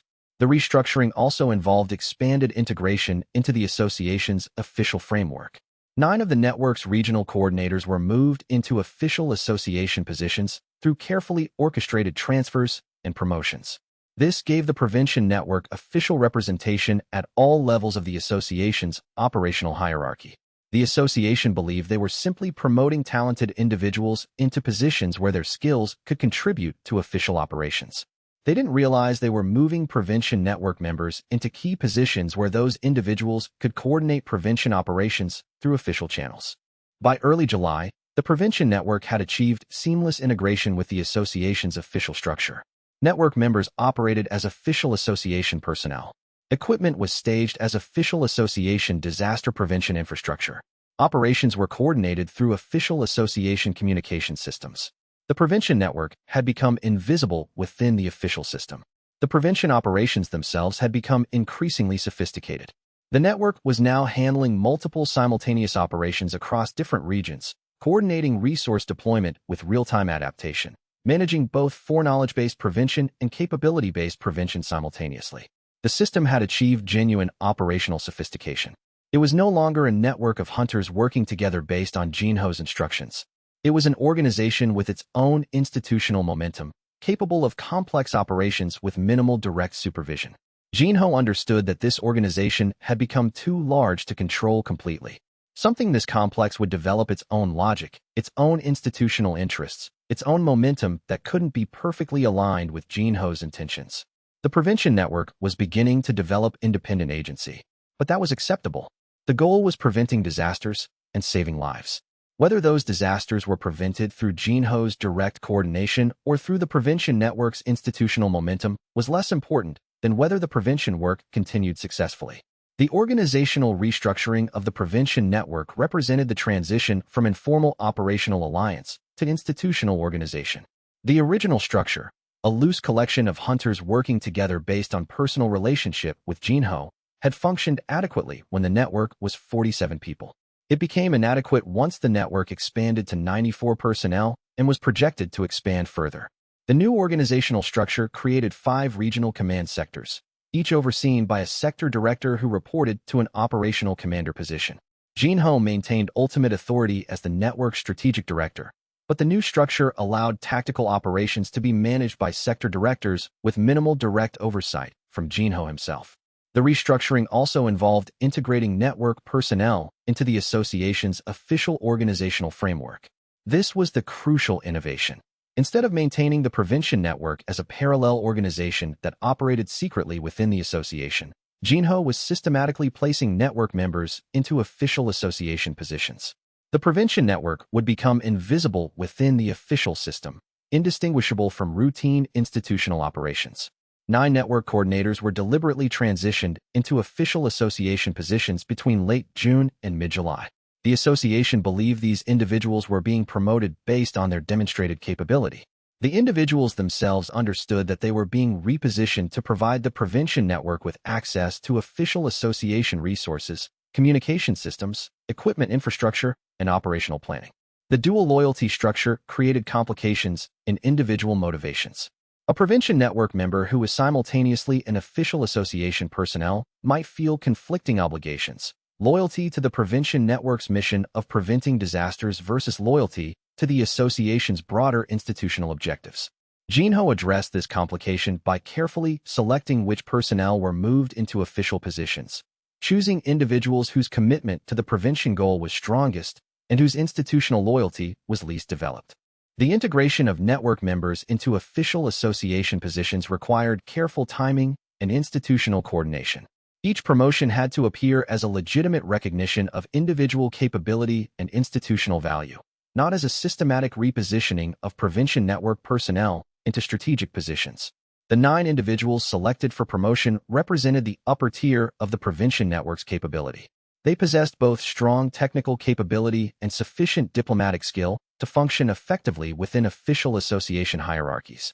The promotions distributed them strategically across different parts of the association's organizational structure, some in regional headquarters, some in central administration, some in operational command centers.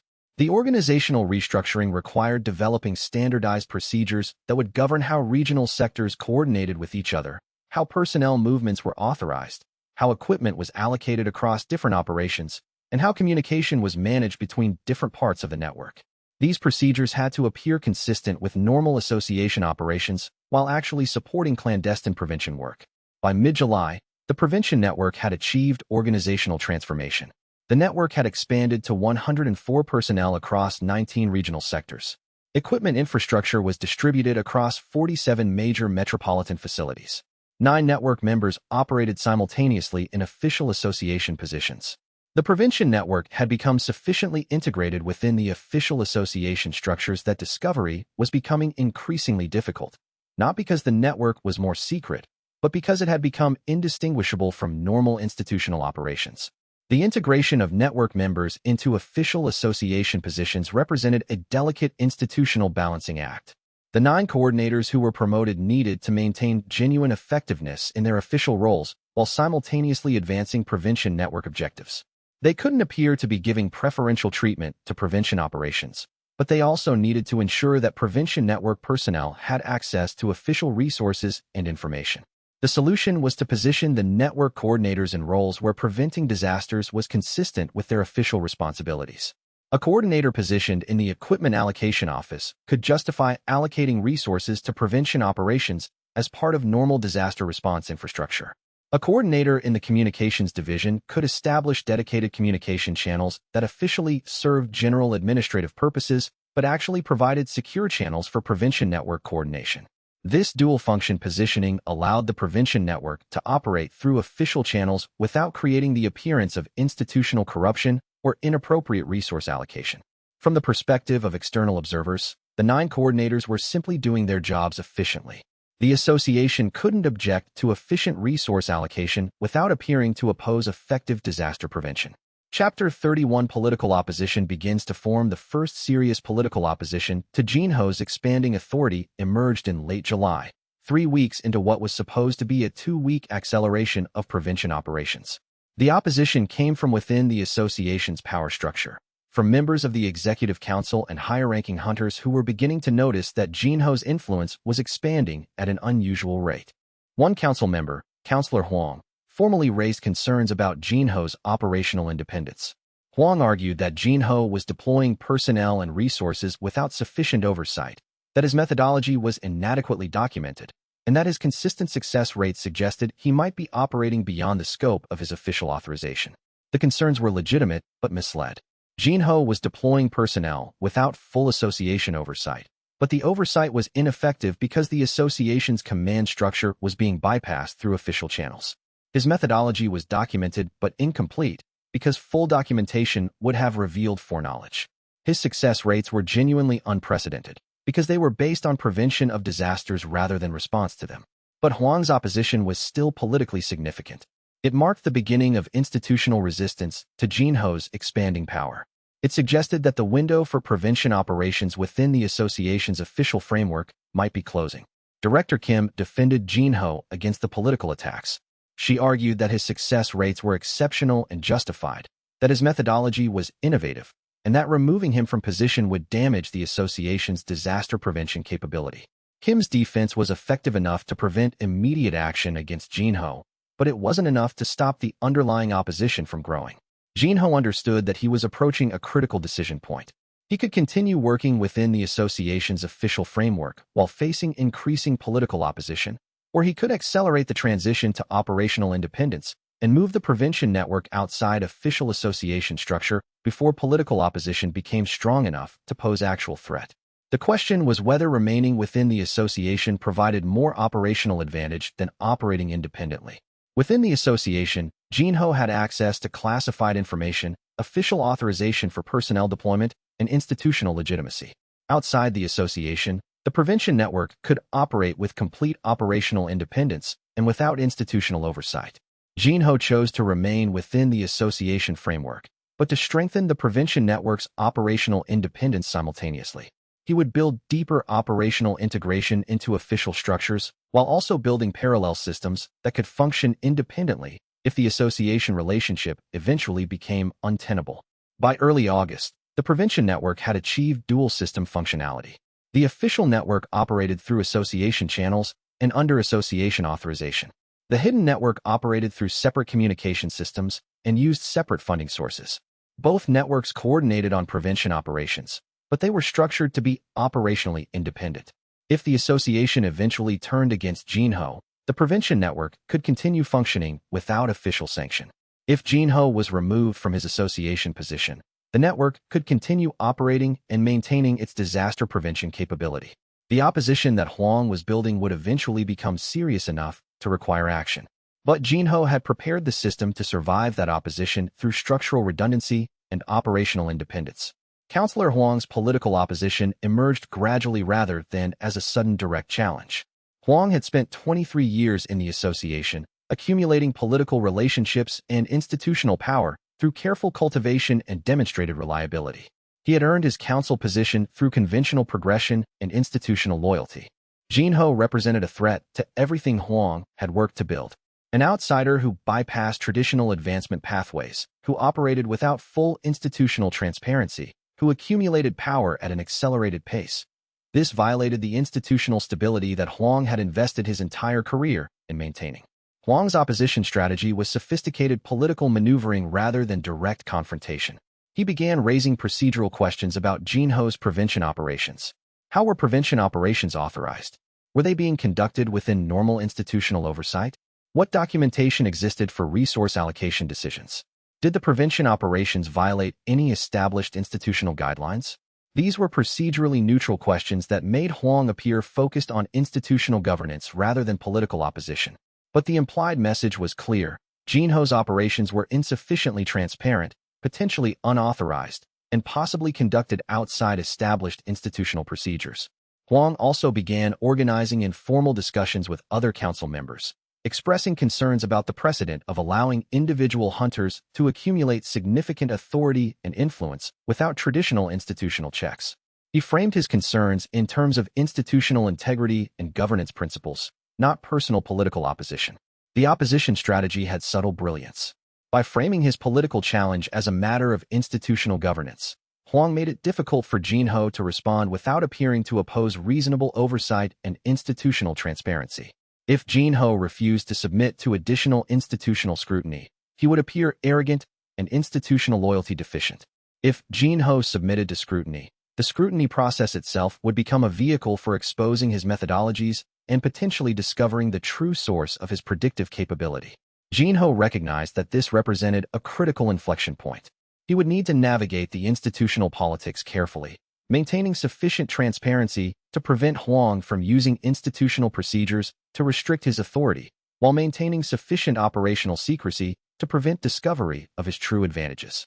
The political opposition that Huang was constructing had a subtle weakness. It depended on depicting Jinho as inappropriately secretive and evasive about his methodologies. But Jinho's strategy of exceeding institutional transparency expectations was undermining this narrative. By providing more documentation than requested and inviting greater scrutiny than required, Jinho was making it difficult for Huang to argue that the prevention work was being conducted improperly. The vulnerability in Huang's political position was that institutional success was difficult to challenge directly. Jinho had prevented disasters that would otherwise have killed thousands of people. The association's disaster prevention rate had improved dramatically since Jinho initiated his operations.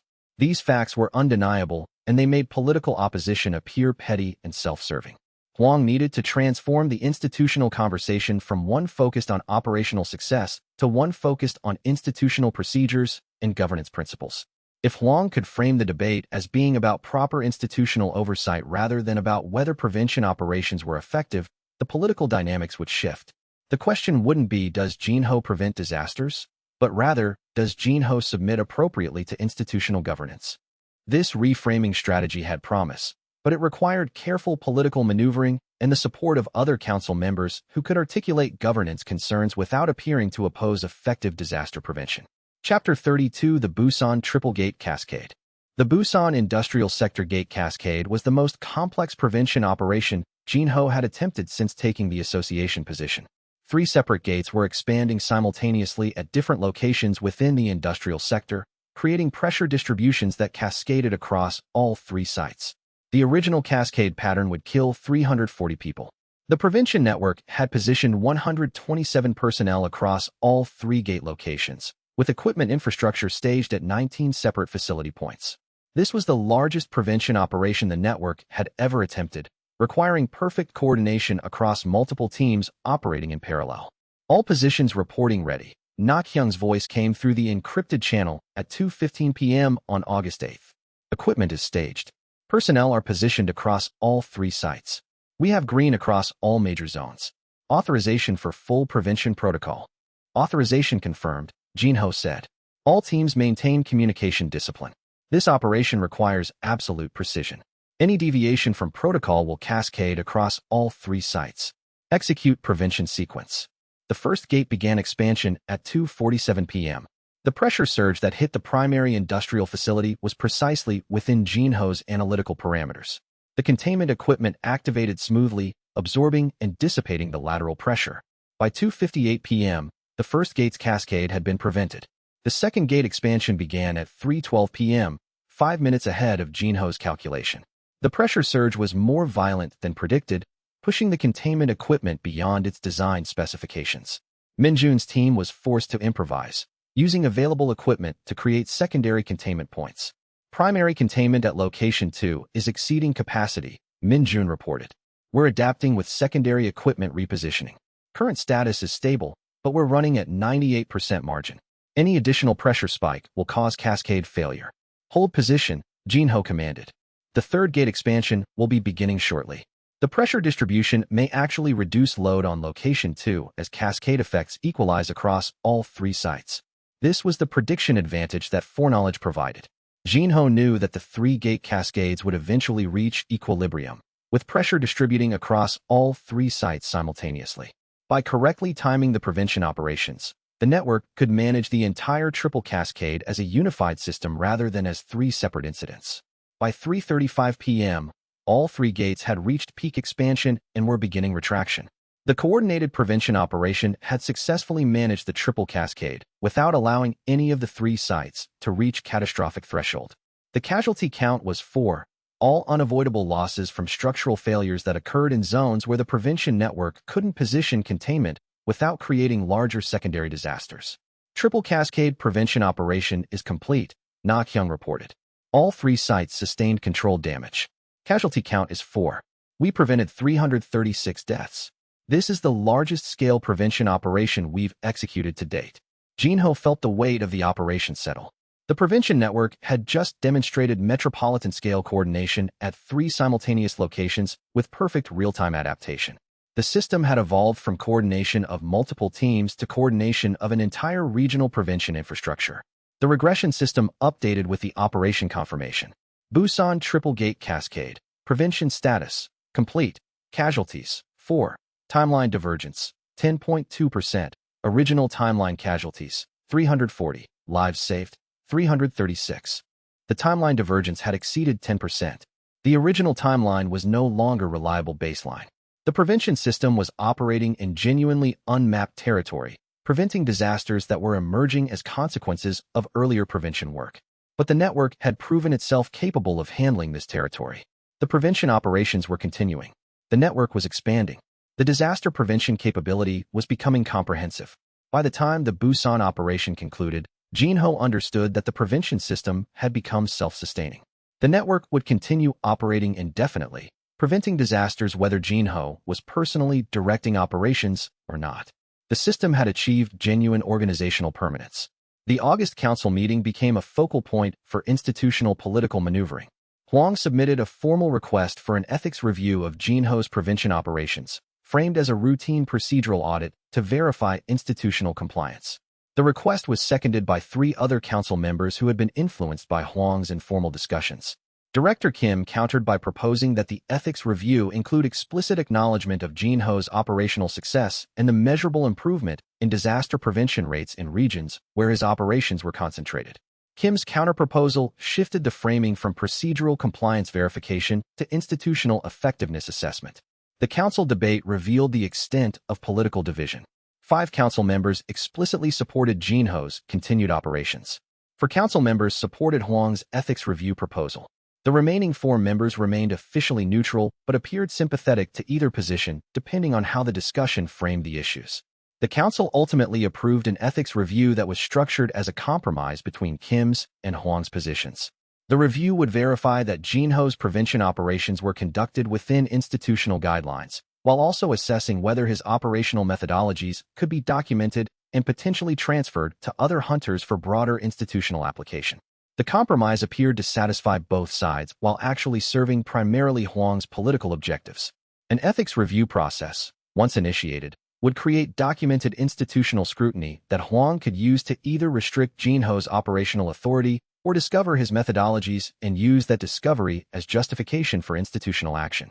Chapter 33 Institutional Scrutiny intensifies. Councillor Huang's political opposition began crystallizing in late August with a formal request for an association ethics review of Jinho's operational activities. The review was framed as a routine procedural audit, but Huang's intent was transparent. He was trying to find evidence of inappropriate behavior that could be used to justify removing Jinho from his position. The ethics review began with request for detailed documentation of personnel deployments, equipment staging, and resource allocation decisions.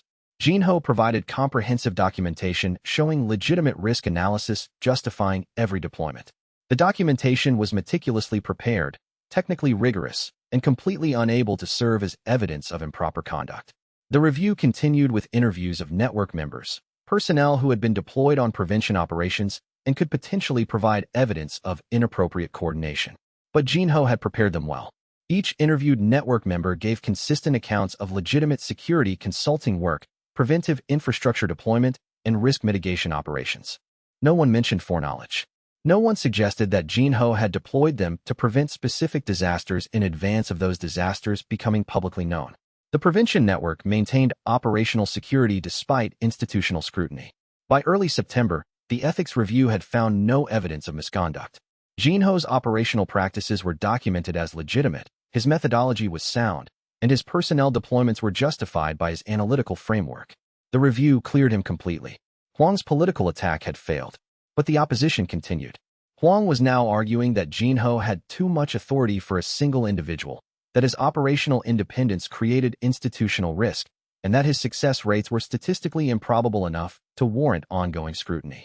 These arguments were harder to counter with documentation because they were fundamentally political rather than procedural. Huang wasn't trying to prove Jinho had done anything wrong. He was trying to create institutional pressure strong enough to force Jinho to accept reduced authority. Director Kim continued defending Jinho, but her defense was becoming increasingly strained. She couldn't indefinitely protect Jinho against political pressure without providing justification beyond his success rate. She needed Jinho to provide her with political leverage, evidence that his operational methods were serving association interests in ways that went beyond simple disaster prevention. The solution was to bring Jinho's work more directly into the association's public narrative.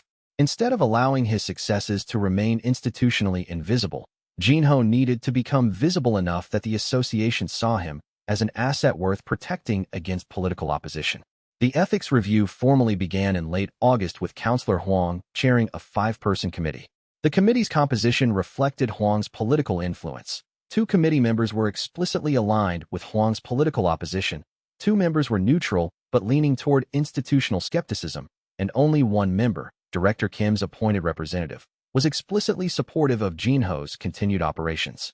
Huang structured the review as a systematic examination of 3 core areas: operational authorization procedures, methodology verification, and resource allocation justification. Each area was examined in meticulous detail, with the committee requesting extensive documentation and demanding increasingly specific technical explanations. The fundamental problem the committee faced was that Jinho's prevention operations had been demonstrably successful. Multiple gates that would have caused disasters had been prevented. Hunter casualty rates in regions where Jinho operated were measurably lower than in regions without prevention operations. The association's overall institutional effectiveness had improved since Jinho initiated large-scale prevention work. This created a logical inconsistency in the committee's approach. They wanted to restrict or regulate Jinho's operations while simultaneously acknowledging that those operations produced exceptional results. The committee couldn't argue that the methodology was inappropriate while the results were undeniably successful. Huang resolved this contradiction by constructing an argument that didn't directly attack the methodology's effectiveness, but instead questioned the sustainability of operations that appeared to require Jinho's personal involvement. If Jinho's methodologies couldn't be systematized and transferred to other hunters, how would the association maintain the exceptional disaster prevention rates that his operations had achieved? This argument had strategic brilliance. It appeared to be constructively focused on institutional sustainability, while actually implying that Jinho's exceptional results suggested he possessed knowledge or capability that he wasn't sharing with the institutional leadership. The question of how prevention operations could be continued without Jinho's personal involvement was really asking what hidden advantage Jinho possessed that made his operations exceptional. Jinho responded by providing increasingly detailed documentation of his methodology, expanding his explanations beyond what the committee requested, and volunteering additional technical information about his analytical processes. He was deliberately exceeding institutional expectations for transparency, making it progressively difficult for Huang to argue that Jinho was inappropriately hiding his operations. The ethics review continued throughout August and into September, with each committee request met by more comprehensive documentation, each technical question answered with more detailed analysis. By September, the review had accumulated hundreds of pages of documentation describing Jinho's prevention operations in extensive detail. The committee's investigation also created an unexpected institutional benefit for Jinho. The extensive documentation that Huang was requesting became part of the association's official records. This documentation could later be cited as evidence that Jinho's operations had been formally reviewed and approved by the ethics committee. If Huang eventually attempted to restrict Jinho's operational authority based on supposed methodological concerns, Jinho could cite the ethics committee's approval as institutional legitimation of his operations. The very documentation that Huang was using to investigate Jinho's methods would become evidence in Jinho's defense if future institutional challenges arose. The documentation also served another purpose. It provided detailed written record of Jinho's explanations for his methodologies. If Jinho's accounts were inconsistent over time, the documentation would create a permanent record of what he had claimed at any specific moment. This reduced the risk that Jinho would accidentally contradict himself in future institutional interactions. The ethics review process, despite being initiated by Huang as political opposition, was actually becoming institutionally advantageous to Jinho. The formal review was creating official certification that his operations were appropriate and well documented. Chapter 34 Council membership challenges the opportunity to increase Jinho's visibility came through a council seat that opened when one of the older members retired. Director Kim nominated Jinho for the position. The nomination was controversial. Jinho lacked the traditional career progression and rank status that council membership typically required, but Kim's sponsorship was strong enough to move the nomination forward. Councillor Huang immediately opposed the nomination. He argued that Jinho was too young, too independent, and too controversial to sit on the council. He suggested that council membership would give him too much institutional authority and that his operational methods would be constrained by council responsibilities. The opposition was politically motivated, but it had legitimate institutional concerns. Huang was right that Jinho's operational independence was incompatible with council membership responsibilities. A council member was supposed to serve institutional interests rather than pursue independent agendas. Jinho couldn't do both simultaneously. But accepting the council position would provide political protection against opposition like Huang's. It would give Jinho institutional legitimacy and authority. It would transform him from an outsider operating within official frameworks to an insider with genuine institutional power. Jinho decided to accept the council position with full awareness of what it meant for his operational independence. He would become a council member, which would constrain his ability to conduct independent prevention operations. But the constraint would be worth accepting in exchange for the institutional protection and authority. The vote for council membership was scheduled for late September. The outcome was uncertain. There were enough council members undecided that the vote could go either way. But if the vote passed, Jinho would become one of the association's highest-ranked officials, with genuine institutional power and political authority. The political process moved forward through September. Director Kim campaigned for Jinho's nomination. Councillor Huang campaigned against it. Other council members positioned themselves based on what they thought the vote would mean for their own interests.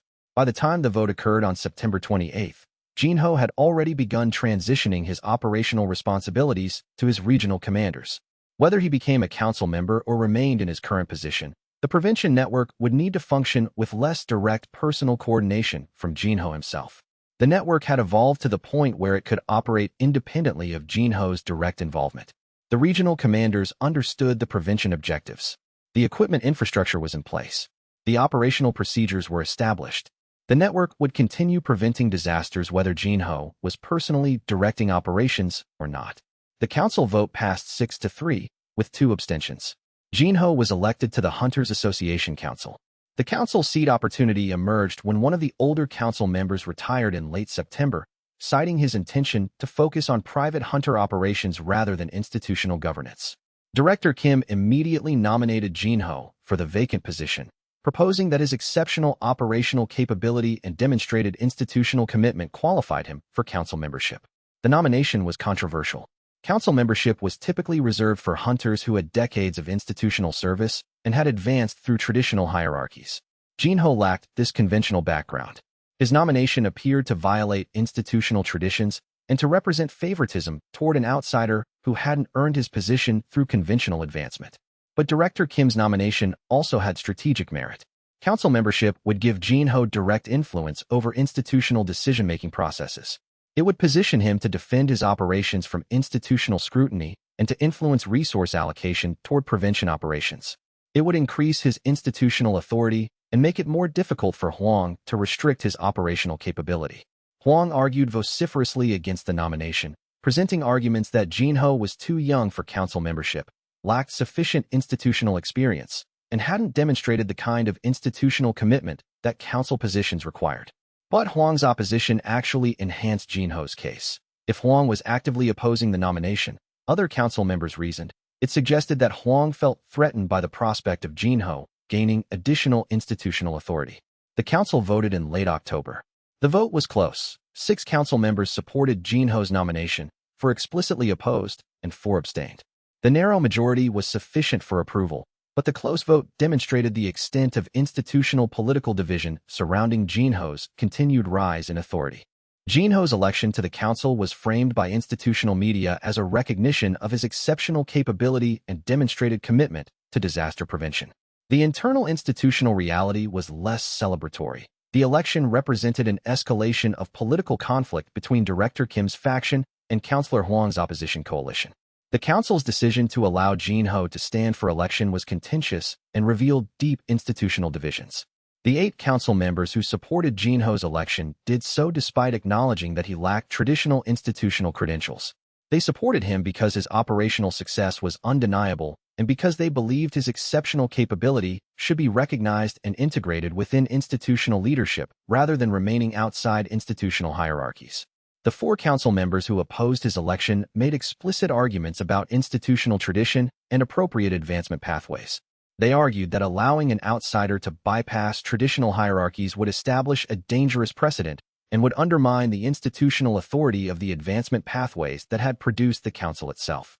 The council vote in late October was closer than Jinho would have preferred, but the outcome was decisive. A 6-4-4 split demonstrated that Jinho had institutional support sufficient to gain council membership, but it also demonstrated that approximately 40% of the council either opposed his elevation or remained undecided about it. This political division would have implications for future institutional conflicts. If Huang could consolidate the 4 opposing votes and convince one of the 4 abstaining members to join the opposition, he would have 5 votes, enough to block future institutional initiatives that Jinho proposed. Council authority required majority support, and Jinho's political coalition was secure but not overwhelming.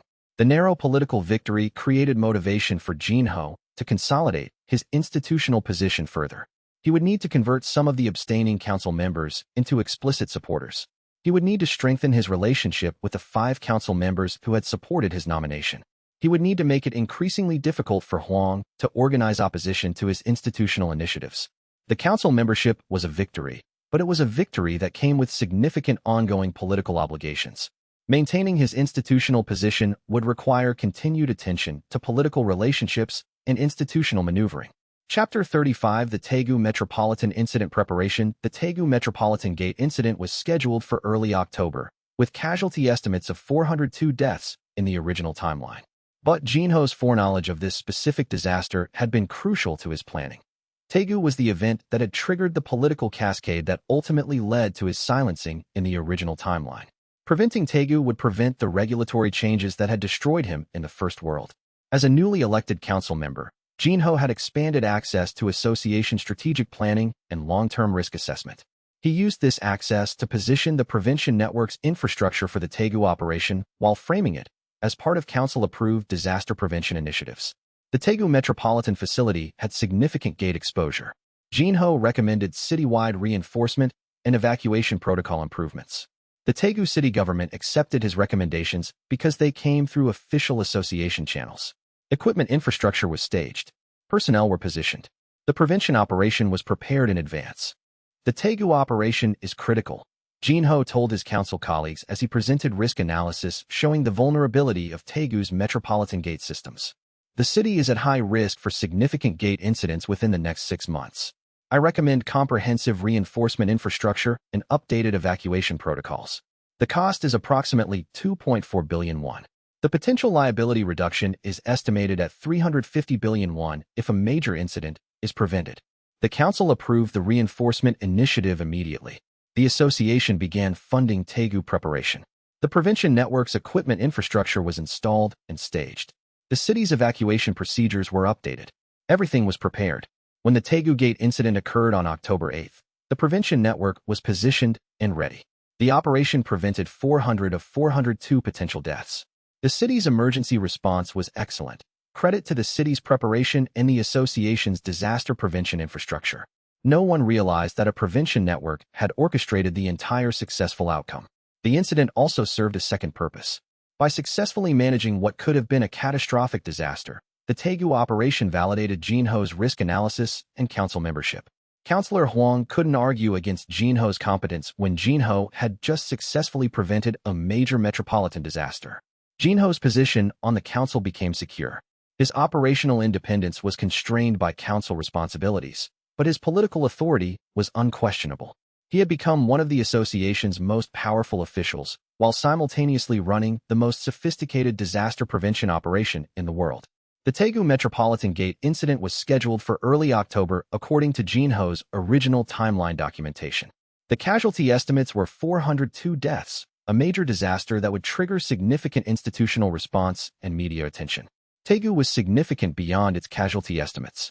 The disaster had been one of the key events that motivated Jinho's initial decision to attempt to warn the association decades earlier in the original timeline. His attempt to warn them about the Taegu incident had been the event that triggered his institutional silencing. The association's leadership had explicitly forbidden him from discussing the Taegu disaster or attempting to prevent it. In this timeline, Jinho had the opportunity to prevent the exact disaster that had motivated his original warning attempt. The prevention operation was complex. The gate was located in a densely populated metropolitan area with difficult operational terrain and significant structural complications. Containing the disaster would require unprecedented coordination and hunter deployment. The prevention operation also offered strategic opportunity. A successful Taegu prevention operation would prevent a major disaster that would otherwise generate massive media attention and institutional scrutiny. It would save 402 lives while simultaneously advancing Jinho's institutional authority and credibility. A disaster prevented in Taegu would be an invisible success. No one would know how many lives were saved because the disaster would never be publicly acknowledged. Jinho's planning for the Taegu operation extended back to early October. He began pre-positioning equipment and personnel in advance, establishing coordination infrastructure, and developing specialized methodologies for managing gate containment in the complex metropolitan environment. The operation became the largest that the prevention network had attempted to date. The coordination requirements stretched the prevention network's capabilities to their practical limits. 147 hunters would be deployed across 43 operational zones. 11 support coordinators would manage evacuation procedures. 19 equipment specialists would position containment infrastructure. 64 communication coordinators would manage real-time operational adaptation.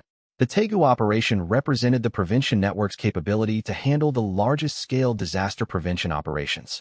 Success would demonstrate that the network could operate at metropolitan scale with precision containment and minimal casualties. Failure would potentially result in significant loss of life and institutional exposure of the prevention network's existence. The Tegu prevention operation became a defining moment for the prevention network's transition from operational concept to institutional reality. The network had demonstrated capability in smaller operations throughout June and July. The Incheon operation had proven that the network could handle large-scale coordination challenges.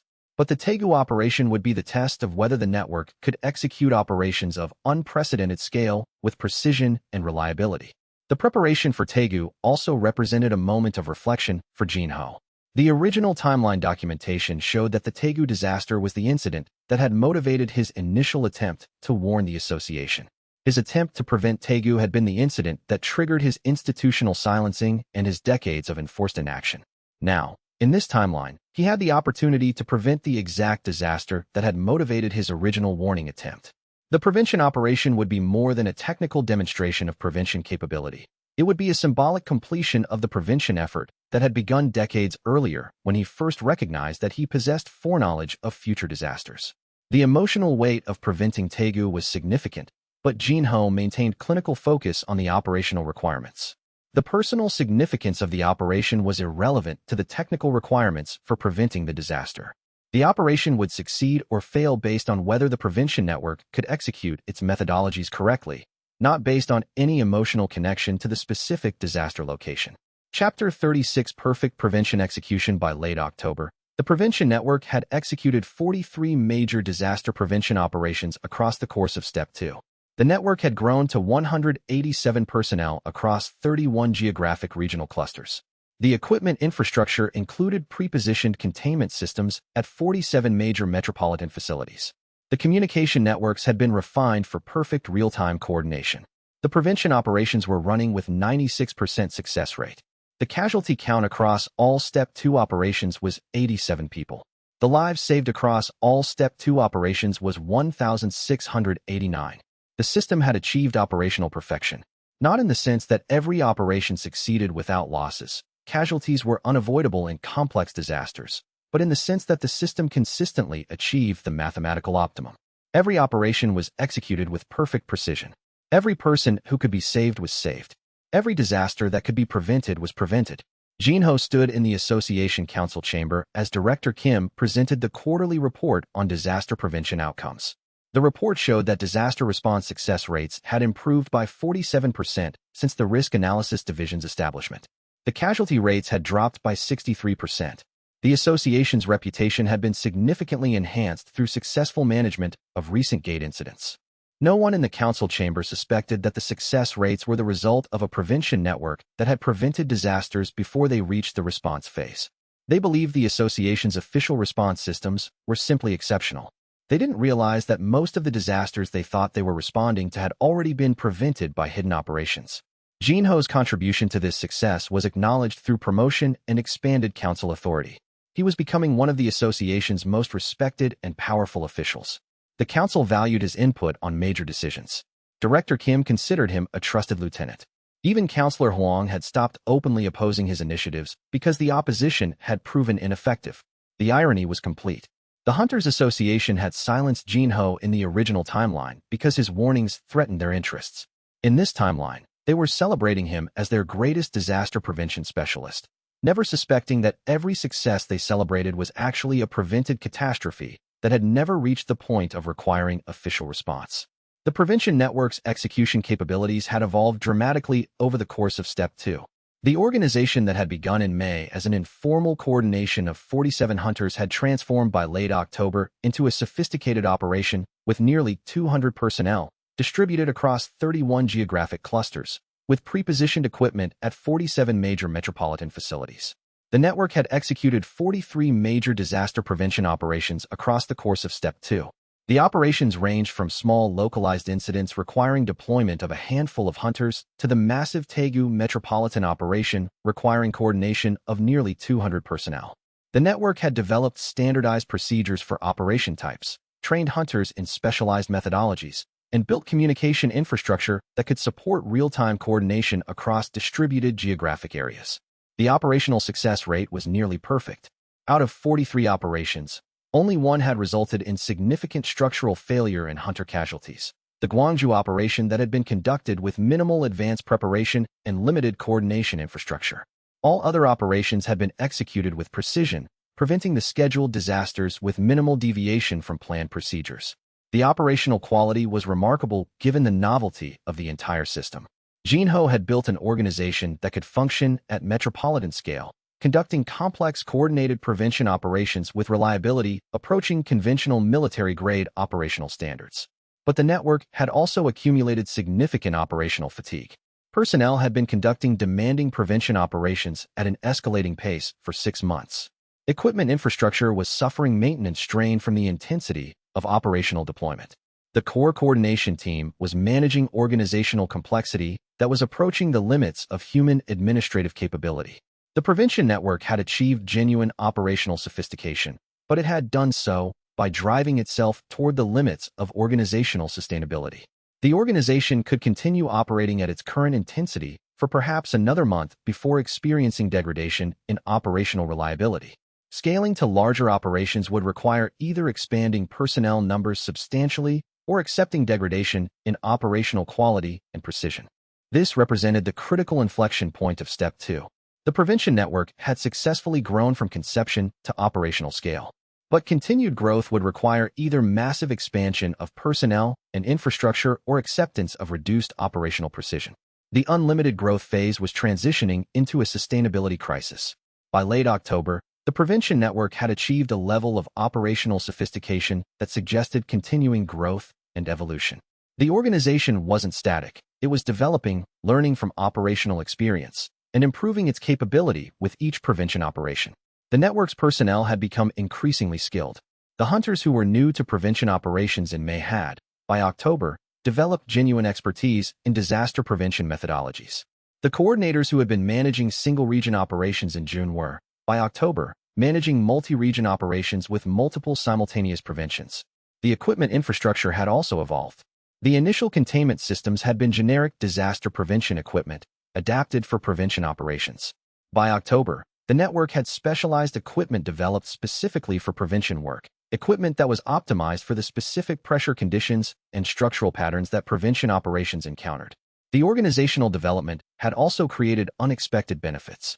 As the prevention network had grown and become more sophisticated, it had attracted more highly skilled personnel.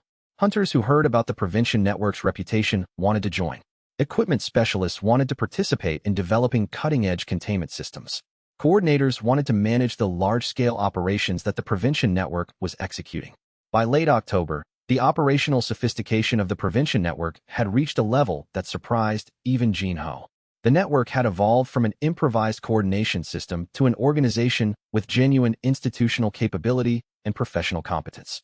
The hunters who composed the network had evolved from individuals learning prevention methodologies to genuine disaster prevention specialists with years of relevant experience. The network's success came with an unexpected complication. Success created expectations for future success. Personnel expected to continue executing successful prevention operations. Stakeholders expected the prevention network to prevent future disasters with the same precision and reliability that it had demonstrated through Step 2. This success-based expectation created organizational pressure.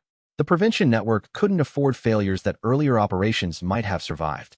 Institutional observers would interpret any failure as evidence that the prevention network's high success rate had been an anomaly or that Jinho's methodology was less reliable than previously understood. The success of Step 2 had created a situation where Step 3 would face higher institutional and operational expectations. The prevention network would need to continue achieving exceptional results while facing increased institutional scrutiny and higher operational demands. The organizational foundation that had been built in Step 2 would need to sustain operations under increasingly challenging conditions. Chapter 37 Assessment of Prevention Capabilities. As Step 2 reached conclusion in early November, Jinho conducted a comprehensive assessment of the prevention network's capabilities. The analysis showed that the network had evolved significantly beyond what Jinho had originally envisioned. The network was no longer purely dependent on Jinho's foreknowledge. Genuine analytical capabilities had been developed that allowed prevention of disasters beyond the original timeline's documentation. The system had proven itself capable of real-time adaptation, handling emergent threats, and coordinating operations across multiple simultaneous sites. The regional commanders had developed independent operational capability. They understood prevention methodology well enough to implement prevention strategies without direct instruction from Jinho. The network had achieved organizational maturity. The equipment infrastructure was sophisticated enough to handle unprecedented disaster types. The containment systems that CO had developed could be adapted to handle varied pressure distributions and unusual cascade patterns. The equipment was becoming a genuine general-purpose prevention infrastructure. The communication systems were secure and reliable. The network could coordinate operations in real time across multiple geographic regions without detection or interference. Information security was maintained despite the scale of the organization. The financial infrastructure was sustainable. The network was generating sufficient revenue through legitimate security consulting contracts that it no longer depended on Jinho's original insurance settlement funding. The organization could sustain itself indefinitely. The personnel were committed and competent. The network members understood their roles and executed them with professional precision. Retention rates were exceptionally high. The organization had achieved genuine stability in its human resources.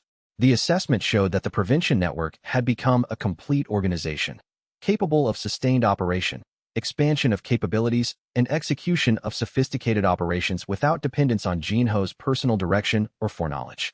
Step 2 concluded with the prevention system having achieved organizational permanence. The network would continue existing and continuing prevention operations regardless of whether Jinho remained personally involved. Jinho conducted a comprehensive assessment of the prevention network's capabilities as Step 2 approached conclusion in November. The assessment examined organizational structure, personnel capability, equipment infrastructure, operational methodology, and sustainability projections. The organizational analysis revealed that the prevention network had evolved into a sophisticated administrative system capable of managing operations at metropolitan scale. The 5 regional command sectors operated with relative autonomy while remaining strategically aligned with Jinho's overall prevention objectives. The sector directors had developed genuine leadership capability and could execute operations with minimal direct oversight from Jinho. The personnel analysis was more complex. The network had grown to 187 personnel, but there were qualitative differences in capability and commitment across different personnel tiers. The core coordination team, Nakyung and 4 other senior coordinators, possessed sophisticated understanding of prevention operations and could function with substantial autonomy. The 31 sector directors had developed genuine operational capability and could manage operations within their assigned geographic areas. The remaining 151 personnel were capable hunters and support staff, but many possessed only basic understanding of the prevention operation principles and would require centralized guidance for operations falling outside their specific training. The equipment infrastructure was increasingly sophisticated. The network had 47 major facilities with pre-positioned containment systems. The equipment had been specialized for different disaster types and different geographic environments. The supply chain for equipment maintenance and replacement had been integrated into the association's official infrastructure through the 9 network members positioned in official association roles. The assessment concluded that the prevention network had achieved a relatively stable equilibrium. The organization could sustain its current operational intensity for an extended period without degradation, could execute operations at its demonstrated metropolitan scale, and could support expansion to approximately 250 personnel without requiring fundamental structural change. But the assessment also identified a troubling finding. The prevention network had begun developing institutional momentum independent of Jinho's direct control. Personnel who had been recruited primarily because of their commitment to prevention goals were increasingly making operational decisions based on organizational efficiency and institutional survival rather than purely on prevention effectiveness. The network was evolving from a pure prevention system into a complex organization with its own institutional interests and its own logic. The network's growth trajectory had exceeded initial projections. In May, Jinho had estimated that a functional prevention network might eventually grow to 70 or 80 personnel, with perhaps a dozen regional clusters. The actual growth to 187 personnel across 31 clusters represented a threefold expansion beyond conservative estimates. The organizational complexity created by this growth was substantial. The initial network had functioned through direct personal relationships. Jinho knew each member, understood their individual strengths and limitations, could make personnel decisions based on detailed personal knowledge. By November, Jinho knew perhaps half the Prevention Network's personnel by name, and his direct personal knowledge of many coordinators was limited to professional interaction. This represented a fundamental shift in organizational governance. The Prevention Network could no longer be managed through personal relationships. It required formal procedures, documented decision-making processes, and institutional structures that could function independently of personal relationships and individual personalities. The assessment also revealed operational patterns that suggested the Prevention Network was reaching capacity constraints. The average time to deployment for emergency prevention operations had increased from 3 hours in May to 7 hours by November as the network's complexity expanded. Real-time tactical coordination that had been handled through direct communication was now requiring documentation and procedural formalization. These capacity constraints suggested that further growth would require either technological enhancement of coordination systems or structural reorganization that would reduce the network's overall responsiveness. Chapter 38 International Expansion Considerations. As Jinho's power and authority within the Korean Hunters Association expanded, he began receiving intelligence about gate incidents and hunter movements in other countries. The association maintained diplomatic relationships with international hunter organizations, and classified information about global gate activity occasionally surfaced in council briefings.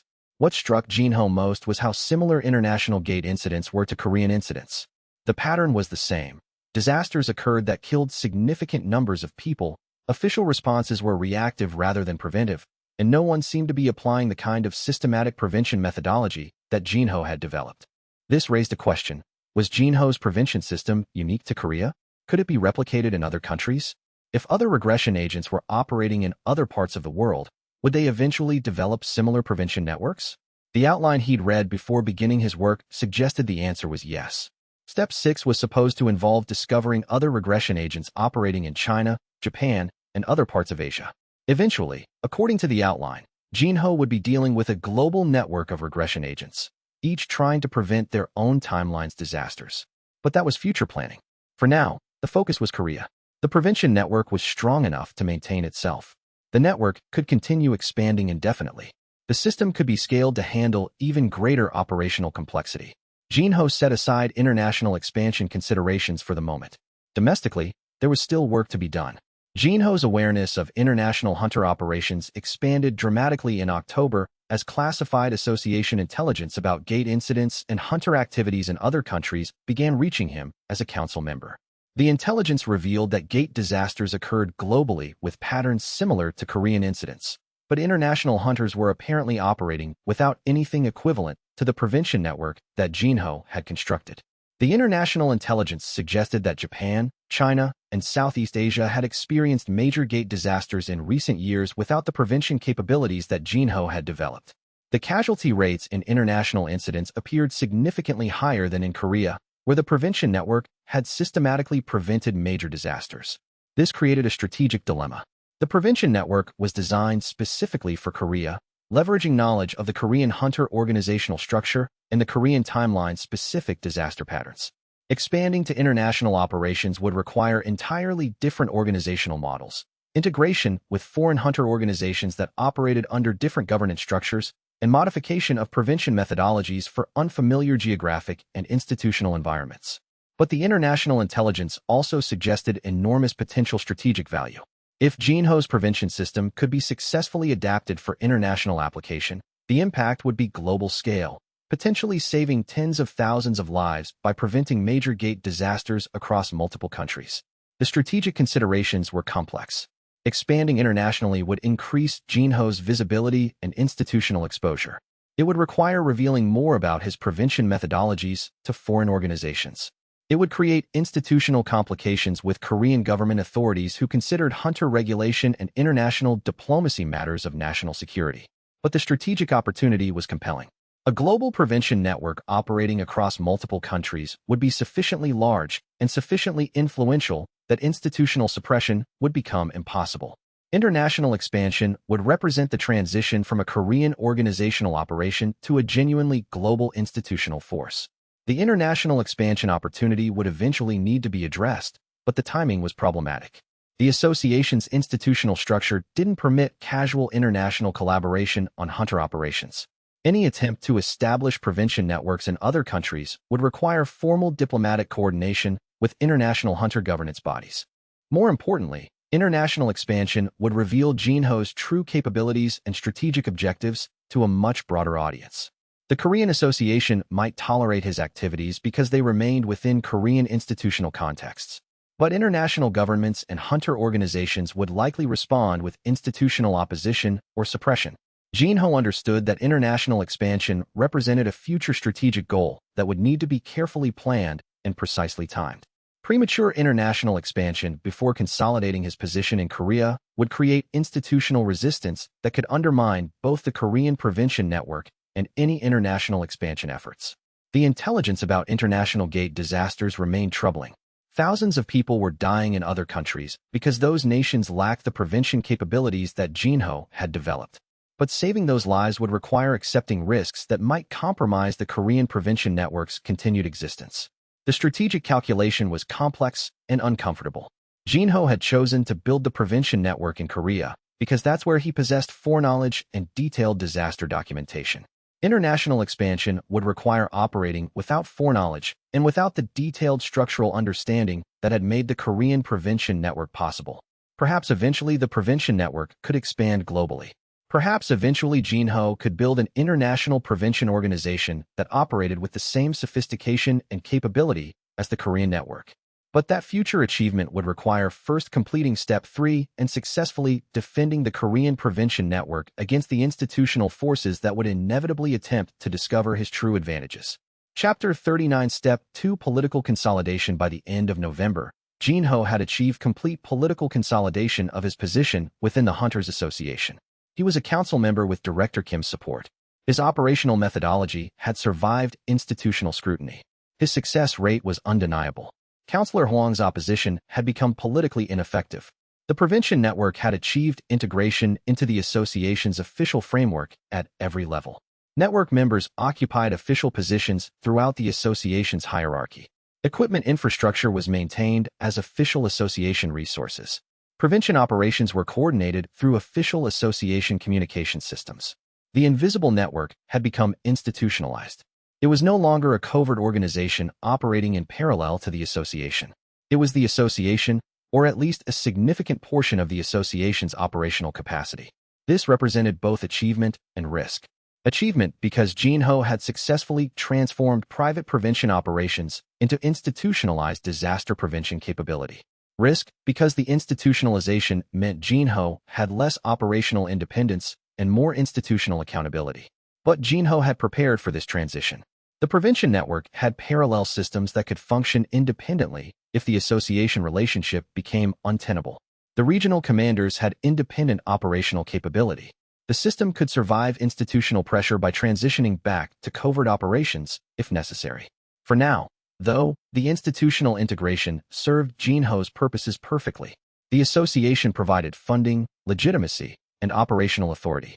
In exchange, the prevention network continued protecting Korea from major gate disasters with operational invisibility. By the end of November, Jinho had achieved complete political consolidation of his position within the Hunters Association.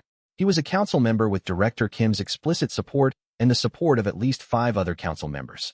His operational methodologies had survived institutional scrutiny through the ethics review process. His success rate was undeniably exceptional and was recognized by the institutional leadership as unprecedented in association history. Councillor Hwang's political opposition had effectively stalled by November.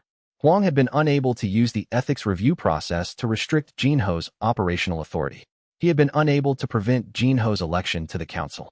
He remained on the council and maintained the support of his political faction, but he had been unable to translate his opposition into institutional restrictions on Jinho's activities. The political consolidation had been achieved through a combination of operational success, careful institutional maneuvering, and sufficient transparency to prevent Hwang from using institutional procedures as justification for institutional action. Jinho had demonstrated that he could operate effectively within institutional constraints while simultaneously maintaining his position as the most effective disaster prevention operator in the association's history. The political consolidation also meant that Jinho had achieved a position of genuine institutional power. As a council member with demonstrably exceptional capability and with Director Kim's support, Jin-ho could influence institutional policies, resource allocation decisions, and organizational priorities. He could use his institutional position to defend the prevention network and to advance prevention operations as official institutional policy.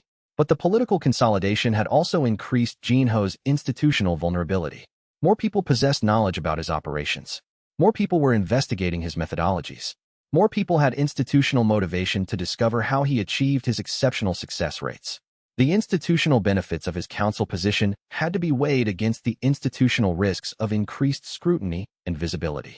The political consolidation process had required substantial effort and careful institutional maneuvering. Jin-ho had submitted to ethics review scrutiny, provided extensive methodology documentation, accommodated institutional oversight procedures, and demonstrated through visible operational success that his prevention methodologies were effective and appropriate. Huang had attempted to use institutional procedures to restrict Jin-ho's authority, but the attempt had ultimately failed because Jin-ho's operations were undeniably successful. The association's institutional leadership couldn't justify restricting operational methodologies that prevented disasters and saved thousands of lives. Institutions evolved slowly, but they ultimately responded to demonstrated success. The consolidation had also required cultivating relationships with other council members beyond Director Kim's explicit support.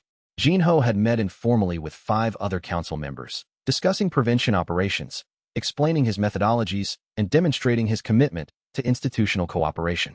These conversations were carefully managed. Jin-ho shared sufficient information to demonstrate that his operations were legitimate and effective without revealing the true source of his predictive capability. He explained his prevention methodologies in terms of advanced analytical frameworks and comprehensive sensor networks, descriptions that were technically accurate while fundamentally misleading about the role of foreknowledge. By November, he had successfully cultivated support from at least 5 council members beyond Kim's explicit backing. This support wasn't unconditional. These council members would abandon Jin-ho if his operations ever became genuinely controversial or if institutional leadership demanded it. But for the immediate term, Jin-ho had sufficient institutional support to prevent Huang from using council procedures to restrict his operational authority. The political consolidation represented a significant achievement. Jin-ho had transformed his position from that of an exceptional individual hunter operating outside institutional structures to a council member integrated within the institutional leadership. The integration brought both advantages and vulnerabilities.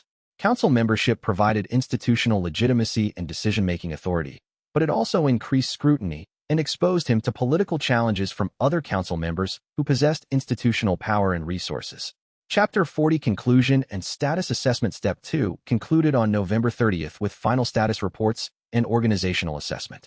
The prevention network had expanded from 47 personnel to 187 personnel across 31 geographic regional clusters. Equipment infrastructure now covered 47 major metropolitan facilities with pre-positioned containment systems. Communication networks had evolved to support perfect real-time coordination across multiple simultaneous operations. Major disasters prevented in Step 221, 12 originally documented, 9 emergent new disasters. Total lives saved, 1,689. Total casualties accepted, 87.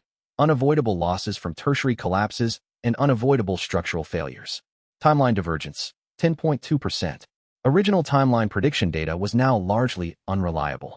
The prevention system had evolved to handle emergent threats through genuine analytical capability rather than foreknowledge alone. Official institutional status. Jin-ho was now a council member of the Hunters Association with Director Kim's support and expanded operational authority. The prevention network was institutionalized within the association framework with seamless integration across all levels of the organization. Political position, stable and secure. Councillor Huang's opposition had been rendered ineffective. No serious institutional opposition remained. Operational capability assessment, mature and sustainable. The network could continue independent operation without Jin-ho's direct involvement. Regional commanders had developed sufficient capability to manage major operations. Equipment infrastructure was sophisticated and adaptable. Personnel were committed and competent. Financial sustainability, excellent. The network's legitimate security consulting contracts generated sufficient revenue to sustain indefinite operation without dependence on external funding. The prevention system had achieved organizational permanence. It would continue existing and continuing prevention operations regardless of future circumstances. Final Step 2 Summary: 21 major disasters prevented, 12 originally documented, 9 emergent new disasters, 1,689 lives saved, 187 personnel in active network integrated into official association structure, 31 geographic regional clusters with distributed command authority. Official institutional framework established within Hunters Association. Prevention system functioning independently of original timeline data. Timeline divergence at 10.2%. Original timeline documentation unreliable. 4 new predictions. System ready for Step 3. Association takes notice and authority conflict. Step 2 concluded on November 30th with comprehensive status reports and final organizational assessment. The prevention network had achieved dramatic expansion and operational success. Personnel had expanded from 47 initial members to 187 distributed across 31 geographic regional clusters. Equipment infrastructure had grown from minimal initial resources to 47 major metropolitan facilities with pre-positioned containment systems. The network had established integration points in 9 official association positions, providing the prevention organization with access to official resources and communication systems. Operational capability had advanced from proof-of-concept demonstrations in May to metropolitan-scale disaster prevention operations by October. The network had executed 43 major prevention operations, preventing disasters that would otherwise have caused over 12,000 deaths according to original timeline casualty estimates. The operational success rate was 97.7%, with only one operation resulting in significant casualties and structural failure. Institutional political consolidation had progressed from complete institutional ignorance of the prevention network's existence to Jinho's elevation to council membership and establishment of a stable political coalition supporting continued prevention operations. Political opposition from Councillor Huang remained viable, but had been temporarily contained through Jinho's demonstrated operational success and institutional maneuvering. The prevention network's sustainability had transitioned from question to relative stability. The organization had evolved from a pure prevention system operated according to Jinho's direct oversight to a complex organizational structure with distributed decision-making and growing institutional momentum independent of Jinho's personal involvement. This evolution represented both progress and risk. The network was now capable of functioning independently, but it was also becoming increasingly difficult to control completely. The status assessment identified that continued prevention operations would require either accepting reduced operational quality as the network approached sustainability limits, or conducting substantial expansion of personnel and equipment infrastructure. The decision about Step 3 would determine which path the prevention network would pursue. As Step 2 closed, Jinho reviewed the files from the original timeline that had motivated his initial prevention work. The association leadership who had silenced him, the institutional structures that had prevented his warnings from being heard, the people who had died because his knowledge had been suppressed. All of these seemed distantly related to the institutional position he now occupied. He held genuine institutional power. He commanded organizational resources that could prevent disasters at unprecedented scale. He had demonstrated that his prevention methodology was viable and effective. Step 2 had established the foundations for operations that would eventually expand beyond anything that Step 1 had envisioned. But the cost of this power was becoming increasingly visible. The prevention network had begun developing institutional logic independent of prevention goals. Personnel were becoming motivated by organizational expansion and survival rather than purely by the commitment to saving lives. The institutional visibility that gave him power also created institutional vulnerability to discovery of his true advantages. Step 2 had been successful. Step 3 would be considerably more complex. The transition from building organizational capability to using that capability to defend against institutional forces would test whether the prevention network had been designed for sustainability or only for expansion. Operational reflection: the transition from Step 1 to Step 2 had fundamentally altered the nature of Jinho's prevention work. What had begun as an individual effort to prevent predetermined disasters had evolved into a complex organizational system with its own institutional momentum and political complexity. The prevention network had achieved genuine operational sophistication. The organization could conduct large-scale disaster prevention operations with reliability and precision that approached military-grade operational standards. The personnel had evolved from individual hunters working in coordination to genuine disaster prevention specialists with expertise in methodologies that barely existed 6 months earlier.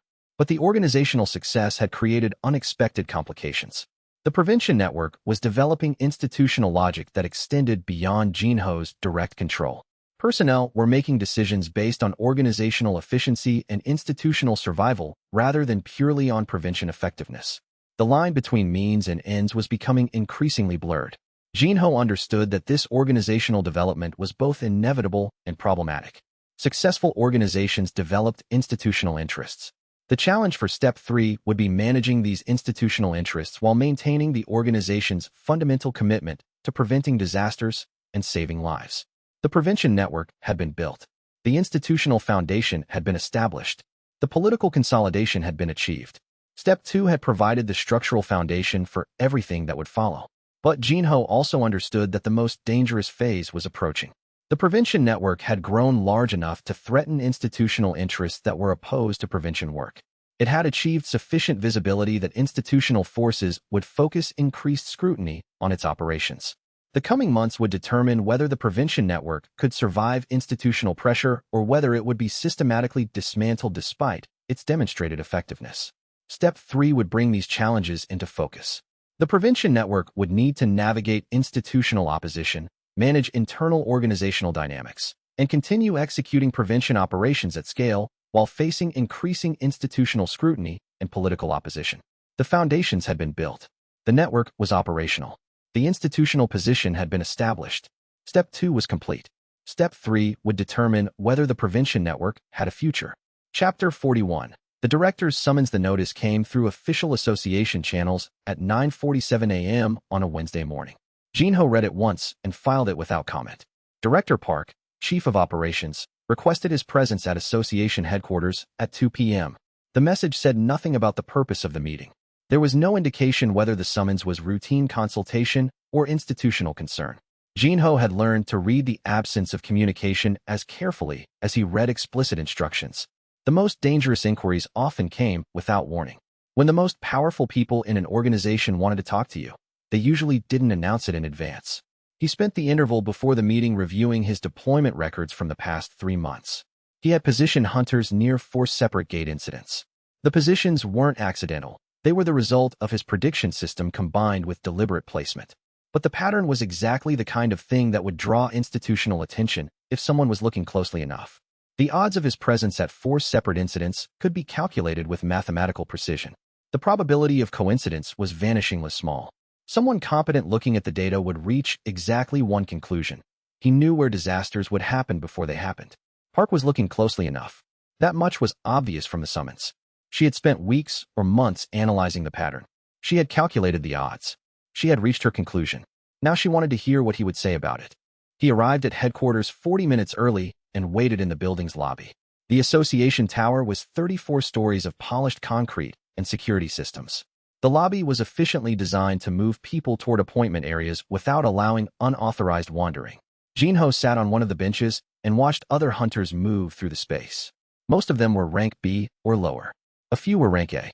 None of them were at his operational level. Rank classification in the association was based on institutional testing rather than actual capability. The system worked well for measuring conventional combat strength and gate response effectiveness. It didn't measure the kind of advantage Jinho possessed, the ability to know what was going to happen before it happened. The awakening system marked him as C1, but the association didn't know that, and he had learned to underperform on evaluations to avoid too much attention. As he waited, Jinho ran probability calculations in his mind. What were the odds Park would directly accuse him of supernatural knowledge? Very low. She was too institutional for that. She would want a plausible explanation. What was the likelihood that she would continue employing him if she suspected foreknowledge? Moderate. Institutions rarely willingly surrendered resources. What were the chances he could construct a narrative that satisfied her without revealing the actual mechanism? High, but only if he was extremely careful about what he claimed and how he framed it. He understood the institutional psychology of this moment. Park was a professional administrator who had achieved her position by recognizing patterns and acting on them. She had identified a pattern in his activities that suggested foreknowledge. She had calculated the odds of coincidence. She had reached a conclusion about what that pattern meant. But now she faced a dilemma. If she accused him directly of supernatural foreknowledge, she would risk looking like she believed in something that didn't exist. If she attacked him openly, she risked losing a valuable resource. The institutional calculus favored accepting his explanation and allowing him to continue if his results were good enough. That was the key insight. He didn't have to convince her that his explanation was true. He only had to make it plausible enough that she could accept it without damaging her institutional credibility. He had to give her a reason to choose belief over skepticism. And the reason was simple. His predictions worked. His recommendations saved lives. The results were undeniable. The elevator ride to the 28th floor was silent. Jinho used the time to construct his response strategy carefully. Park was intelligent. That much was obvious from her track record in the association. She had risen to one of the highest operational positions by recognizing patterns and acting on them. If she had noticed his positioning, she would have calculated probabilities with precision. For separate incidents in 3 months, the odds of luck were vanishingly small. She would want an explanation that accounted for his presence without requiring him to admit to advantages he couldn't explain. She would be looking for a narrative that was credible, testable, and didn't require him to claim supernatural abilities. The assistant at Park's office gestured him through without greeting.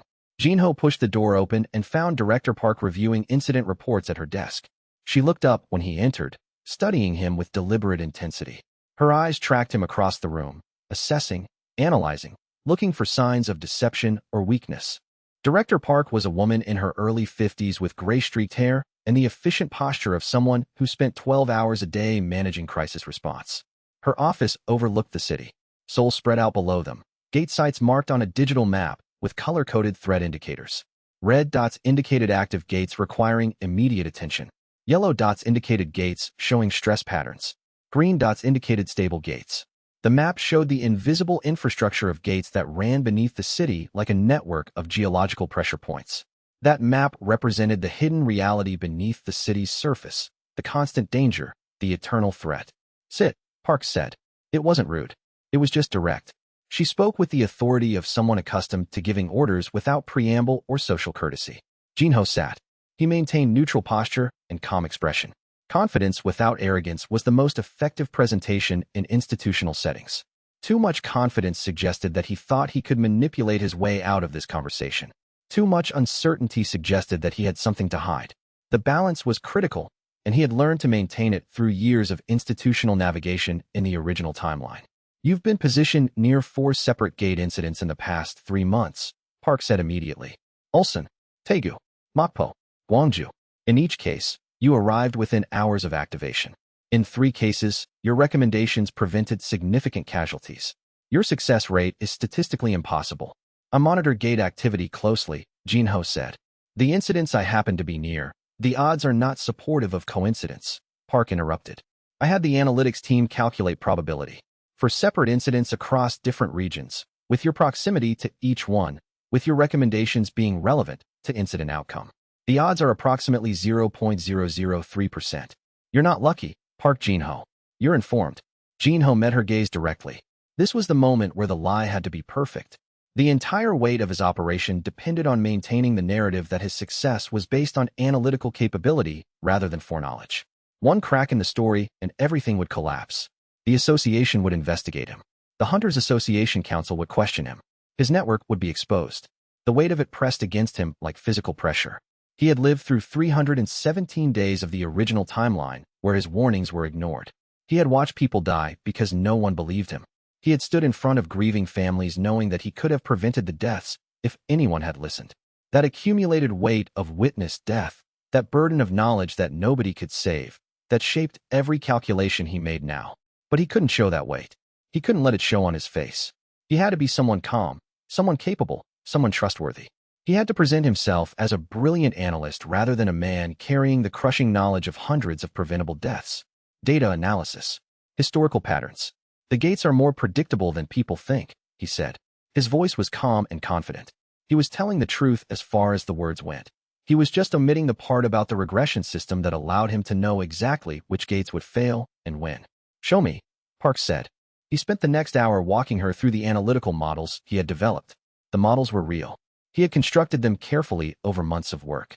They tracked gate behavior through 7 different variables: resonance patterns, seismic activity, water pressure gradients in underground gates, electromagnetic fluctuations, hunter activity in nearby wards, population density pressure on gate boundaries, and seasonal atmospheric conditions.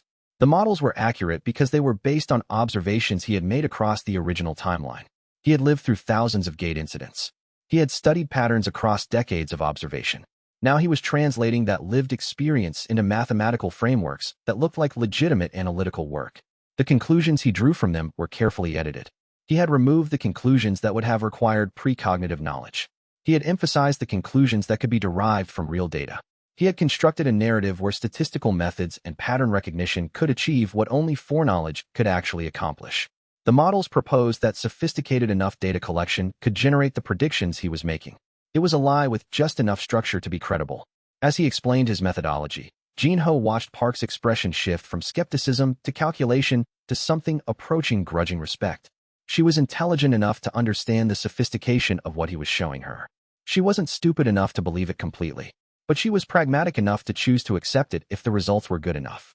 She was a bureaucrat who understood that asking certain questions created problems that weren't worth solving. Park asked detailed questions about the models. How had he calibrated the seismic indicators? What historical data had informed the analysis? What kind of statistical confidence intervals was he working with? The questions were sophisticated and designed to probe for weaknesses in the methodology. Jinho answered with precision. He had constructed the models carefully to withstand this kind of examination. He had done the mathematical work. He had analyzed the historical patterns. He had built the framework that could explain his predictions using entirely legitimate analytical methods. The framework was a lie, but it was a beautiful lie, constructed with mathematical rigor and supported by genuine analytical work. The depth of the deception became clear to Jinho in that moment. He wasn't just lying to Park. He was constructing an entire alternative framework of understanding that was internally consistent, mathematically sound, and capable of generating the exact predictions he needed to make. The deception wasn't a simple matter of claiming to know something. It was a complete analytical system designed to explain his knowledge without revealing its source. Park studied the models carefully, asking specific questions about methodologies. When did he first start developing them? What data sources had he used? How long had testing taken? He answered each question with prepared consistency. The framework was solid. The answers didn't contradict each other. The narrative held together seamlessly because he had constructed it months in advance. These are impressive, Park said finally, but they're not good enough to account for your 3-month success rate. Your recommendations have resulted in preventive actions with 100% accuracy. They're constantly improving, Jinho said. The more data I collect, the more accurate the models become. And I study the gates directly. I visit sites. I talk to hunters. I review incident reports. The patterns become visible if you study hard enough. Park leaned back in her chair and studied him for a long moment without speaking. Jinho could see her processing the information, calculating probabilities, deciding whether his explanation was sufficient. He could see the moment when she made a decision about which questions were safe to ask and which ones created complications she didn't want to deal with. I'm offering you a position, Park said finally. Chief of Risk Analysis, Hunter Association Special Operations Division. You'll have access to every gate report in the country, every disaster prediction from official sources, every hunter deployment schedule. You'll run the analysis team. You'll report directly to me. You'll have a budget of $3 billion per quarter. It was exactly what Jinho needed. It was also a trap. If he accepted, he would be integrated into the institutional structure. His freedom would be constrained by association protocols and oversight procedures. If he declined, Park would continue investigating him until she found something she couldn't ignore. The calculation was instantaneous. The position provided access to classified information that would make his prevention work dramatically more effective. It provided institutional legitimacy for the deployments he was already making. It provided institutional cover for operations that would otherwise draw suspicion. The trap was worth the benefits. I accept, Jinho said. Park smiled with satisfaction. She had just made a significant institutional decision, and Jinho had accepted it immediately. That was part of what made him valuable, his immediate recognition of opportunity and his willingness to commit to the path forward without hesitation or negotiation. Good, Park said. You start Monday. I'll have personnel assignments ready for you.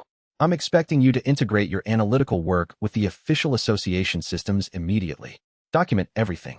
Show me your process. I want this to be seamless from the institutional perspective. Understood, Jinho said. I'll be ready. One more thing, Park said as Jinho was leaving.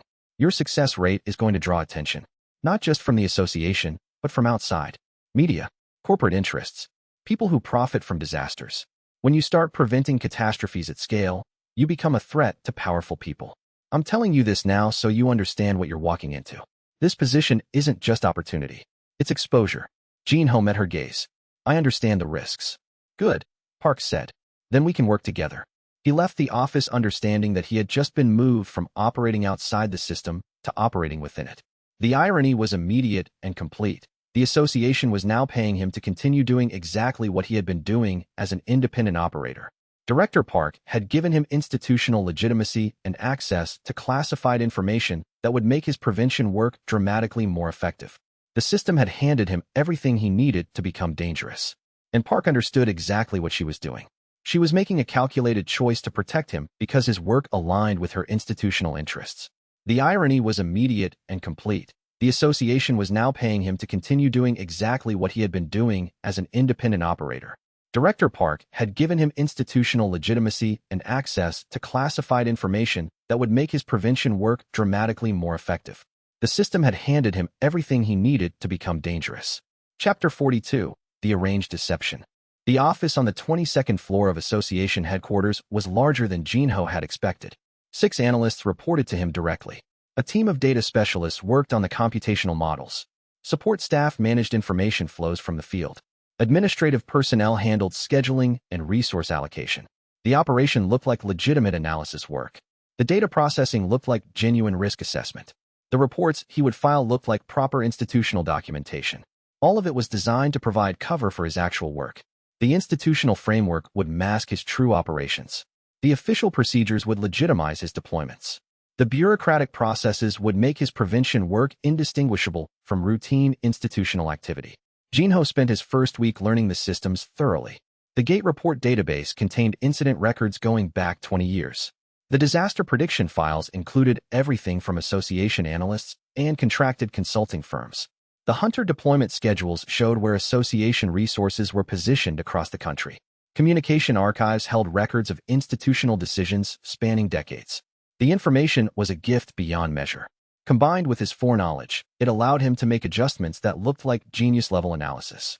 He could suggest positions for hunters that aligned perfectly with disaster locations. He could recommend gate monitoring frequencies that matched exactly with moments when gates were most likely to fail. He could propose evacuation procedures that seemed like professional caution but were perfectly calibrated to prevent specific catastrophes. The institutional framework made his deception more effective. Every recommendation looked legitimate because it was embedded in procedures following proper protocols. Every suggestion appeared to be based on analysis.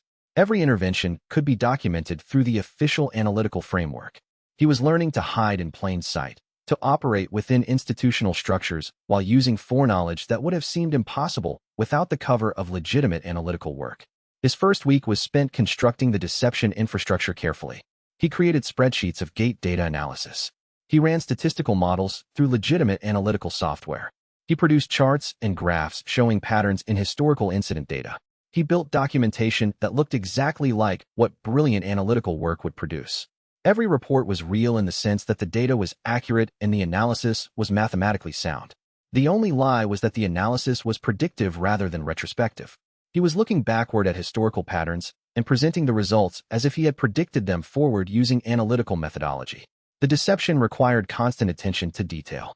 He constructed models that demonstrated correlations between gate resonance patterns and seasonal pressure cycles.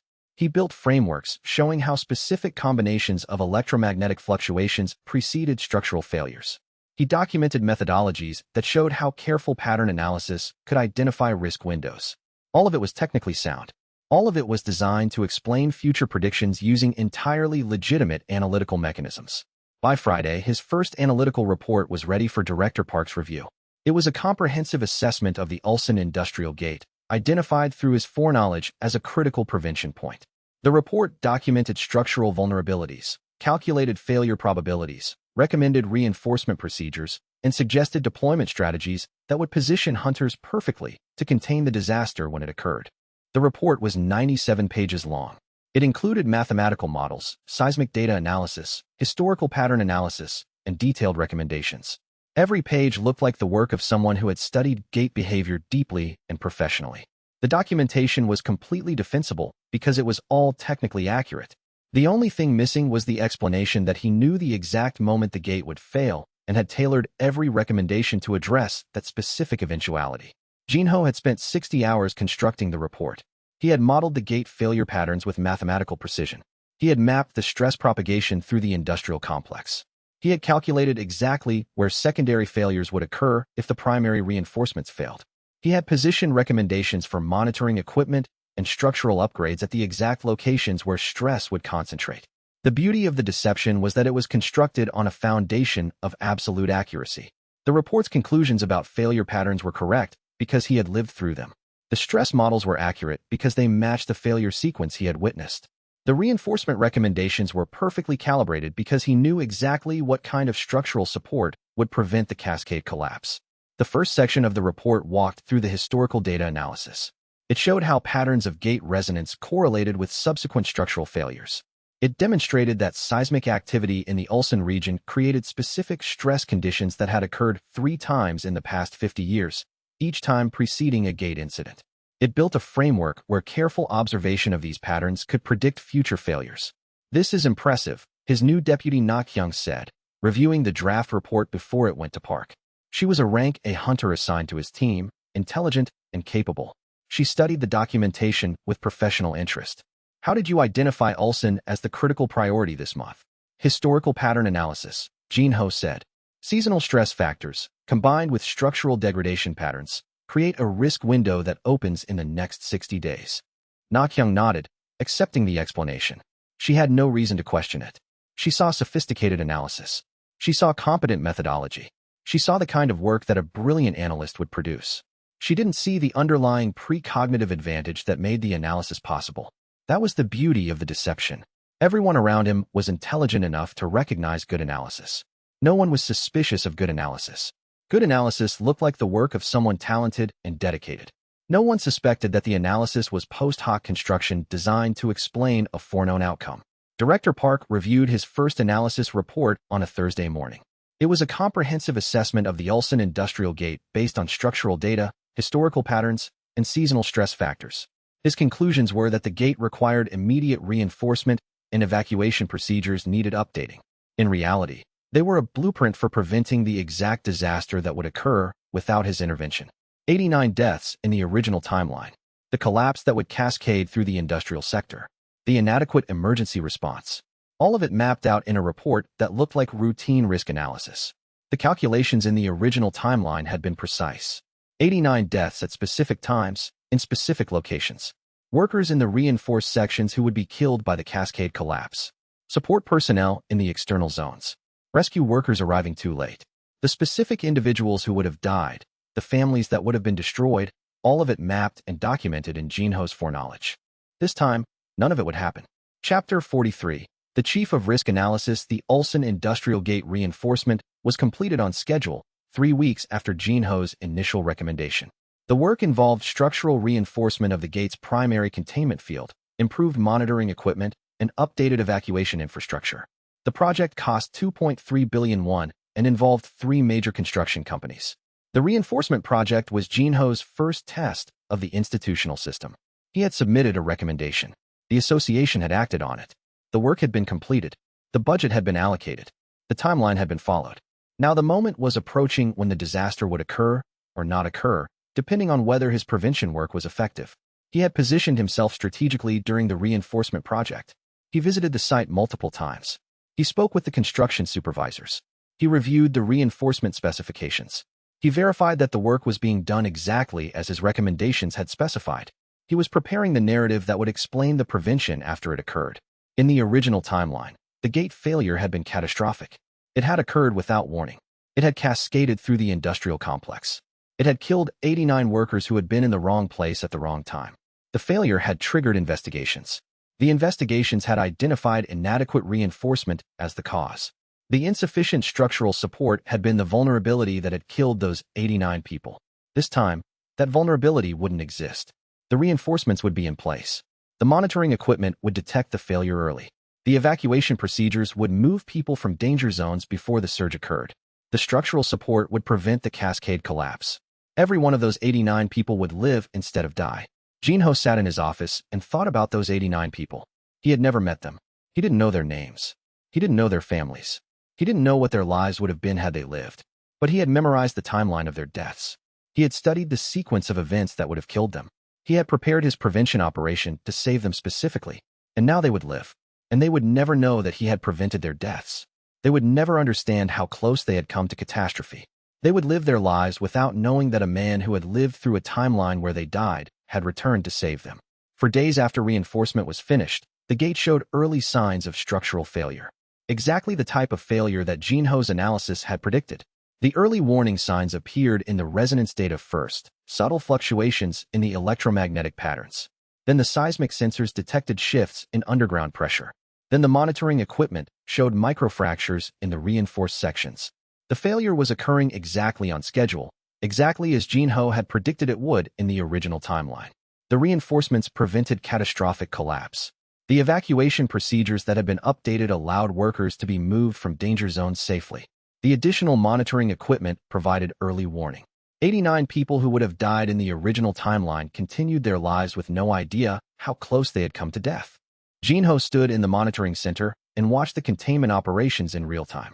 The network of cameras showed the reinforced gate sections holding under stress. The evacuation areas showed empty zones where workers had been moved minutes before the structural failure began. The medical teams positioned at staging areas waited for casualties that would never arrive. Everything was operating perfectly because everything had been designed in advance to operate perfectly. The cost of the prevention was significant. The reinforcement work had cost billions of won. The evacuation had disrupted industrial operations. The investigation into the cause of the failure would consume resources and institutional attention. But those costs were measured in money and inconvenience. The benefit was measured in lives saved. 89 people breathing. 89 families intact. 89 individual futures continuing that would have been erased. The weight of that knowledge settled into Jinho's chest like a physical thing. He had become accustomed to carrying the weight of the deaths he prevented. Every person saved was a constant reminder of the hundreds of thousands he had failed to save in the original timeline. That paradox, that saving everyone would be better, but saving anyone still left guilt about the rest, was becoming the central calculation of his existence. He sat alone in the monitoring center after the incident report was filed. The screens showed stable gate readings. The workers had returned to their positions. The industrial facility was operating normally. Nothing visible had changed.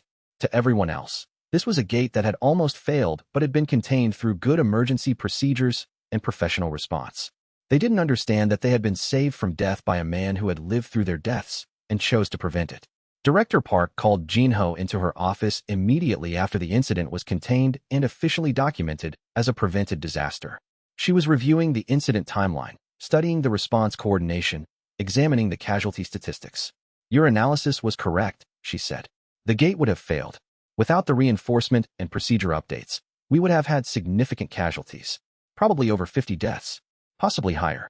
The structural collapse occurred exactly where you identified the vulnerability." Jinho had calculated 89 deaths in the original timeline. Park was underestimating the severity. He didn't correct her. "The patterns are consistent," Jinho said. "Once you know what to look for, the gates become more predictable." "I'm giving you expanded authority," Park said. "You'll now have direct access to any field operation. If you recommend deployment changes, field commanders will comply without additional authorization. You'll have a discretionary budget of 500 million won per quarter for emergency infrastructure projects. You're officially being promoted to Chief of Risk Analysis, Special Operations Division, with operational authority over gate response procedures and resource deployment." The expansion was faster than Jinho had expected. He now had formal authority to deploy resources exactly as he needed for his prevention work. The association was legitimizing his operations before he had even finished demonstrating his value. "Thank you," Jinho said. "You understand what this means," Park said, and her tone shifted harder. "You're now one of the most visible people in the association. Your recommendations will be scrutinized. Your success rate will be tracked. If you fail, if you make a bad call and people die, that failure will be institutional. It won't just be about your credibility. It'll be about the association's decision to give you this authority." "I understand," Jinho said. "Do you really?" Park asked. "Because I'm putting my reputation on the line with this promotion. I'm telling the association leadership that you're worth expanding authority for. If you're wrong about your recommendations, if your success rate drops, then my judgment gets questioned." The implicit threat was clear. Park was making Jinho responsible for her institutional survival. If he succeeded, she succeeded. If he failed, she failed with him. She was binding her career to his outcomes, which meant she had personal motivation to support him and institutional incentive to protect him from scrutiny. "Your judgment is sound," Jinho said. "I won't disappoint you." Park studied him for a long moment. Good, she said finally. Then do the work. Jinho left her office understanding that he had just become institutionally critical to Director Park's position. She had invested her reputation in him. She had taken the political risk of promoting someone with an unusual success rate. If he failed, she would fail with him. If he succeeded, she would succeed with him. The institutional entanglement had just become much deeper, and Park's investment meant she would protect him against institutional threats even as her reputation became intertwined with his success. He had gained both an institutional protector and an institutional liability. The relationship worked only if he continued succeeding at an impossible rate. The moment his success rate declined, Park would become a liability herself. Chapter 44. Institutional Integration with Official Standing. Jinho accelerated his network expansion. He no longer had to recruit through indirect contracts or build relationships slowly. He could offer association positions directly. He could assign hunters to special task forces under his authority. He could create official roles that kept people working toward his prevention objectives. His network grew from 40 members to 60 in 2 weeks, from 60 to 90 in the following month. The expansion was managed carefully to avoid drawing institutional attention. He distributed positions across different departments. He assigned people to legitimate-looking projects. He created task forces that had official purposes while serving his prevention infrastructure. Each network member was carefully selected. Intelligence, capability, trustworthiness. He ran background checks through association systems. He studied their motivations. He identified people with financial pressures or personal ambitions that aligned with being part of something significant. He built a team of people who wanted to be part of something larger than routine institutional work. He interviewed each recruit carefully before offering the position. He never explicitly told them what they were being recruited for. He simply described the work: risk analysis, gate monitoring, emergency response coordination, and watch for their reaction. The intelligent ones understood that something more sophisticated was happening. The ambitious ones understood that this division was where real power lay. The idealistic ones understood that this was where lives were actually being saved. The interviews were conducted in his office, one-on-one, with careful attention to how each candidate responded to questions about methodology and operational secrecy. He asked them directly, if you discovered that your supervisor had access to information that shouldn't theoretically exist, but that information was being used to save lives, would you report it or accept it? The candidates who immediately said, I'd report it, were rejected. The candidates who hesitated, who considered the implications, who recognized the complexity, those were the ones he recruited. Na Kyung was officially assigned to risk analysis as his deputy. She reported directly to him and coordinated network activities through official association communication channels. She didn't know the full scope of what she was coordinating. She knew it was disaster prevention work. She knew Jinho was competent and his recommendations worked. She didn't ask too many questions about how he knew what he knew. She was intelligent enough to understand that some questions created complications, and she had chosen to focus on executing the work rather than understanding the methodology. The success rate is unusual, Na Kyung said to him during one of their coordination meetings. They were reviewing deployment positions for the upcoming month. Every recommendation, every evacuation, every positioning decision, nothing has failed. It's statistically impossible unless you're either the most talented analyst in the association's history or you have access to information nobody else has. Jinho looked at her directly. Which do you prefer to believe? She considered the question carefully, and Jinho could see the moment where she made her choice. She was intelligent enough to understand that there was only one answer that wouldn't create complications for both of them. I prefer to believe you're talented, she said finally. The alternative creates complications, and I'd rather not have those complications right now. Besides, whether you're a genius analyst or something more unusual, the work is the same. Gates get prevented. People don't die. That's what matters. That was the moment he understood that Na Kyung understood. She had made the same calculation that Director Park had made, that the truth might cost more than the fiction was worth. She had chosen to be complicit in whatever he was doing because the results were undeniable. Other hunters were placed in field operations positioned near potential disaster sites. Support staff were integrated into communication networks. Civilians who had been working independently were brought into official consulting roles with proper contracts and institutional authorization. Equipment specialists were hired to manage the infrastructure that would be needed for simultaneous prevention operations. The institutional framework was perfect. Every network member now had legitimate operational authority. Deployments looked like official association decisions. Evacuations were ordered through proper channels. Gate monitoring was conducted as part of official risk assessment protocols. Equipment purchases were justified through procurement processes. Travel authorizations were properly documented. Jinho was no longer running an independent organization outside institutional structures. He was running the association's disaster prevention division using association resources and authority. He was a legitimate institutional actor with legitimate institutional power. The prevention network was becoming institutionalized. The security infrastructure was more sophisticated than the operational infrastructure. Jinho maintained encrypted communication channels separate from official association systems. He kept physical records of network membership that were locked in a safe deposit box under a false identity. He created false financial trails that made it impossible to trace his network through expense reports. He was creating a structure that looked completely institutional on the surface while remaining operationally independent underneath. "You're expanding your team," Director Park noted during one of their regular meetings. She was reviewing budget reports and resource allocation documents. "In 3 months, you've increased your personnel from 40 to 90. You're drawing personnel from multiple departments and regions. You're coordinating across association boundaries in ways requiring institutional authorization. The workload requires it," Jinho said. "Risk analysis for the entire country generates significant data processing demands. Prevention operations at this scale require dedicated personnel and specialized expertise.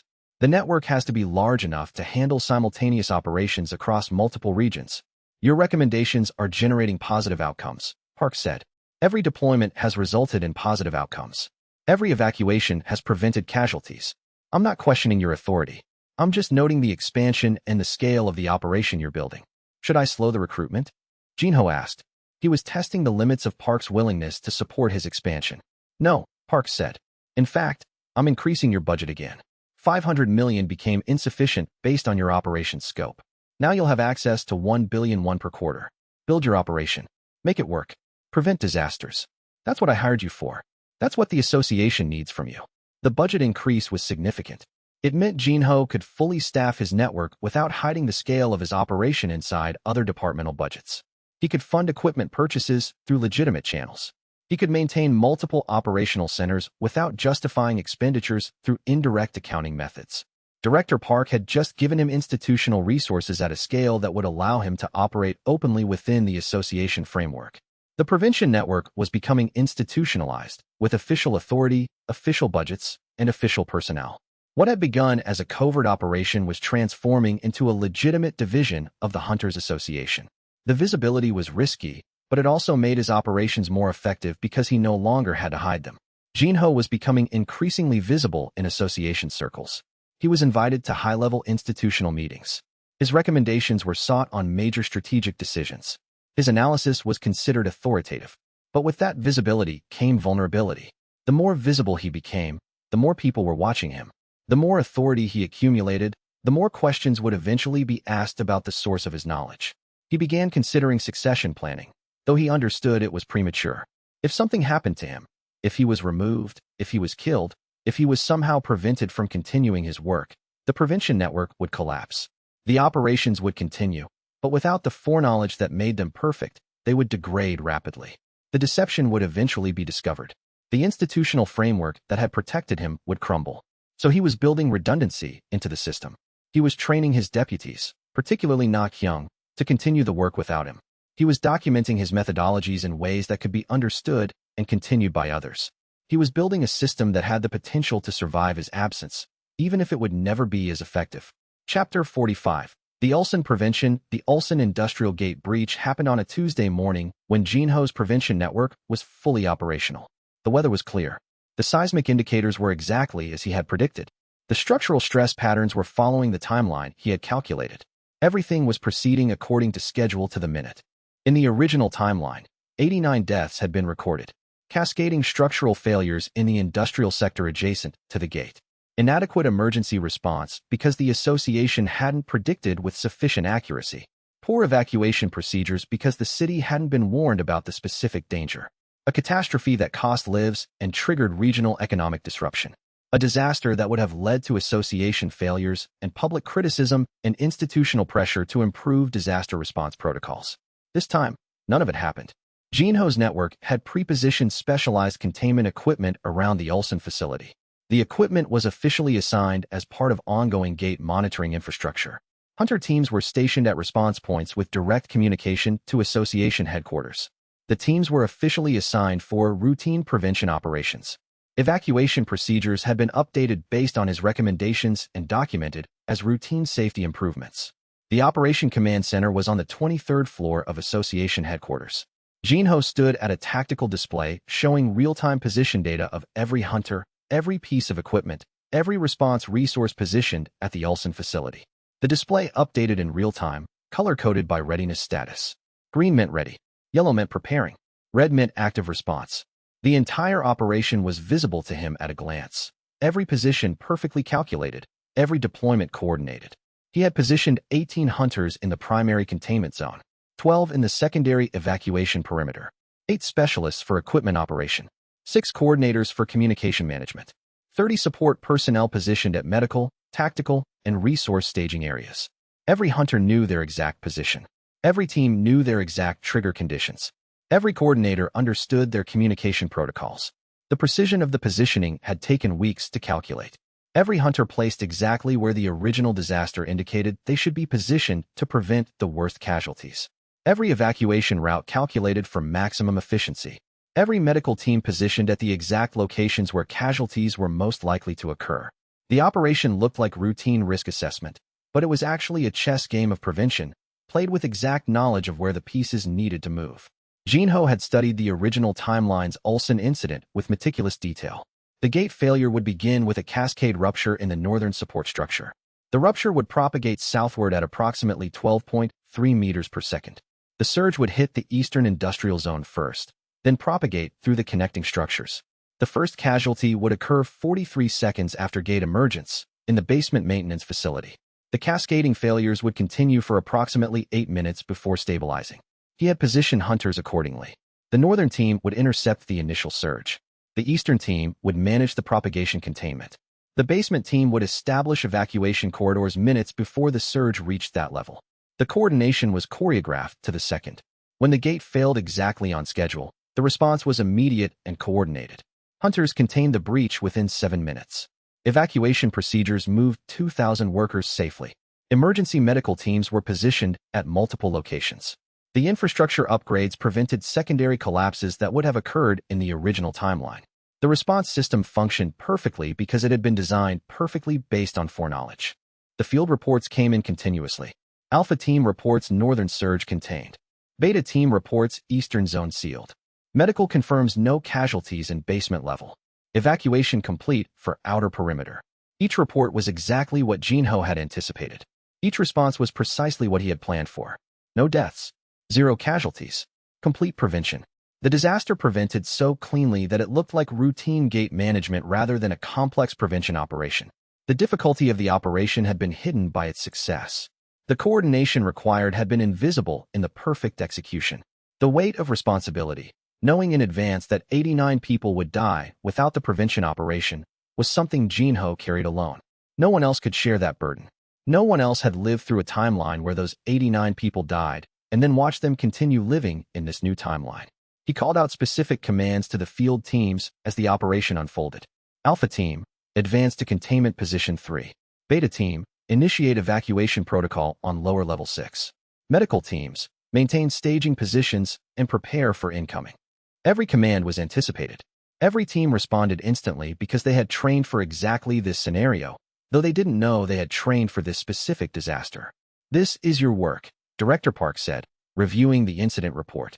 She was reading the official documentation, watching the containment response video, reviewing the casualty statistics. The gate failure was contained perfectly. The evacuation was seamless. The coordination between association resources and local authorities was textbook professional management. This is exactly what institutional excellence looks like. The planning enabled the response, Jinho said. You prevented a catastrophe, Park said. Without the analysis work you did 3 weeks ago, without the evacuation procedure updates, without the infrastructure improvements, without the personnel stationed at the facility, this would have been a disaster with significant casualties. It's not. Because of you. You've done it again. The irony Jinho found in that moment was that the corruption that was supposed to happen at Ulsan, the institutional failures that had made the original disaster worse, was now undetected. The Hunters Association would look brilliant for their response coordination. The disaster would be prevented. The regional government would look good for evacuation procedures. No one would ever know that the prevention had been systematic and predictable rather than accidental or lucky. Small victory, but Jinho took it. He had now prevented 2 major disasters through his institutional position. The timeline was diverging further from the original. The next disaster would be more complex. But the system was working. The deception was holding. The institutional framework was providing exactly the cover and resources he needed to prevent catastrophes at scale. The prevention network was becoming increasingly sophisticated. Personnel were developing specialized expertise in prevention methodologies. Equipment infrastructure was expanding to cover new regions. Communication networks were becoming more sophisticated. The organization was maturing from a collection of individual operations into a sophisticated disaster prevention system that could handle multiple simultaneous operations. Chapter 46. The Taegu breach. The 4th major disaster came in late April, 2 months after Ulsan. In the original timeline, the Taegu Metropolitan Gate collapse would have killed 402 people. It would have happened during the morning rush hour at a major transportation hub. The gate would have emerged in an underground commercial district, and the surge would have propagated through basement-level structures. The original timeline had recorded it as one of the worst gate incidents in Korean history. It would have triggered governmental restructuring. It would have forced the association to make public statements about gate prediction capabilities. It would have created the exact institutional response that led to Jinho being publicly identified and then systematically silenced. This time, Jinho took a different approach. He didn't prevent the disaster completely. He mitigated it strategically. The strategic calculation was complex and required careful analysis. Complete prevention of Taegu would create too much institutional attention. A gate collapse resulting in 0 casualties would raise the same questions that Director Park had already started asking. How could one gate incident after another be prevented without some kind of informational advantage? How could predictions be so accurate that disasters were prevented completely? How could one person's recommendations consistently result in perfect prevention? But a gate collapse that was well handled, where casualties were reduced but not eliminated through competent emergency response, that looked like good institutional performance, that looked like professional disaster management. It fit within the baseline of competent institutional response rather than exceeding it so dramatically that it demanded explanation. It looked like what good institutional work actually accomplished. Jinho's network prepared for partial prevention. They staged evacuation teams, but not enough to prevent all deaths. They prepositioned rescue resources, but not in ways that would allow perfect life-saving coordination. They updated emergency procedures to reduce casualties, but not eliminate them. They identified locations where casualties were unavoidable and focused prevention efforts on areas where they could save maximum lives without creating the appearance of precognitive planning. The calculation was morally complicated. He was deciding in advance which people would die. He was running probability models on human lives and determining that it was mathematically superior to allow 132 people to die in order to prevent a larger cascade that would kill more. He was making that decision alone, without their knowledge, without their consent, with only his own judgment to verify that the calculation was correct. The weight of that decision moved through him like a cold current. He had lived through enough timelines to understand that perfectly preventing all deaths was impossible. But choosing to allow specific deaths, that crossed a line that he had not wanted to cross when he started the prevention work. He was becoming not just a preventer of disasters, but an architect of controlled tragedy. He was becoming the kind of person who could calculate acceptable loss rates and implement them. He spent 3 days running mathematical models of the Taegu disaster. The original timeline had recorded 402 deaths. The cascade effects would spread across multiple underground zones. Secondary collapses would occur in different areas. Inadequate evacuation would prevent people from reaching safety. The disaster would kill in waves, first in the zone nearest the gate, then in the zones affected by secondary failures, then among rescue workers who arrived without adequate protection. If he prevented the disaster completely, 0 casualties, it would raise impossible questions. The institutional scrutiny would intensify. His operations would be examined more closely. His success rate would become even more statistically anomalous. But what if he allowed controlled casualties? What if he evacuated some areas, but not others? What if he positioned containment to prevent the worst cascade effects, but allowed some casualties to occur? What if he created a scenario that looked like professional disaster management that reduced casualties but didn't eliminate them? The calculation was specific. If he allowed 132 deaths, preventing the cascade that would kill an additional 270, he would achieve a casualty reduction that appeared competent rather than precognitive. The death toll would fall within normal parameters for a metropolitan gate disaster. The institutional response would look professional. His success rate would be elevated but not impossible. He instructed his teams with surgical precision about where they would and would not position resources. He told them they were optimizing response given the uncertainty of the situation. He positioned containment teams strategically to prevent the worst effects while leaving specific zones partially undefended. He staged evacuation teams to move people from some areas while leaving others to delay. This was not the work of a preventer anymore. This was the work of someone orchestrating tragedy on a specific scale. This was the work of someone who had become comfortable with death, who could count casualties in advance and decide which ones were acceptable. When the Tegu gate collapsed on schedule, exactly 43 minutes into the morning rush hour, exactly in the underground commercial district he had identified, Jinho's network coordinated the official response with cold mathematical precision. The evacuation was effective but not perfect. The rescue operations were well organized but faced realistic complications. The emergency procedures worked smoothly but encountered expected obstacles. The death toll came to 132 people. It was a tragedy. It was significant casualties. But it fell within the range of expected losses for a metropolitan gate collapse of that magnitude. The institutional response looked competent. The prevention efforts looked like professional disaster management rather than supernatural foresight. The casualty rate seemed reasonable given the scale and severity of the incident. The Tegu response was excellent, Director Park said. We saved thousands of lives through coordinated effort and professional management. The casualty rate was lower than it could have been. The institutional response prevented what could have been a regional catastrophe from becoming a national disaster. Jinho didn't correct her. He let the narrative stand. He had prevented a catastrophe by allowing a smaller tragedy to happen. He had done the calculation coldly, without hesitation, and he didn't regret it. The mathematics was clear. 132 deaths prevented a cascade that would have killed over 200 more people in secondary incidents across the region. The calculus of prevention sometimes required allowing some people to die in order to save more people overall. It was the logic of optimization, of maximizing lives saved rather than preventing all individual deaths. But he would carry the names of those 132 people with him. He would remember them as the cost of his strategy.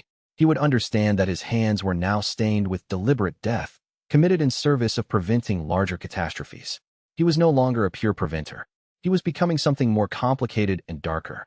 He left the monitoring center after the incident report was filed and went to his apartment alone. He sat in the darkness for 6 hours without moving. He didn't eat. He didn't sleep. He just sat and carried the weight of 132 dead people who would have lived if he had positioned his resources differently. The mathematics was sound. The calculation was correct. 270 deaths prevented outweighed the cost of 132. But the mathematics didn't touch the moral weight of the decision. The mathematics didn't acknowledge that he had chosen specific people to die. The mathematics didn't account for the fact that he had become the architect of tragedy rather than the preventer of it. He understood then that he could never go back. Once you had decided that some deaths were acceptable in service of larger prevention goals, you had crossed a line that couldn't be uncrossed. He was becoming the kind of person who could optimize human death. And the longer he continued, the easier the calculation would become. The next time, allowing 200 deaths to prevent 500 would seem reasonable. The time after that, 500 to prevent 1,000. The ratio would deteriorate as he became accustomed to death as a tool. The trajectory was clear to him. Each decision made the next decision easier. Each calculation optimizing human loss became more natural. Each time he decided who would live and who would die, he became more comfortable with the role of arbiter. And eventually, the calculus would become so routine, so mechanical, that he would be able to order the death of thousands in service of preventing tens of thousands, and feel nothing but professional satisfaction at the optimization. But he would continue. Because the alternative, allowing disasters to occur because he was uncomfortable with the moral weight of controlled prevention, meant returning to the original timeline where thousands died unnecessarily. He had lived through that failure. He couldn't choose it again. He had seen the suffering. He had witnessed the families destroyed. He had stood in the rubble of disasters and looked at the people who had been killed while he could have prevented their deaths, but chose not to. That knowledge was worse than the moral weight he was now carrying. So he would continue. He would become darker. He would become more comfortable with death as a tool. He would become the kind of person who could calmly decide acceptable casualty rates in service of larger prevention goals. And he would do this knowing that it was changing him fundamentally, that he was becoming someone he didn't want to be, that the longer he continued, the more complete the transformation would become. But at least people wouldn't die unnecessarily. At least the disasters he could prevent would be prevented. At least his darkness would be in service of keeping others alive. And in the end, perhaps that was enough to justify the person he was becoming.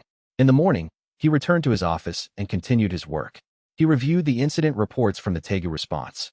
He analyzed the casualty data. He documented his methodologies. He prepared reports for Director Park. He was a professional analyst conducting professional work. The fact that he had decided in advance which people would live and which would die was an internal calculation. It wasn't reflected in the documentation. The institutional record would show only that a professional had conducted a professional response and saved a significant number of lives. But Jinho knew the truth. He knew that he had become something darker than he had started as. He was no longer just a preventer of disasters. He was an architect of controlled tragedy. He had become the kind of person who could look at human death as a variable in an optimization equation. And once you became that person, changing back was impossible. The moral weight of that knowledge would be something he carried forever. The cost of his power was that he could never be innocent again. The price of his effectiveness was becoming someone who could count acceptable deaths. And the further he went down this path, the more expensive the next step would become. Chapter 47. The Architect of Response. The press called it the Taegu Response Protocol. A journalist named Han Sang-mi had written an article for the Seoul Times about how the Hunters Association had coordinated its emergency response with such precision that what could have been a regional catastrophe had been managed with minimal loss of life. The article praised Director Park's leadership and institutional vision. It praised the local government coordination. And it specifically mentioned Jinho's Risk Analysis Division as providing critical guidance to emergency response operations. The article made Jinho visible in exactly the way he had wanted to avoid. He wasn't supposed to become known. His prevention work was supposed to be invisible. Now his name was in print. The Hunters Association had officially attributed successful disaster response to his division. The media had started paying attention to him specifically. The visibility created immediate pressure. Other journalists began calling association headquarters, asking for interviews with the mysterious analyst. Blogs speculated about how his methodologies worked. Hunter community forums discussed his success rate with amazement and suspicion. Online discussions began forming around the question of whether a single person could really predict disasters with such accuracy. The attention was growing, and growth in media attention meant growth in scrutiny. But the article also made him visible in a way that was useful. He had allowed them to name a disaster response protocol after the city. He had allowed the association to claim credit for the mitigation. He had gotten exactly what he needed. The ability to operate at scale without drawing suspicion that his success was based on anything other than analytical brilliance. He had become famous enough that institutional protection from that fame would prevent attacks, while remaining unspecific enough that no one understood exactly what he was doing. Han Sang-mi approached Jinho later in the week, trying to get more detailed information about how the association predicted the Taegu incident with such accuracy. She asked specific questions about his methodology. She wanted to know about the analytical frameworks he used. She wanted to understand how he had positioned resources with such precision. How did you know to position resources where the surge would emerge? She asked. The gate emergence point was unknown until it happened. The surge propagation was impossible to predict. And yet your teams were positioned perfectly. How did you do that? Jinho gave her nothing substantive. He had learned from the original timeline. Talking to the press created liability. When a journalist understood too much about his operations, when too much detail became public, when his methods were described in ways that made them seem impossible, the association began to restrict his work. The original timeline had shown him that media attention was dangerous if it focused too much on how he achieved his results. Statistical modeling, he said. Historical data analysis.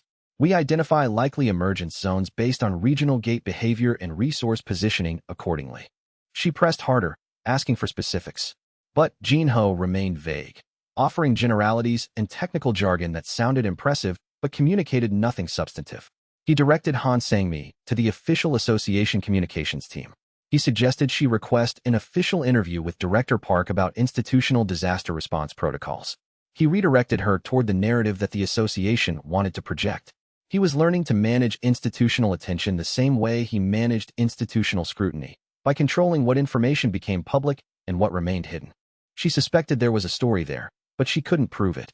Without concrete evidence that he was doing something impossible, without a specific allegation to investigate, she had nothing to report.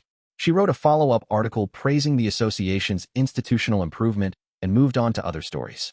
The media narrative had solidified around the idea that competent disaster management had prevented catastrophe, and she had nothing to contradict that narrative.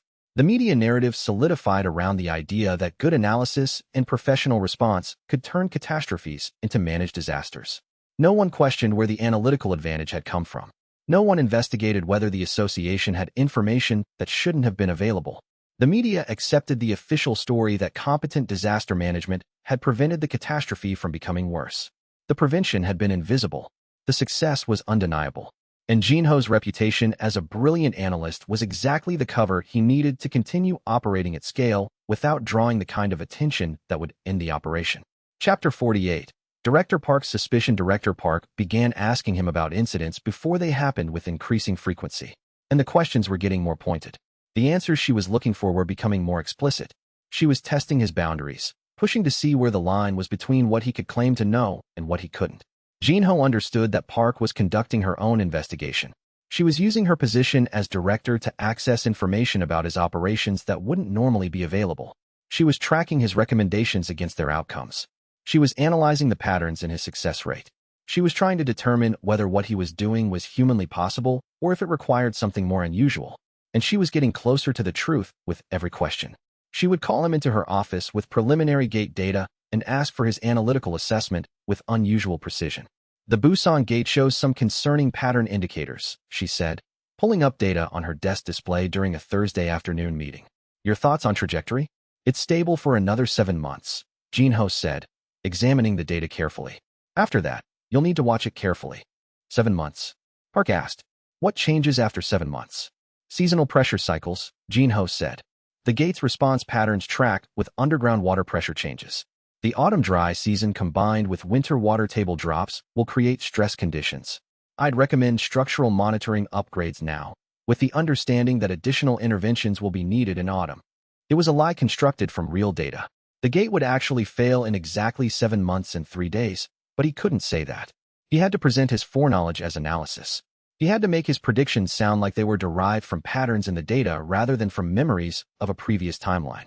He was becoming increasingly skilled at this deception, at presenting information that was accurate but whose source was hidden. Park leaned back in her chair. She was watching him with the expression of someone working through a puzzle. Her eyes tracked his face as if she was looking for signs of deception. 2 months ago, I asked you about the Ulsan gate, she said. You recommended reinforcement based on structural analysis. The gate failed exactly where you predicted. The failure progressed exactly as your analysis predicted. The preventive measures you recommended prevented exactly the casualties that would have resulted. The structural data indicated a vulnerability, Jinho said. The structural data indicated a vulnerability, Park repeated slowly.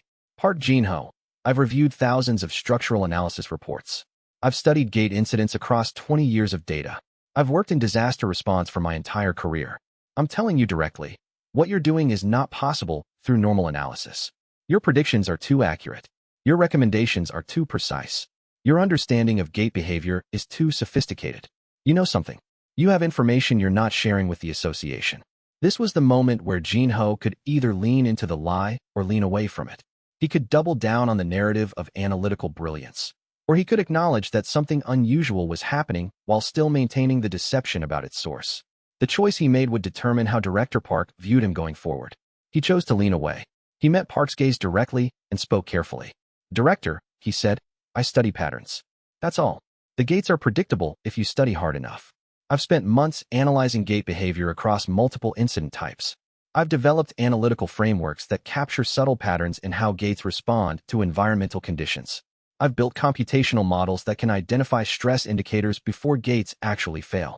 But if you're suggesting that I have some kind of information advantage beyond normal channels, I'm telling you that I don't. I'm not precognitive. I'm not superhuman. I'm just good at my job. It was a lie told with enough truth that it sounded credible. He wasn't denying her observation. He was offering an alternative explanation that she could choose to believe. He was admitting that something unusual was happening while providing a normal explanation for it. He was giving her a pathway to accept what he was doing without having to confront the full truth. Park studied him for a long moment, and Jinho could see her processing the information. She was calculating whether to push harder or accept his explanation. She was deciding whether to pursue this line of inquiry or let it drop. That's a good answer, she said finally. I'm going to choose to believe you're a genius. The alternative is too complicated, and it's above my pay grade. But we both know there's something you're not telling me. Yes, Jinho said. Good, Park said. Then we're in agreement. I don't want to know. I just want you to continue preventing disasters. That's all I need from you. It was the only moment in this timeline where someone came close to understanding the truth. And Jinho let them back away from it. The institutional system was too fragile to survive the revelation that he had access to information that shouldn't exist. Director Park had chosen to maintain the comfortable fiction that her brilliant analyst was just very good at his job. She had decided that knowing the truth would create more problems than not knowing. But in that moment, something shifted between them. Park understood that Jinho was not what he appeared to be. And Jinho understood that Park understood. They had reached a level of implicit agreement where neither of them would voice what they both knew. The deception remained in place, but now it was a joint deception rather than something Jinho was imposing on her. She was choosing to be complicit. She was choosing to protect him and let him work. And in exchange, he would continue preventing disasters at the scale that would advance her institutional position and increase her power within the association. They had become partners in the prevention work, though neither would ever say it explicitly. And that partnership gave Jinho something he hadn't expected: institutional protection from someone powerful enough to actually provide it. Chapter 49. The Incheon surge. The fifth major disaster came in late spring with perfect timing for Jinho's prevention network. The Incheon metropolitan surge event would kill 156 people in the original timeline. It had been recorded as happening at 3:47 a.m. when most of the city was asleep. The gate would emerge in a residential district, and the surge would propagate through basement-level structures where late-night businesses and residential spaces were packed densely together.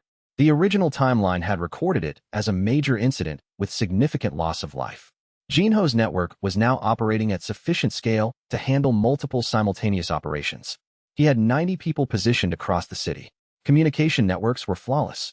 Resource coordination was perfect. The system was mature enough that disasters could be prevented through organizational excellence rather than reactive scrambling. He spent the week before the surge coordinating with every element of the prevention operation. He reviewed the deployment positions with Nakyang. They studied the evacuation routes with the city planning authority representatives. They stress-tested the communication systems. They verified that every hunter, every piece of equipment, every support resource was positioned exactly where it needed to be. They ran through scenarios of what would happen at different moments of the gate emergence. They calculated response times for every possible contingency. The coordination meetings were exhaustive.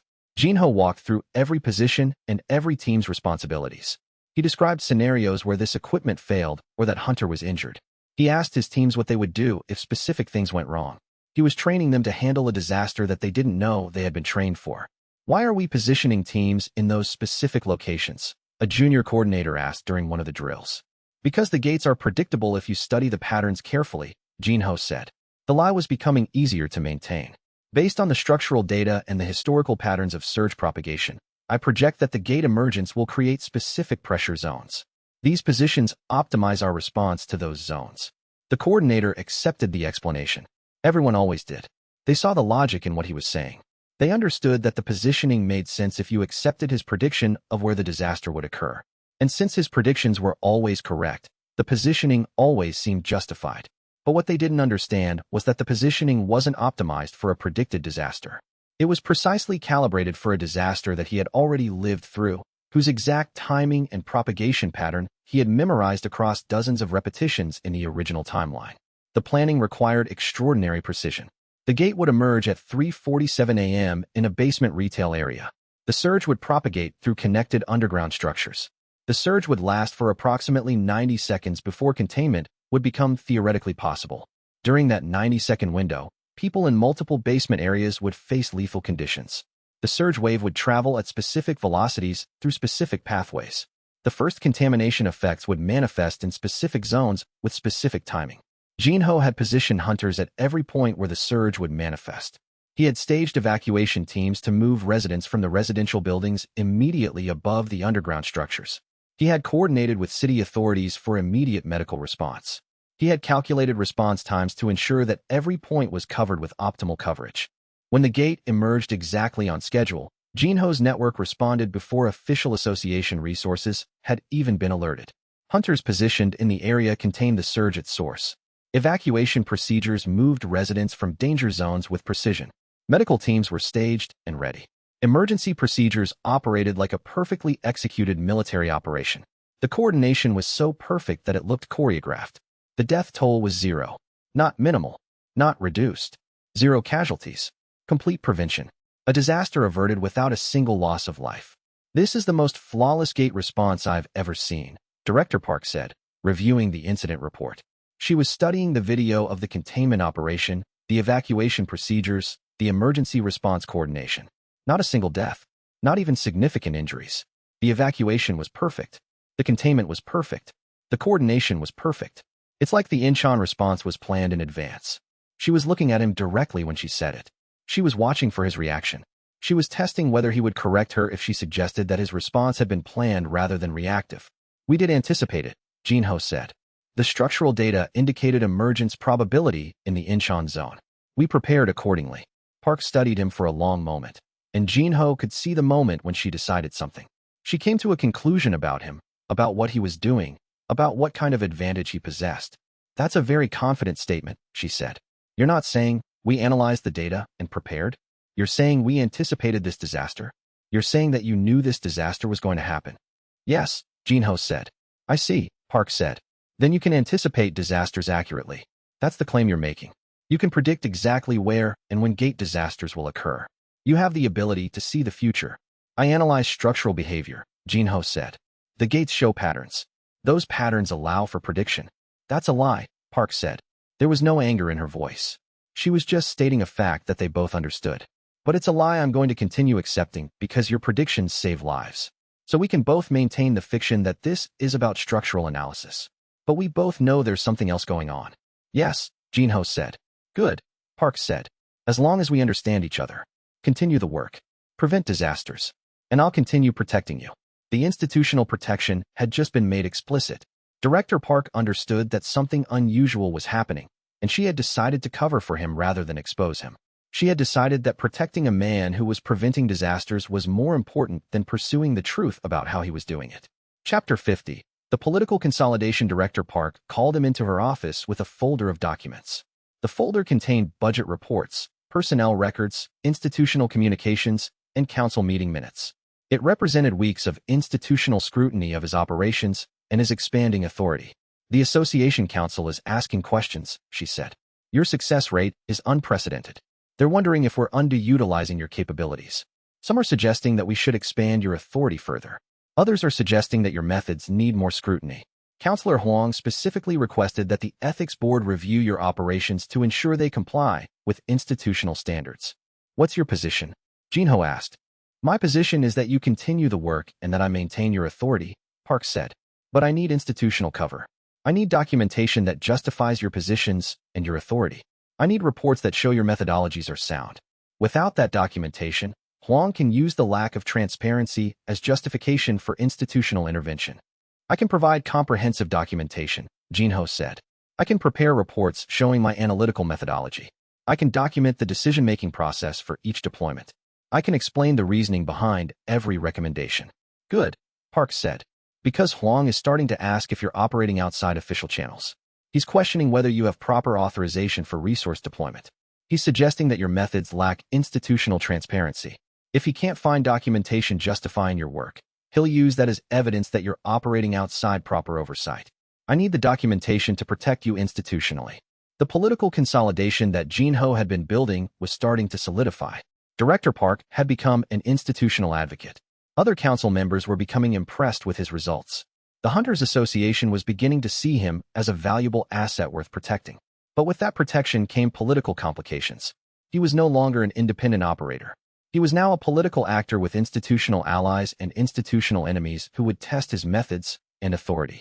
His success benefited Director Park, which meant he became entangled in her institutional interests and her political position within the association. He spent the weekend preparing comprehensive documentation of his analytical methodologies. He wrote detailed reports explaining gate behavior analysis. He prepared case studies of each prevention operation, showing how the analysis had led to recommendations and how those recommendations had prevented catastrophes. He built a framework of documentation so thorough and well-reasoned that institutional scrutiny would find nothing to fault. The documentation was a masterpiece of deceptive precision. Every word was true. Every analysis was accurate. Every conclusion was sound. The only lie was the source, presenting foreknowledge as analysis, retrospective prediction as predictive modeling. The framework was architecturally flawless because it was built on a foundation of intentional deception. Chapter 51. The Council observes in institutional shadows. The group called the Council was watching him carefully with growing concern. They were high-level politicians, powerful hunters, and corporate interests who benefited from gate disasters. Equipment sales to association after incidents. Construction contracts for rebuilding. Pharmaceutical contracts for gate-related illnesses. Legal settlements from casualties. Infrastructure repair contracts. Insurance premium increases.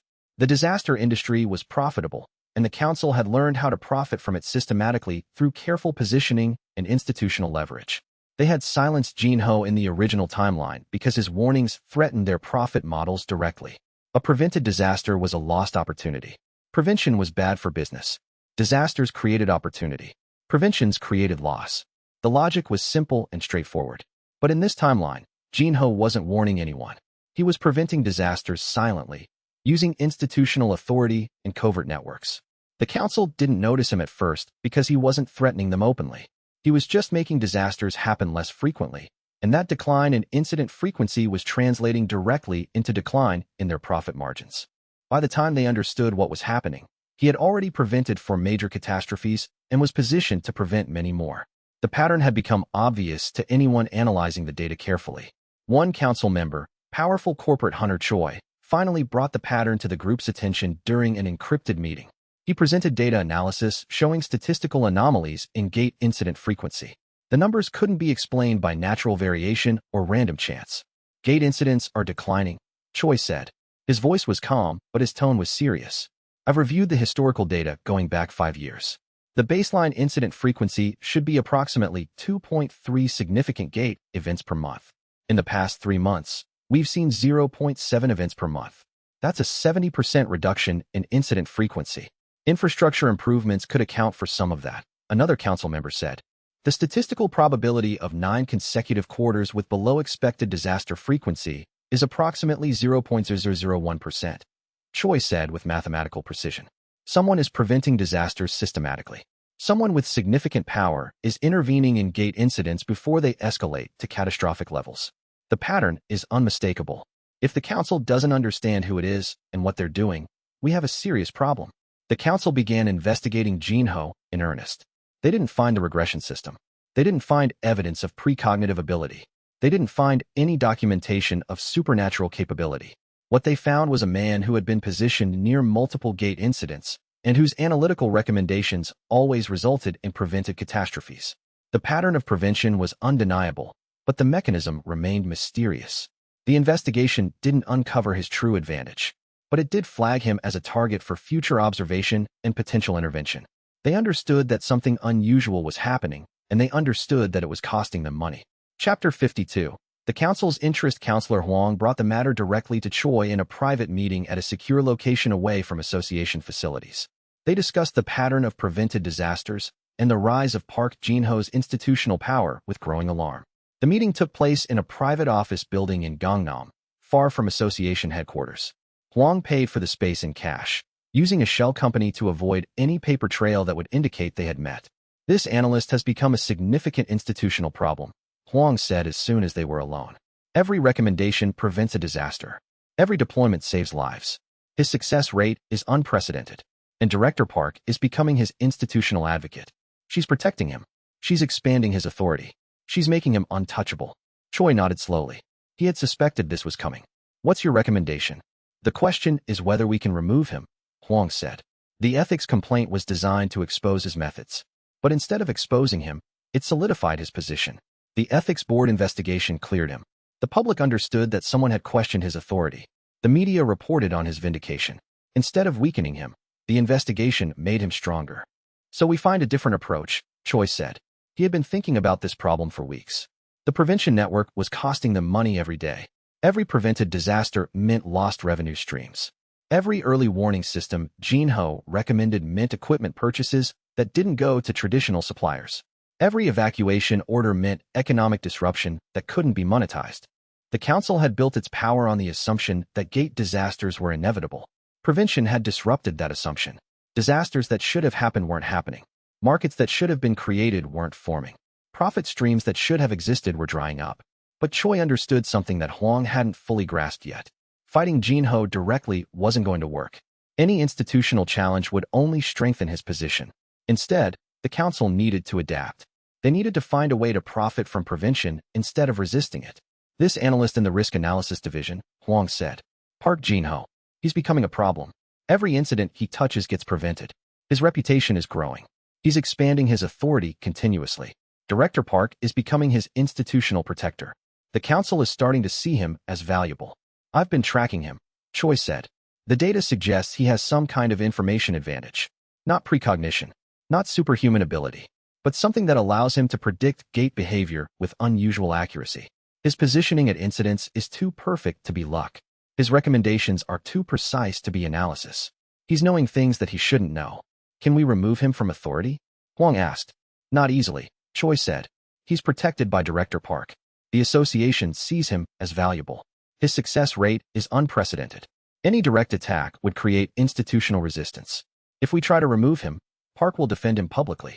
The council will side with Park. We'll just make ourselves look like we're opposing disaster prevention. Then we offer him a different position, Huang said. The council could use someone with his capabilities. We could offer him more money, more power, more resources than the association can provide. We could offer him positions of real institutional authority. We could offer him access to corporate resources that the association can't match.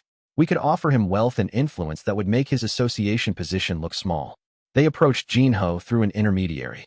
The message was clear. The council wanted him to work for them. They understood he had some kind of advantage. They wanted to use that advantage to make their own operations more profitable. They wanted to know which disasters were preventable and which were inevitable. They wanted to profit from his knowledge. Jin-ho declined the offer, but he didn't decline it angrily. He didn't reject them with hostility. He simply said, I prefer my current arrangement. The council's rejection wasn't the end of their interest in Jin-ho. It was the beginning of their concern. They now understood that Jin-ho was actively working against their interests, and their profit margins were declining because of his actions. The prevention network was costing them money every single day. Chapter 53. The sixth disaster prevention. The sixth major disaster was the Mokpo offshore gate rupture, scheduled for 18 days away. 201 deaths in the original timeline. The rupture would happen at an offshore facility handling major shipping operations and resource extraction. Jin-ho had 18 days to prepare a full prevention strategy. He staged underwater-capable hunters at the offshore platforms. He coordinated with naval forces to establish protective perimeter operations. He triggered a mandatory evacuation of the offshore facilities 6 hours before the rupture would occur. The evacuation caused economic damage. Shipping was delayed. Companies lost money. Offshore resource extraction was disrupted. Supply chains were interrupted. The economic cost of the evacuation ran into hundreds of millions of won. The disruption was significant and measurable, but no one died. The prevention was successful, and successful prevention meant that someone else's profit opportunity disappeared. When the gate rupture happened, it was contained to the water surrounding the platforms. No human casualties. The rupture was verified and documented. The response was praised as professional and effective. The evacuated workers returned to the platforms after rupture containment was complete. The economic disruption was temporary. The council noticed the economic cost of the evacuation. They calculated the financial impact of the evacuation orders. They realized that disaster prevention had direct costs, lost revenue, disrupted operations, infrastructure damage from prevention procedures that wouldn't have occurred if the disaster had been prevented through other means. One of them, corporate investor Lee, started investigating why a single association official had authority to evacuate major commercial facilities without corporate input or consultation. Why had a junior executive in the risk analysis division triggered an evacuation that cost companies millions of won in lost revenue? What information did he have that justified such significant economic disruption? He started asking questions about Park Jin-ho, and the answers he found raised more questions. Something wasn't right about how this man operated, and Lee was beginning to understand that the council had a serious problem on its hands. Chapter 54. The investigation begins. Lee presented his findings to the council in a secure location. He had spent weeks investigating Jin-ho's network, his decision-making patterns, his institutional connections. The investigation had revealed extensive coordination and sophisticated planning. Park Jin-ho is not who the association thinks he is, Lee said. He's coordinating disaster prevention operations at a scale that requires resources beyond what the association allocates to his division. He has connections to hunters outside official association structures. He has access to information that shouldn't be available to someone at his institutional level. He's using all of this to prevent disasters. And he's doing it with mathematical precision that defies explanation. Prove it, Huang said. I can't prove the mechanism, Lee said. I can't show you how he's getting the information he's clearly using, but I can prove the pattern. Every gate incident he touches gets prevented. Every disaster he learns about gets stopped. His methodologies are effective. His authority is growing. He's becoming institutionally powerful. And none of it is documented in ways that explain how he's achieving it. So remove him, someone else suggested. I said we can't do that easily, Lee said. He's protected. The association sees him as too valuable. Any direct assault will create institutional backlash. We need a different approach. We need to understand what he's doing before we move against him. We need to find leverage we can use. And we need to move carefully so we don't create institutional opposition that would make him untouchable. The council decided to watch Jinho more carefully. They didn't move against him directly. They simply increased their surveillance and began mapping his network carefully. The investigation wouldn't uncover the regression system, but it would eventually reveal enough about his operation that the council would understand they were facing a systematic prevention capability that threatened their entire profit model. The game was changing.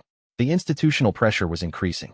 The timeline divergence was becoming obvious to anyone looking carefully at the data.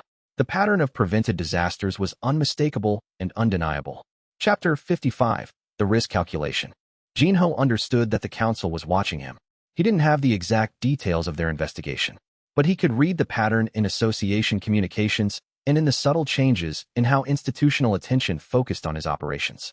He could track the inquiries into his methodologies. He could see the way powerful people were beginning to ask questions about his authority with increasing intensity. He did the calculation coldly and mathematically. He had prevented 6 major disasters so far. The council had noticed 3 of them directly. The economic impact was becoming undeniable. Equipment sales were down. Construction contracts for disaster recovery were drying up. Insurance premiums for gate incidents were declining. The liability markets that had been profitable were contracting. The council was hemorrhaging money. If he continued at the current pace, preventing every major catastrophe in his foreknowledge, he had maybe 20 more major disasters to prevent before the council realized what was actually happening and moved against him decisively. After that, the resistance would become active rather than observational. The council would move against him. They would use institutional authority to restrict his operations. They would remove him from positions of power. Or worse, they would simply have him killed and let someone else take over the risk analysis division. 20 disasters worth of time. Then the council would move against him, unless he could convince them that prevention was more profitable than disaster. The mathematics was different when you looked at it from the perspective of corporate profit. Prevention created new markets, infrastructure improvements, early warning systems, containment equipment, advanced monitoring, structural reinforcement. All of those things generated revenue. The disaster response market was fixed and declining. The disaster prevention market was growing and expanding. If the council could shift their focus from profiting from disasters to profiting from prevention, they could actually make more money than they currently did. But they would have to be willing to transform their entire business model. They would have to accept that the profit from disasters was gone forever, and they would have to adapt or die. He decided to take a calculated risk. Instead of avoiding the council's attention, he would engage with them directly. He would meet with one of them and plant an idea in their mind. He would make prevention itself profitable. If the council could make money from preventing disasters instead of profiting from them, they might stop resisting his operations. He might be able to convert them from enemies into reluctant allies. He requested a meeting with Choi through an intermediary. The meeting happened in a private room at a restaurant in Gangnam. Choi was a man in his 60s with the bearing of someone who had accumulated significant power through decades of navigation through institutional systems. He studied Jinho carefully when they sat down, analyzing him like he would analyze a business proposal or a competing corporate initiative. "Thank you for meeting with me," Jinho said. He had prepared for this conversation carefully. The approach had to be exactly right. Too aggressive, and Choi would dismiss him. Too submissive, and Choi would see him as weak. He needed to position himself as someone offering mutual advantage rather than someone asking for help. "I've been expecting this conversation," Choi said. "You're taking market share from the council. Every disaster you prevent costs us millions. Every evacuation you order disrupts supply chains that we profit from. You're dismantling our business model." "Yes," Jinho said. He wasn't going to deny it. Gate disasters are becoming less profitable. They're becoming less frequent. And they're becoming more manageable when they do occur. The market you've been operating in is contracting. "So?" Choi asked. "So I'm not here to negotiate with you about preventing disasters," Jinho said. "That's not negotiable. I'm going to continue preventing them. But I'm suggesting you stop fighting me and start working with me instead." "You work for the association?" Choi said. "I do," Jinho said. "You prevent disasters," Choi said. "I analyze gate behavior and recommend preventive measures," Jinho said. The council has noticed that gate incidents are declining, Choi said. We've noticed that you're involved in that decline.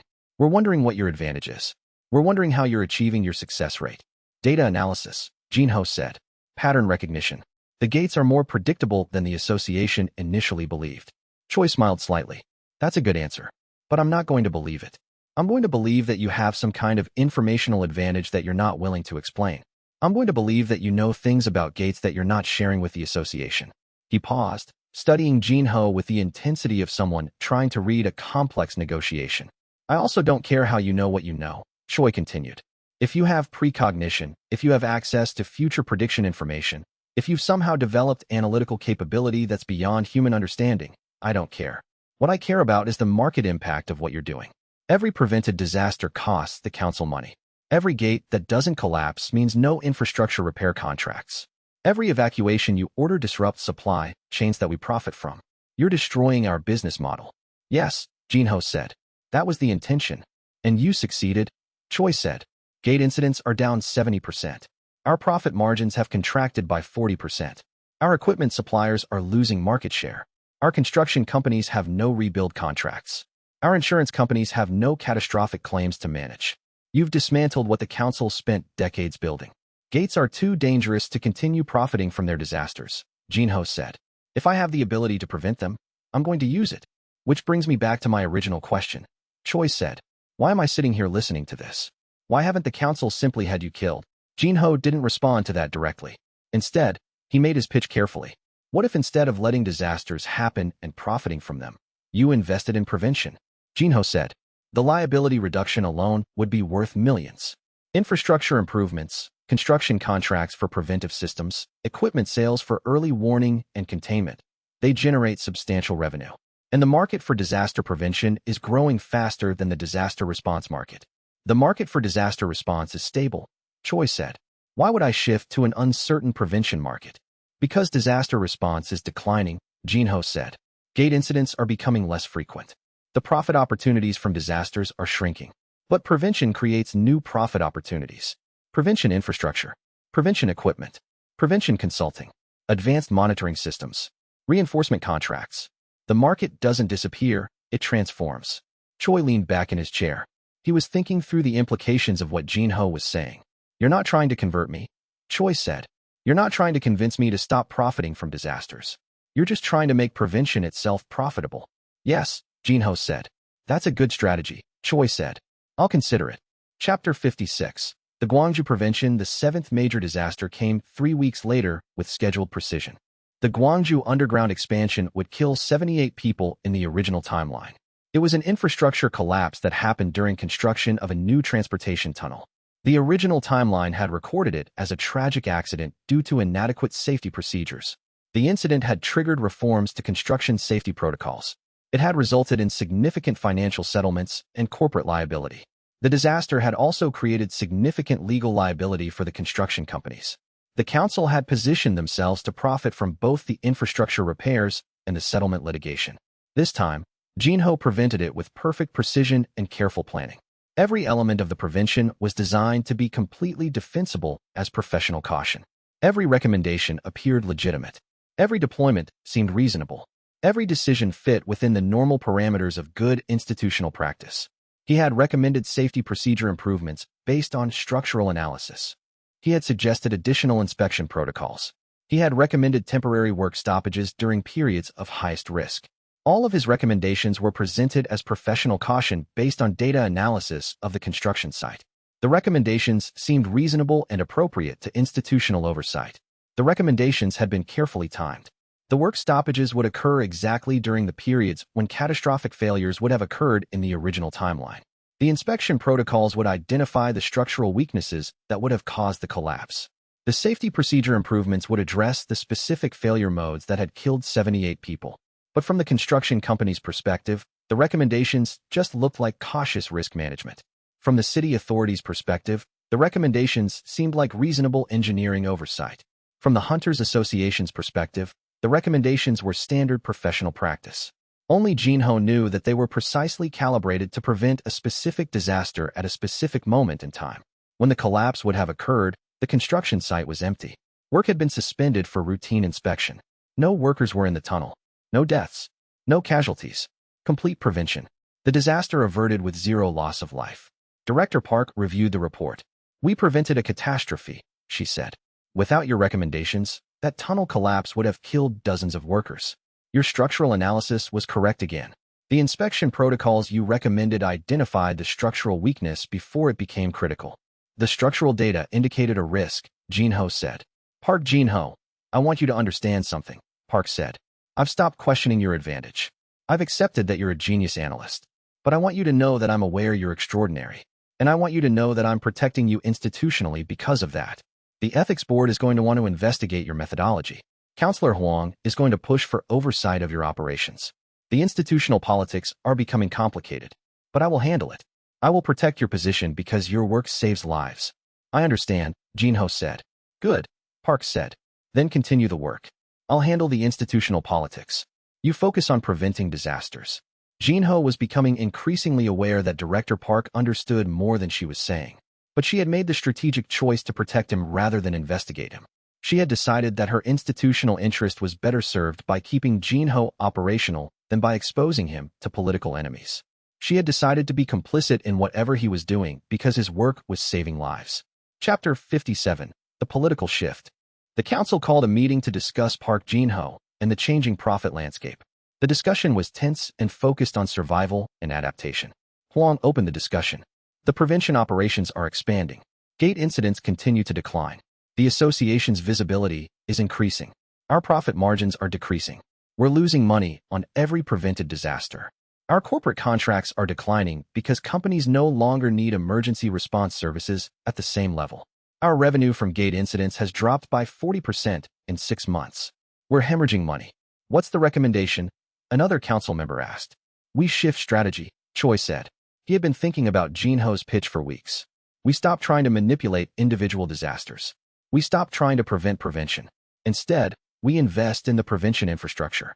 Park Jinho's network is going to prevent disasters regardless of what we do. His institutional authority is too solid. His protection by Director Park is too strong. The council respects his work. We can't stop what he's doing. So we just give up, someone said. No, Choi said. We adapt. We invest. We become stakeholders in the prevention operation. We become part of the system instead of being destroyed by it. We offer corporate contracts for prevention infrastructure. We offer to develop early warning systems. We offer to build containment equipment. We invest in disaster prevention technology and partner with the association. We become wealthy through prevention instead of trying to profit from disasters. That reduces our margins significantly, another council member said. Our current margins are declining anyway, Choi said.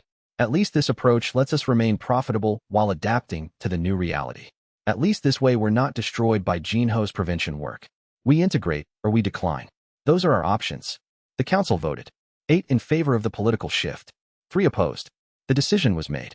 The council would stop actively resisting Jinho's prevention operations. Instead, they would attempt to integrate themselves into his network and profit from the prevention infrastructure. It was a strategic retreat that preserved their power while accepting their profit margins would decline.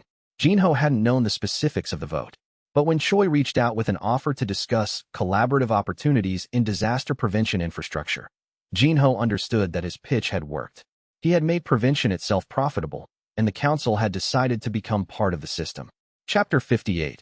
The Incheon Coordination. The 8th major disaster was the Incheon Metropolitan Surge event. It was different from the earlier incident. This was a different gate, different location, different time period.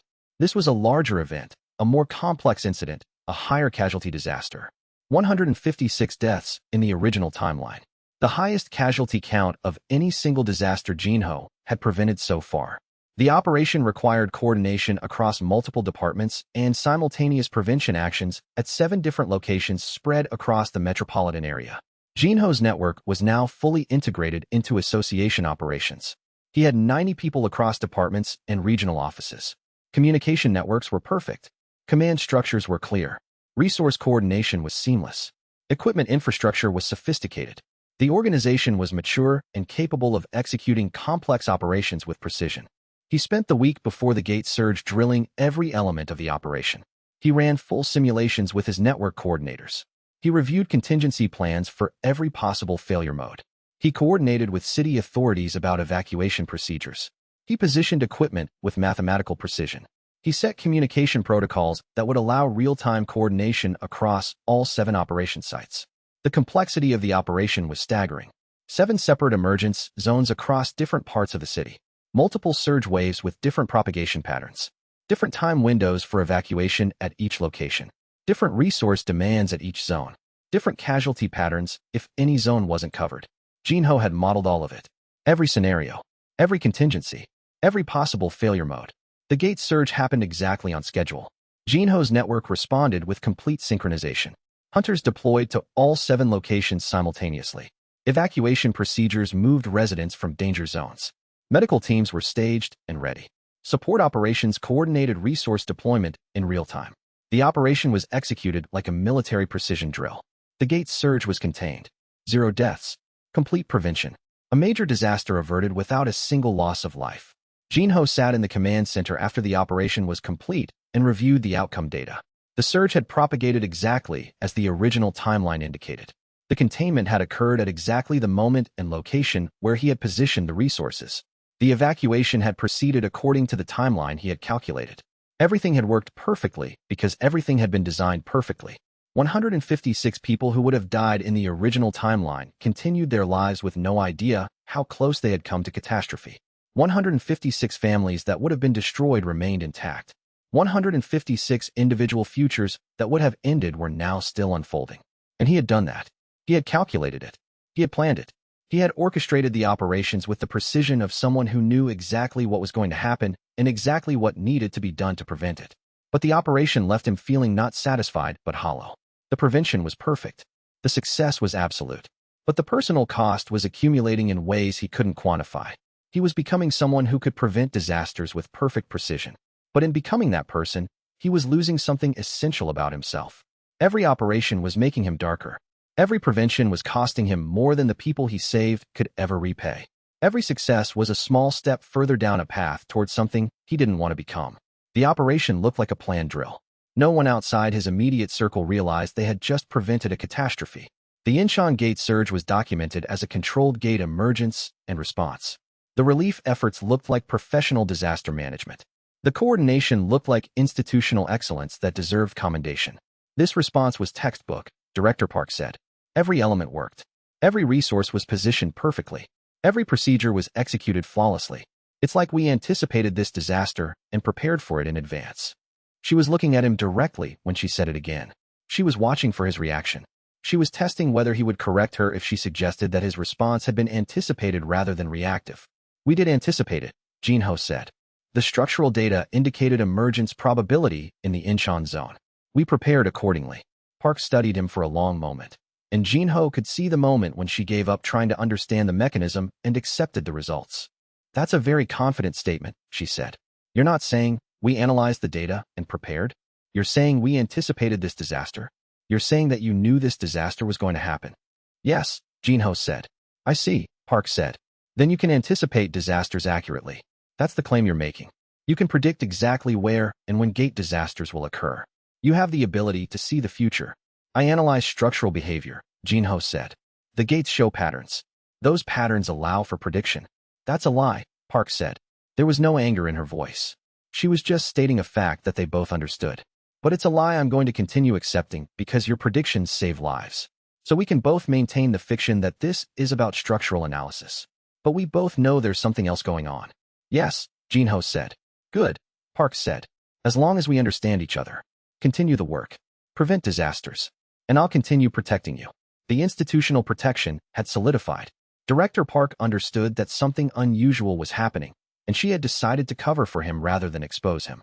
She had decided that protecting a man who was preventing disasters was more important than pursuing the truth about how he was doing it. Chapter 59. The corporate interest counselor Huang filed a formal complaint with the association's ethics board 3 weeks after the Incheon incident. The complaint alleged that Jinho was operating outside official channels. He was deploying resources without proper authorization. His methods were unverifiable. His decision-making processes were not transparent to institutional oversight. The complaint suggested that his success rate was inconsistent with legitimate analytical methodology. The complaint implied that he might be using unauthorized intelligence sources. The complaint was vague enough to be official and specific enough to cause serious problems for Jinho's operational authority. The ethics board investigation began immediately. It was formal, institutional, and designed to examine whether Jinho's operations complied with association standards. It was the first serious institutional threat to his authority since he had accepted Director Park's position offer. The investigation would test the strength of his cover narrative. Jinho had known this was coming. The council's decision to invest in prevention infrastructure didn't mean they had stopped viewing him as a political threat. Huang was taking a different approach than Choi. Huang was trying to remove him through institutional procedures. Choi was trying to integrate with him through corporate investment. The investigation required Jinho to provide documentation of his decision-making. If the board looked too closely, they would find inconsistencies. They would find evidence that he was making decisions based on information that shouldn't be available to him. But Jinho had prepared for this carefully. He had been leaving documentation carefully crafted for months. He had been constructing reports that justified every deployment decision using data analysis and structural theory. The documentation was accurate. It just omitted the part about foreknowledge. The reports showed real data analysis performed by his team. The reports showed legitimate reasoning for disaster prevention recommendations. The reports showed proper institutional procedures followed in every case. The documentation was completely defensible. The ethics board wants to interview you, Director Park told him in her office. You understand what this means. They're going to investigate your operations thoroughly. They're going to examine your decision-making. They're going to review your documentation. I understand, Jinho said. Do you have documentation supporting your decisions? Park asked. Complete documentation, Jinho said. Every deployment decision is justified by analytical framework and data support. Every recommendation is based on structural analysis of gate behavior. Every prevention operation is documented with full institutional protocol. Good, Park said. Then you'll be fine. Just be clear and confident in your answers. Don't oversell your capability. Don't claim to understand things you shouldn't understand. Just present the analysis. The ethics board interview took place in a formal hearing room. 5 board members sat across from Jinho, with Director Park present as institutional support. They asked detailed questions about his methodology. They reviewed his documentation. They challenged his conclusions. They probed for weaknesses in his cover narrative. Jinho answered every question with careful precision. He explained his analytical methodology. He presented his data analysis. He described his gate behavior models. He demonstrated the mathematical rigor of his approach. He was articulate, confident, and completely credible. The documentation supported every claim. The analysis was sound. The conclusions were defensible. The board members conferred after the interview. They had found no actual wrongdoing. They had found no evidence of unauthorized operations. They had found no documentation of improper procedures. The analysis was sophisticated and the results were excellent. If anything, Jinho had successfully hidden his precognitive advantage so completely that the board found no basis to question him. Chapter 60. The final prevention and hidden future. The final major disaster of Step 3 came as the ethics board investigation was reaching conclusion. The Busan Triple Gate Alignment Cascade would have killed 340 people in the original timeline. It was the most complex prevention operation Jinho had ever attempted. 3 gates failing simultaneously across different locations. Simultaneous collapses. Cascading damage across a metropolitan region. The original timeline had recorded it as one of the worst disaster chains in Korean history. The disaster had been recorded as a natural disaster, an alignment of unfortunate events that had exceeded the association's prevention capacity. The death toll had created a nationwide crisis. The institutional response had been inadequate. The government had faced significant pressure to change its gate management policies. This time, Jinho had the opportunity to prevent all 3 failures simultaneously. But the opportunity came while he was under institutional investigation. Every decision he made, every recommendation he issued, every resource he deployed would be scrutinized by the ethics board. He was being watched by institutional oversight at the exact moment when he needed to orchestrate the most complex prevention operation he had ever attempted. The investigation team was watching his every move. The ethics board members were observing his decision-making process. His operations were being audited in real time. Every recommendation was being scrutinized by institutional oversight.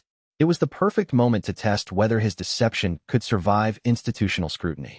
If he could prevent a 3-gate cascade while being investigated, while being watched, while his every action was being documented and analyzed, then his position would become truly untouchable. He began his preparation with absolute precision. Every deployment, every recommendation, every decision was documented in meticulous detail. He was providing the investigation team with complete visibility into his operations while simultaneously orchestrating the most complex disaster prevention ever attempted. Jinho coordinated 80 hunters and support staff across all 3 locations in real time. The communication network was flawless. The resource coordination was perfect. The prevention was complete. The operation was executed with precision that suggested months of advanced planning. Every call he made resulted in immediate response. Every recommendation was implemented instantly. Every deployment moved into position exactly when needed. The 3 gates failed in sequence, each failure occurring at the precise moment Jinho's foreknowledge indicated. The first failure was contained within 90 seconds. The second failure was managed in under 2 minutes. The third failure was resolved before it could cascade into secondary collapses. The progression was perfect. The timing was exact. The outcome was complete success. The investigators who had been watching his operations throughout the ethics board investigation witnessed the prevention unfold in real time. They saw him make decisions with absolute confidence. They watched him position resources with mathematical precision. They observed him coordinate simultaneous operations across different zones with flawless timing. And they could find nothing wrong with any of it. Everything he did was professional. Everything was justified. Everything appeared to be brilliant analysis and exceptional execution. No deaths. 3 gates contained. A catastrophe averted. And the official record showed that it was a coordinated association response. The institutional leadership looked brilliant. The ethics board members saw exactly how sophisticated the response was. The association got credit for preventing a major catastrophe, while the investigators watched the prevention happen in real time. The ethics board cleared him completely. The investigation found no actual wrongdoing because he hadn't broken any rules. He had just operated outside any rules they could audit. The board's final report noted that Jinho had prevented more disasters and saved more lives than any single official in recent history. His reputation became untouchable within the association. The media reported on the clearing favorably. His status as an institutional legend was solidified. The board members who had questioned him most thoroughly became his strongest advocates. Having reviewed his documentation and found it sound, having observed his operations and found them professional, having analyzed his methodology and found it rigorous, they had no choice but to conclude that his success was based on genuine expertise. The more they looked, the more they became convinced of his legitimacy. The more they investigated, the more they validated him. The investigative process had been transformed into a validation mechanism. The more the board examined his work, the more they understood the sophistication of his approach. The more they questioned his methodologies, the more they appreciated the rigor of his analysis. By attempting to expose potential wrongdoing, the investigation had instead provided a comprehensive review of his operations and had certified their legitimacy. Jinho understood what had happened. He had constructed a deception so complete, so mathematically rigorous, so thoroughly documented that attempting to investigate it only confirmed its validity. The ethics board investigation had become his greatest asset. It had provided an official, institutional review that certified his methodologies and validated his authority. He had turned his greatest vulnerability into his strongest protection. And more importantly, he had survived the investigation while simultaneously preventing a 3-gate cascade that would have killed 340 people. The combination of institutional vindication and preventing an impossible disaster had transformed him from a rising star into an institutional legend. He was no longer a promising analyst. He was the man who had prevented catastrophes that others thought were inevitable. He had become irreplaceable. The institutional system was now oriented entirely around his continued success. Director Park had invested her reputation in him. The association had committed resources and authority to his operations. The public had been told that he was a brilliant analyst whose methods worked perfectly. The media had constructed a narrative around his genius. And the ethics board had provided official institutional review that certified his legitimacy. He had moved from being a threat to the institutional system to becoming central to it. His success had become institutional success. His reputation had become part of the association's institutional identity. His operations had become the standard by which institutional excellence was measured. And most importantly, any threat to him was now a threat to the institution itself. Jinho had managed to integrate himself into the institutional structure so completely that removing him would require dismantling the very success that defined the institution. He had become untouchable not because he was hiding his true nature, but because his true nature had become essential to institutional function. Director Park sat in the observer's chair throughout the investigation, watching the board members work through their skepticism and emerge with conviction. She saw the moment when each board member moved from doubt to belief. She understood what had happened, that Jinho had constructed a deception so perfect and so detailed that investigating it only confirmed its validity. By trying to expose him, the ethics board had instead validated him completely. Huang's complaint had been designed to create doubt about Jinho's methods. Instead, it had created an institutional record of thorough investigation that found his methods sound. The complaint had backfired completely. The institutional investigation had turned Jinho's largest vulnerabilities, his unusual success rate, and his unclear methodologies, into his greatest strengths. He had been publicly investigated and cleared. He had been scrutinized and validated. Counselor Huang's complaint had backfired. Instead of exposing Jinho, it had solidified his position. The public release of the investigation showed exactly how effective he was. His reputation became institutional legend that seemed impossible to challenge.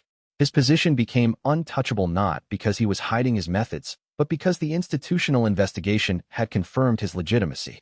As Step 3 closed, Jinho had prevented 7 major disasters.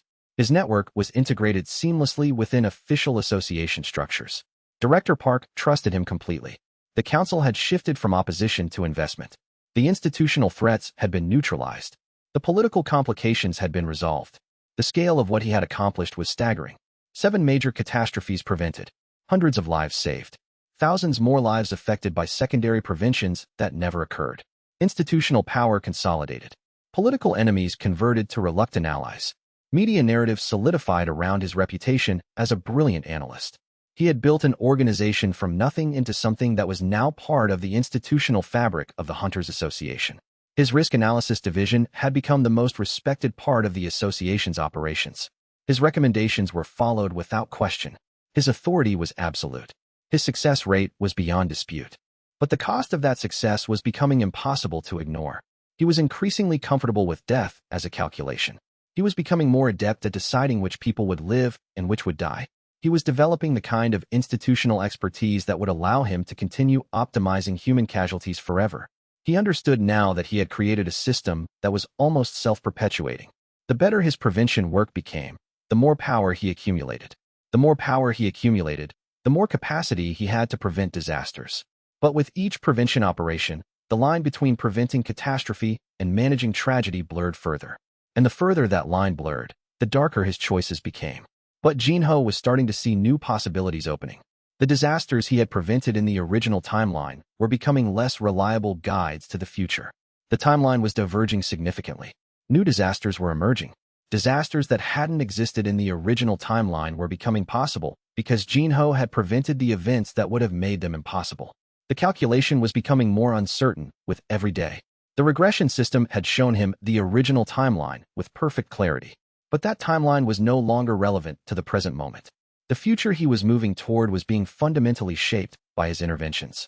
Every disaster prevented created a ripple effect that altered the timeline further. Every life saved changed the trajectory of future events in unpredictable ways. The gate failures he prevented in the original timeline were happening on different schedules now. The locations of emergence were shifting. The magnitude of disasters was changing. The assumptions he had built his entire strategy on were becoming less reliable. He started reviewing his foreknowledge and comparing it against current reality. The Mokpo offshore gate rupture occurred 6 days earlier than his original timeline data indicated. The Incheon metropolitan surge was more complex than the version he had lived through. The structural failures were propagating in patterns that didn't exactly match his memories. The world was diverging from the path he had predicted. For the first time since the regression, Jinho felt genuine uncertainty about the future.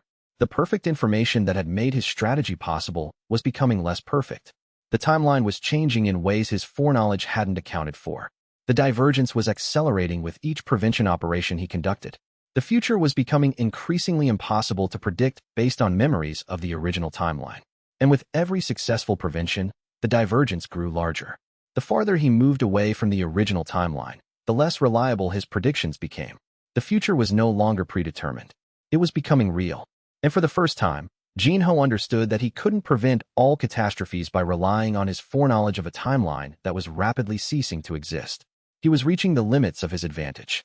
And beyond those limits lay genuine uncertainty. Step 3 had brought him power and institutional position. But it had also brought him to the threshold of something more dangerous, a future he couldn't predict. The world was changing. The timeline was diverging.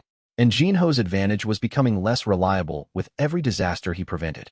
The next step would require something more than perfect information about a disappearing timeline. It would require wisdom about how to operate in a world where the future remained genuinely uncertain. It would require him to stop relying on what he knew and start understanding what he needed to learn. The path forward was genuinely uncertain now, and that uncertainty would define everything that came next. Chapter 61. The cover erodes. Director Park knew. That was the only fact that mattered, and it meant everything was about to change in ways that Jinho had intellectually prepared for, but had not emotionally anticipated. Jinho sat in his apartment at 3 a.m., reviewing the security footage from the Incheon Gate incident one more time. His entire body ached from the prevention operations, but he forced himself to focus on the visual record. He had watched Park's face during the final briefing, the moment when the prevention had concluded and the casualty count was released to the council. 71 prevented deaths. 12 actual casualties. An acceptable margin of error that fit within the parameters of competent disaster management. A catastrophe contained and normalized into statistical acceptance. But Park's eyes had been reading something entirely different from what the official casualty report suggested. She wasn't seeing the reduction as the natural consequence of good planning and competent resource management. She was seeing it as impossible precision. She was seeing the pattern of accuracy that transcended normal explanation. The question wasn't written on her face in words, but it existed in the mathematical space between what should have happened and what actually occurred. The space where luck and preparation diverged from foreknowledge. How did he know? That was the question that changed everything. The regression system had warned him weeks ago, timeline divergence at 12.4%. The changes he'd made to the original timeline were becoming progressively more visible to institutional actors who had the analytical capability to recognize what they were seeing. Not to the normal institutional staff members who processed disaster management as a matter of procedure and professional competence. But to someone like Park, someone who had spent her entire career evaluating probability distributions and reading patterns in statistical data. The numbers themselves told a story that transcended normal explanation. Jinho had built his entire network and operational structure on the foundational assumption of invisibility. The disasters he prevented had to look preventable through normal institutional response. The interventions had to appear reactive rather than predictive. The positioning had to seem reasonable rather than impossible. But there was a mathematical ceiling on how many disasters one person could accurately predict and prevent before the pattern itself became suspicious to anyone with sufficient analytical resources. He had hit that ceiling at Incheon. The mathematical certainty of Park's suspicion created a situation where Jinho's options had narrowed dramatically. He couldn't continue operating as he had been operating. The pattern of his success had become too obvious. The accuracy rate had crossed from extremely lucky into mathematically impossible without foreknowledge. Park had done the calculation and reached the only logical conclusion possible. What Jinho was facing now was the institutional version of a thermodynamic pressure. The system was pushing toward exposure. The pattern itself was creating tension that could only be resolved in certain ways. Either he admitted the foreknowledge and negotiated institutional integration, or he tried to hide it and faced the inevitability of institutional investigation. The third option, fleeing, abandoning his network, disappearing into obscurity, was theoretically available but practically impossible. He had built too much infrastructure. He had too many people depending on him. He had too much investment in preventing the disasters that were coming. The only viable path was to negotiate from a position of strength, to frame his knowledge not as something dangerous to the institution, but as something that could be controlled and leveraged, to convert institutional suspicion into institutional partnership. Park understood this as well as he did. She wasn't going to destroy him. She was going to try to control him. And controlling him meant offering him just enough visibility and legitimacy to make institutional integration preferable to continued isolation. Park had the resources, the authority, the analytical capability, and most importantly, the institutional position to calculate the probability of his success rate occurring through chance. She had done the mathematics. She had reached the only logical conclusion. And now, at 7:47 a.m., she had sent a meeting request. The mathematical ceiling on his success rate was not a theoretical concept that Jinho could ignore or dismiss through careful operational management. It was a hard limit imposed by probability itself.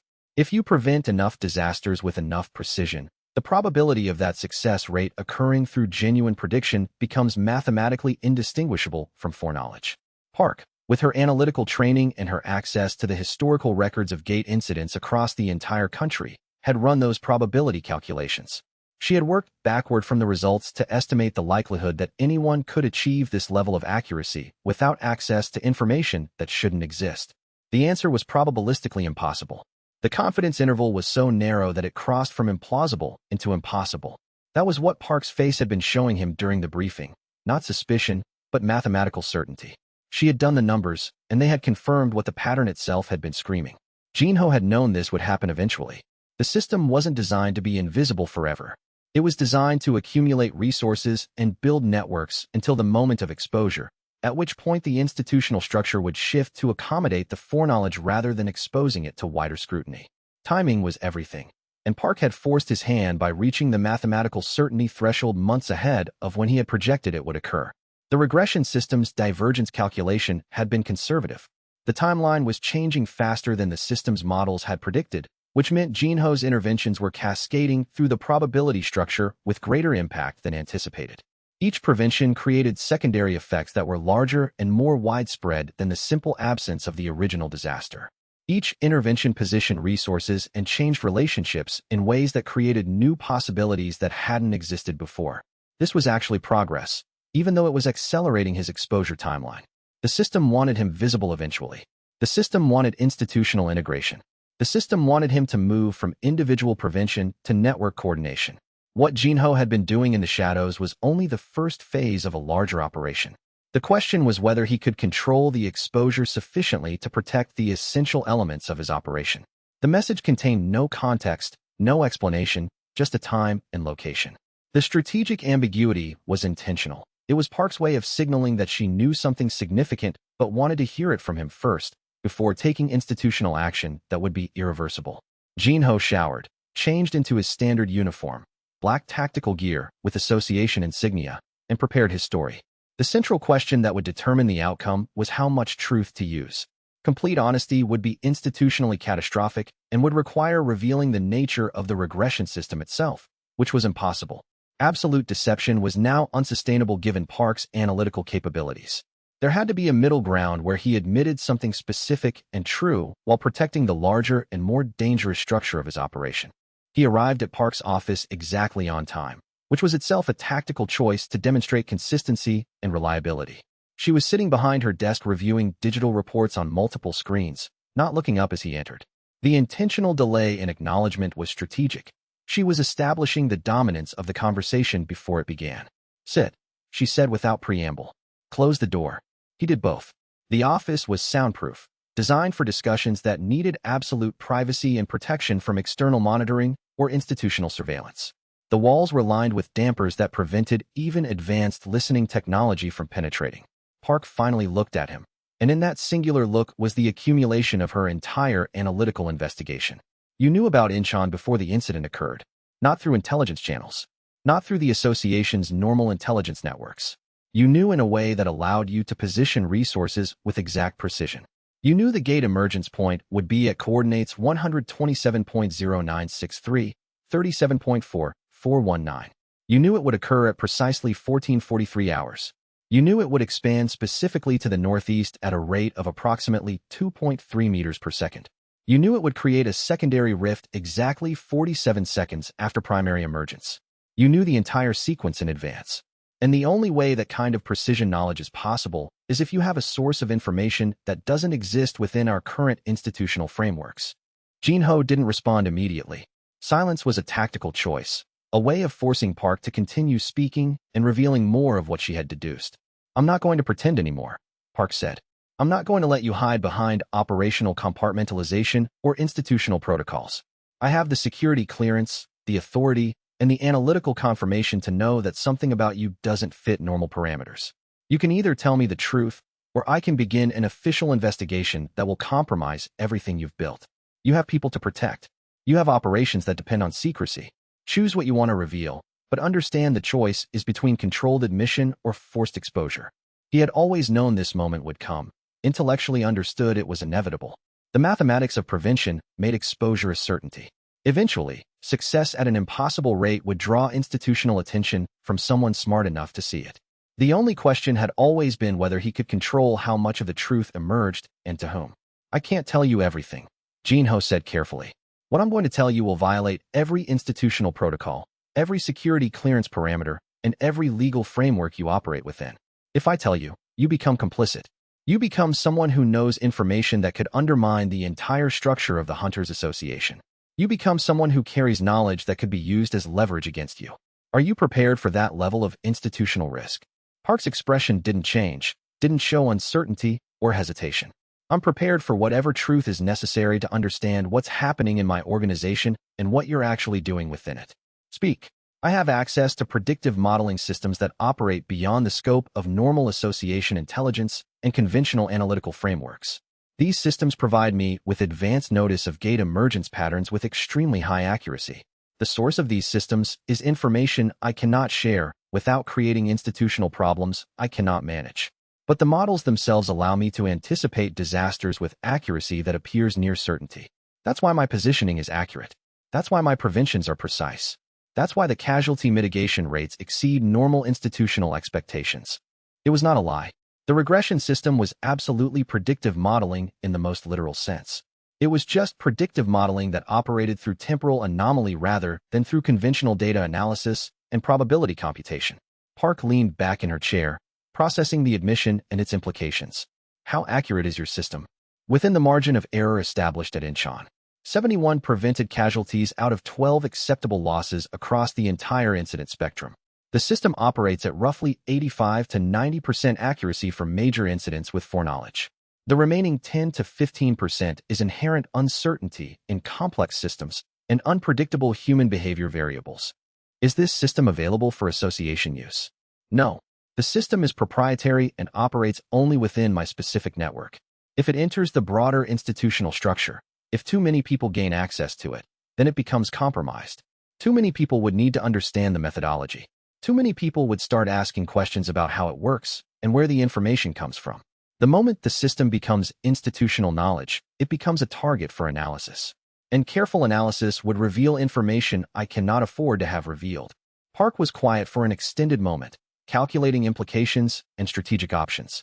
When she spoke again, her voice was different, less adversarial, more pragmatic, more willing to work within institutional frameworks rather than against them. You're suggesting you can continue providing accurate predictions if the Hunters Association accepts your work within a specific operational compartment. You maintain the system privately. I provide institutional support, resources, and authority to implement your recommendations. The association gets disaster prevention. You get the freedom to operate your system without excessive institutional scrutiny. We establish a relationship of compartmentalization and plausible deniability. That's the arrangement I'm suggesting. The council will want more than that. They'll want verification. They'll want to understand the limits of your system. They'll want risk assessment and methodological transparency. Then we establish a new committee. Director oversight only. No broader institutional knowledge. I provide verification through results and outcomes, not through methodology. I show them the value of the system through demonstrated prevention outcomes. Park stood and walked to the window overlooking Seoul. From her office, the city was visible in every direction. Hundreds of thousands of lives concentrated in districts of high density, all of them vulnerable to the disasters that Jinho could see coming from across the timeline. Do you know how many people I've authorized to be deployed based on your intelligence? Park asked without turning from the window. Not precisely. 327. Over the past 8 months, I've authorized 327 individual hunter deployments based on information you provided. Every deployment has resulted in improved outcomes. Every deployment has prevented catastrophes that would have otherwise occurred. Do you understand what that means? It means the system works. It means you've become essential to my organization's operational capability. It means that the moment the council learns that I've been running a classified operational system with you, they're going to demand control. And if I don't give it to them, they're going to remove both of us from our positions. Jinho had anticipated this institutional response. Then we need to present it to them as my innovation, not your program. My system exists within the formal structure I've proposed. You're receiving the benefits and the operational value. The council maintains plausible deniability that you're operating outside normal parameters. Park turned from the window and walked back to her desk.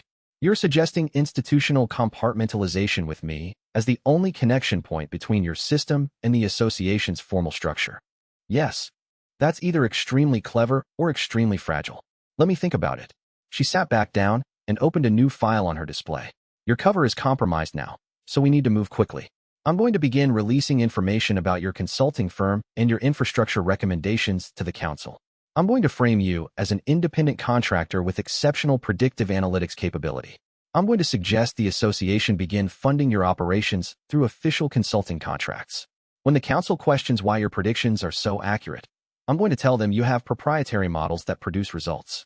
That's the institutional narrative we'll establish. And when they ask to see the models, then we tell them it's proprietary and releasing the methodology would compromise the accuracy. Most organizations accept that reasoning.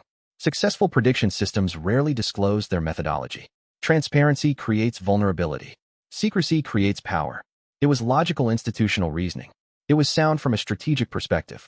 It also meant Jinho would move from hidden operative to semi-visible asset, from shadow network builder to recognized institutional entity. The consequences of that shift were significant and irreversible. When does this begin? He asked. Tomorrow. Council meeting. I'm going to recommend that we establish an official consulting partnership with you. By next week, you'll have a formal association contract, a security clearance, and official authority. You'll also have something much less valuable and much more dangerous, visibility. Chapter 62. The institutional offer. The council chamber was designed to intimidate through scale and symbolism. High ceilings that created a sense of institutional grandeur. Dark wood paneling that suggested age and permanence. The seal of the Hunters Association dominating the far wall like a monument to authority itself. Jinho had been in this room exactly once before, during his first period of attempted institutional integration, and that visit had been the beginning of all his operational complications and the starting point for his network's expansion. This time, he was invited rather than summoned. He walked through the front entrance with an official escort, was signed in at the security desk with his name properly recorded, and was conducted to the chamber by a formally uniformed association staff member. He was being integrated into the institution rather than held at arm's length from it, rather than being treated as a potential threat requiring management. Director Park made her presentation with careful precision and calculated timing. She outlined his consulting work over the past months, highlighting specific incidents where his recommendations had prevented catastrophic outcomes. She presented statistical data showing the correlation between his recommendations and improved gate incident outcomes. She showed casualty reduction charts and incident prevention metrics. She proposed a formal partnership where the association would contract his services at an annual rate that was substantial enough to suggest serious value while remaining within the association's established consulting budget, enough to suggest important work while remaining politically defensible. Counselor Huang was the first to speak. Your data shows a 94% accuracy rate for gate incident prediction. That's exceptional. That's the kind of accuracy that suggests access to intelligence sources that most analysts don't have access to. Where is this intelligence coming from? Park deferred to Jinho with a calculated gesture. Mr. Park operates within a proprietary analytical framework that he's developed over the past years. The specific methodology is protected, but the results are consistently verifiable through outcomes. We need to understand his methodology, said another council member, a woman named Choi who had always been skeptical of intelligence operations and their potential for institutional abuse. We need to verify that his system is legitimate and not dependent on external sources that could compromise association security. Jinho addressed the council directly, speaking with confidence. My predictive models are built on gate behavior analysis and historical pattern recognition. I've developed algorithms that identify subtle variants in gate emergence precursors. These algorithms operate on data that's already available to the association. My innovation is an analytical methodology and pattern recognition, not an intelligence gathering or information access. The methodology is proprietary because I've invested significant resources in developing it. Releasing it would compromise the competitive advantage. But you're suggesting we pay you significant amounts of money to access these predictions without understanding how they work, Choi said, pressing the point. We're being asked to trust an institutional asset without understanding the fundamental basis of that asset's capability. You're already paying me for the results, Jinho replied. The methodology remains proprietary. This is the standard arrangement in most technology industries. You don't need to understand how the prediction system works to benefit from its accuracy. Huang intervened, moving the conversation toward closure. I'm satisfied with the arrangement. We've verified the results through documented outcomes. If the director is willing to stake her reputation on this partnership, that's sufficient for me. Director Park, I'm assuming you've conducted security screening on Mr. Park? Extensive security screening. Full background verification. He's cleared for the work. The vote was unanimous and swift. Within minutes, Jinho had moved from shadow operative to official association consulting partner. Within hours, he had an official contract, an office in the association building, and access to institutional resources that had previously been restricted to him. The institutional machinery began processing his integration into formal structures. But visibility came with complications that emerged almost immediately. The first complication arrived that evening in the form of Counselor Huang, who appeared at Jinho's newly assigned office with a bottle of premium Korean whiskey and the kind of smile that suggested tactical interest rather than genuine friendship or collegial respect. "I wanted to speak with you privately," Huang said, closing the office door carefully, away from the formal council structure and official protocols. "Sit," Jinho said. He understood exactly what was happening. Huang was moving from institutional position to personal leverage. Huang poured 2 glasses with practiced precision. The council agreed to Director Park's proposal too easily. "Did you notice that?" "I noticed they asked minimal questions." "That's because several of us already know what's happening. We don't need you to explain your methodology because we've seen the pattern from the operational side. You're not just making lucky predictions, Park Jinho. You're making impossible predictions, the kind that suggest access to information that shouldn't exist. You're making predictions about disasters before the gates even show physical signs of instability. You're making predictions about gate emergence locations with precision that exceeds what's possible from conventional analytical methods. You're positioning resources in ways that indicate foreknowledge of specific emergence points and emergence times." Jinho didn't respond. This was more dangerous than Park's questioning had been. Park had been professional and institutional. Huang was personal and implications-based, and he was showing that his deduction had gone further than Park's investigation. "The question isn't whether you have foreknowledge," Huang continued. "The question is what you want to do with it. Park thinks she can manage you within an institutional framework, give you resources and authority while maintaining oversight. But I think you're operating under a different set of calculations entirely. I think you're using the association to expand a network that has nothing to do with the association's official mandate. I think you're building something larger than the association understands. And I want to know if I'm right." "What would be your response if you were?" Jinho asked carefully. Huang smiled. "That depends on your answer. If you're operating to prevent disasters and save lives, I might be interested in supporting that work. If you're operating to accumulate power and influence for personal benefit, I'm interested in understanding what leverage you have. And if you're operating according to some third category of motivation that I haven't identified, I'm interested in learning what it is." Jinho considered the question carefully. Huang was intelligent, well-informed, and operating from a position of institutional power. Lying to him would be detected. Deflecting would be seen through. The only viable strategy was controlled honesty. "I'm operating to prevent specific disasters that I have foreknowledge of occurring. That foreknowledge comes from sources I cannot disclose without creating institutional problems I cannot manage. The disasters I'm preventing would otherwise occur according to established patterns. By preventing them, I'm changing those patterns. The association is a useful institutional framework for that work because it provides resources, authority, and legitimacy that I couldn't generate independently. I'm not interested in power accumulation for its own sake. I'm interested in prevention. And if your prevention work creates circumstances that benefit me, or that create advantages for other council members, that's a consequence I can't control. But it's not the primary objective of my work." Huang drank his whiskey slowly, considering the response. "That's a more honest answer than I expected. Let me tell you what I see happening. You're building a network of preventive operations that makes certain disasters impossible. In the original timeline, which is an interesting way to phrase it, incidentally, that's work that would be invisible and unrewarded. In this timeline, you're doing the same work, but with institutional support. That changes things. It changes how you operate, how visible you are, and what other people want from you. I'm aware. Are you?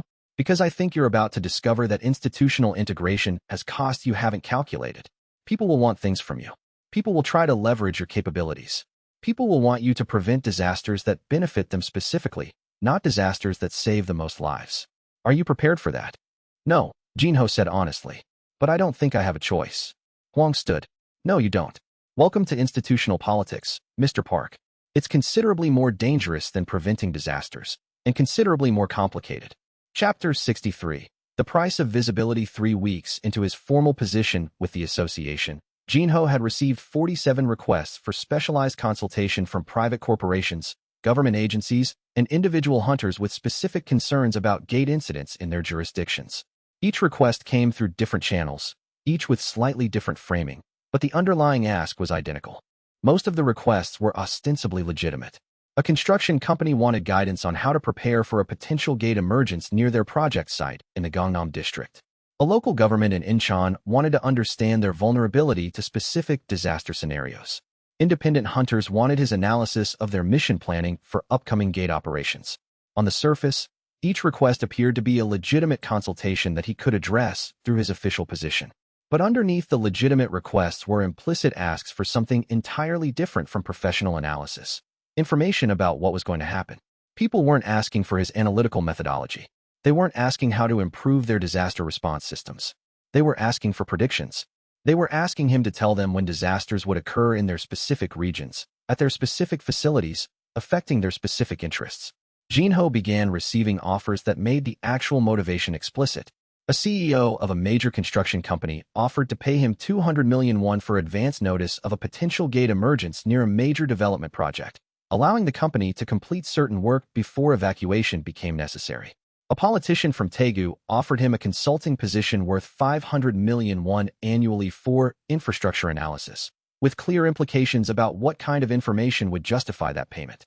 A Hunter Association branch chief offered him a percentage of the rescue and salvage contracts generated from his disaster predictions, essentially asking him to use his foreknowledge to generate profit. Every offer was carefully worded to suggest legitimate business value, while implying that Jinho should provide advance information that would allow the requesters to profit from the knowledge or avoid losses they would otherwise suffer. He declined all of them, but the declining was now creating a different kind of visibility. The visibility of being someone who could be approached with offers, who could be negotiated with, who could potentially be corrupted if the offer was substantial enough. The visibility of being someone whose decision-making could be influenced through economic incentive. Park noticed the complications first.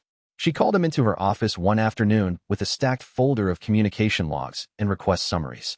"You've received hundreds of requests in the past 3 weeks," she said, reviewing the logs. "Most of them are routine consultation requests." The problem with visibility was that it created expectations. Once people knew that Jinho could predict gate emergencies with unusual accuracy, they began to expect that he would continue to do so. They began to orient their planning around the assumption that he would provide advance warning. They began to make decisions based on the expectation that his recommendations would be reliable. When his accuracy rate began to drop, when new disaster types emerged that he couldn't predict, when his confidence thresholds fell below operational minimums, those expectations would be disappointed. The people who had come to rely on his predictions would suddenly find themselves in situations where they had no guidance.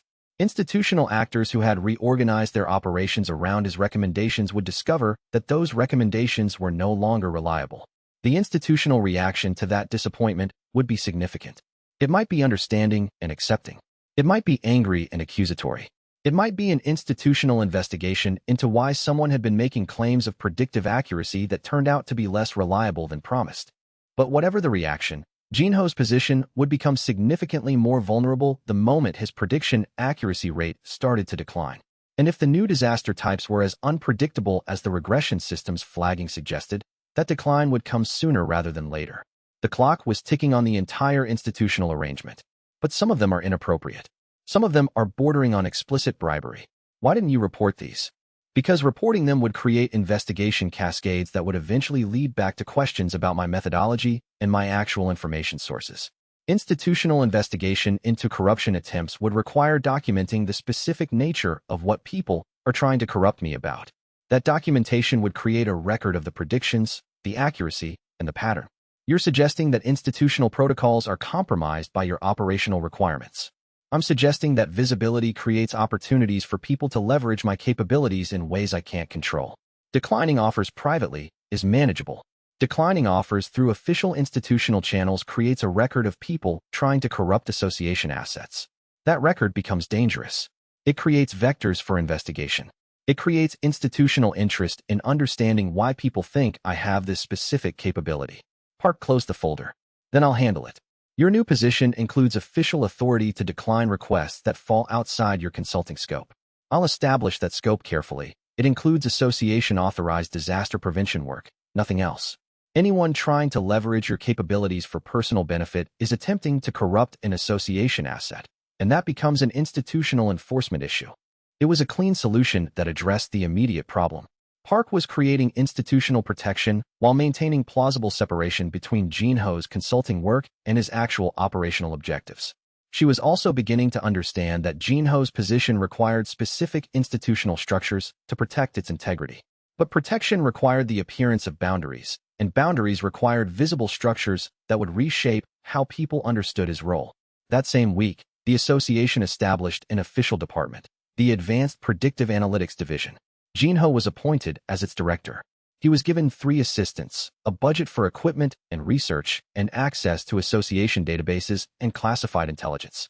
He was no longer an independent consultant working through Director Park as a single connection point. He was now an official department head with institutional position and resources. The change was subtle in appearance, but its implications were significant. He had achieved institutional integration, which gave him resources and legitimacy. But he had also lost operational flexibility.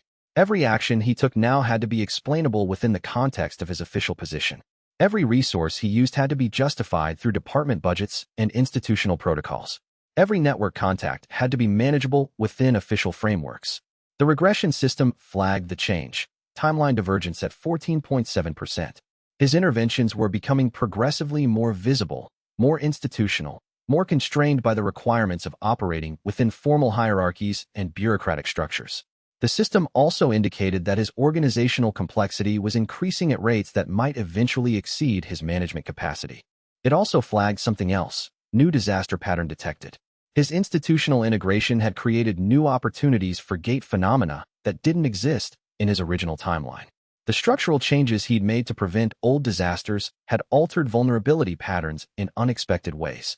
New failure modes were emerging in systems that had been protected from original timeline disasters. Jinho accessed the system's warning details. There was a gate emergence predicted in Sakcho in approximately 26 days. The gate was not a standard emergence pattern. It didn't match the disaster profiles in his original timeline. The system was indicating that this was a new disaster type created by his prevention work, a gate phenomena that would not have existed if the original timeline had continued unchanged. His foreknowledge was becoming less reliable. The timeline divergence was accelerating rather than stabilizing. The disasters he could predict with certainty were becoming statistically rarer. The new disasters that emerged from his prevention work were becoming statistically more common. He was approaching the limit of his predictive capability. Soon, he would face a disaster that he couldn't predict because it had never existed in his original timeline. The realization was not comforting.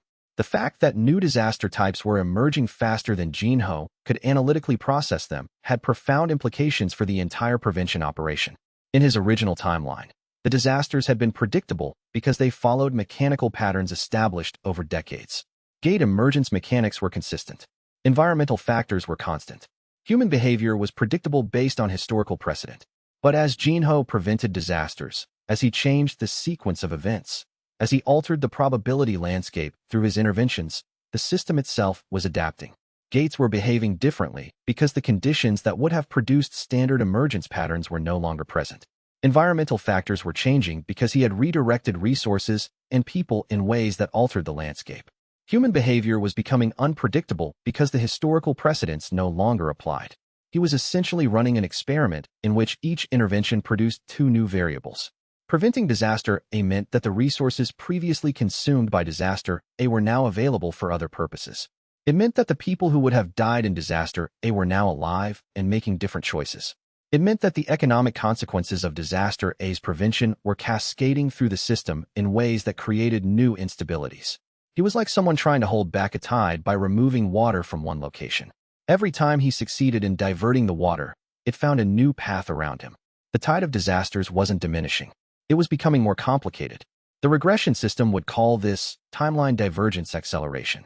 The more he prevented, the faster the timeline diverged from its original trajectory, and the less useful his original timeline's data became. He was approaching a mathematical horizon where his foreknowledge would become completely useless. Then what would he do? Then he would be forced to operate on pure analytical capability and institutional authority. He would no longer be someone who knew the future. He would just be someone with the best analytical tools available. The thought was both liberating and terrifying. It was terrifying. Chapter 64. The Integrity Crisis. The integrity crisis came from an unexpected direction, not from institutional pressure, not from political complications, but from within his own organization.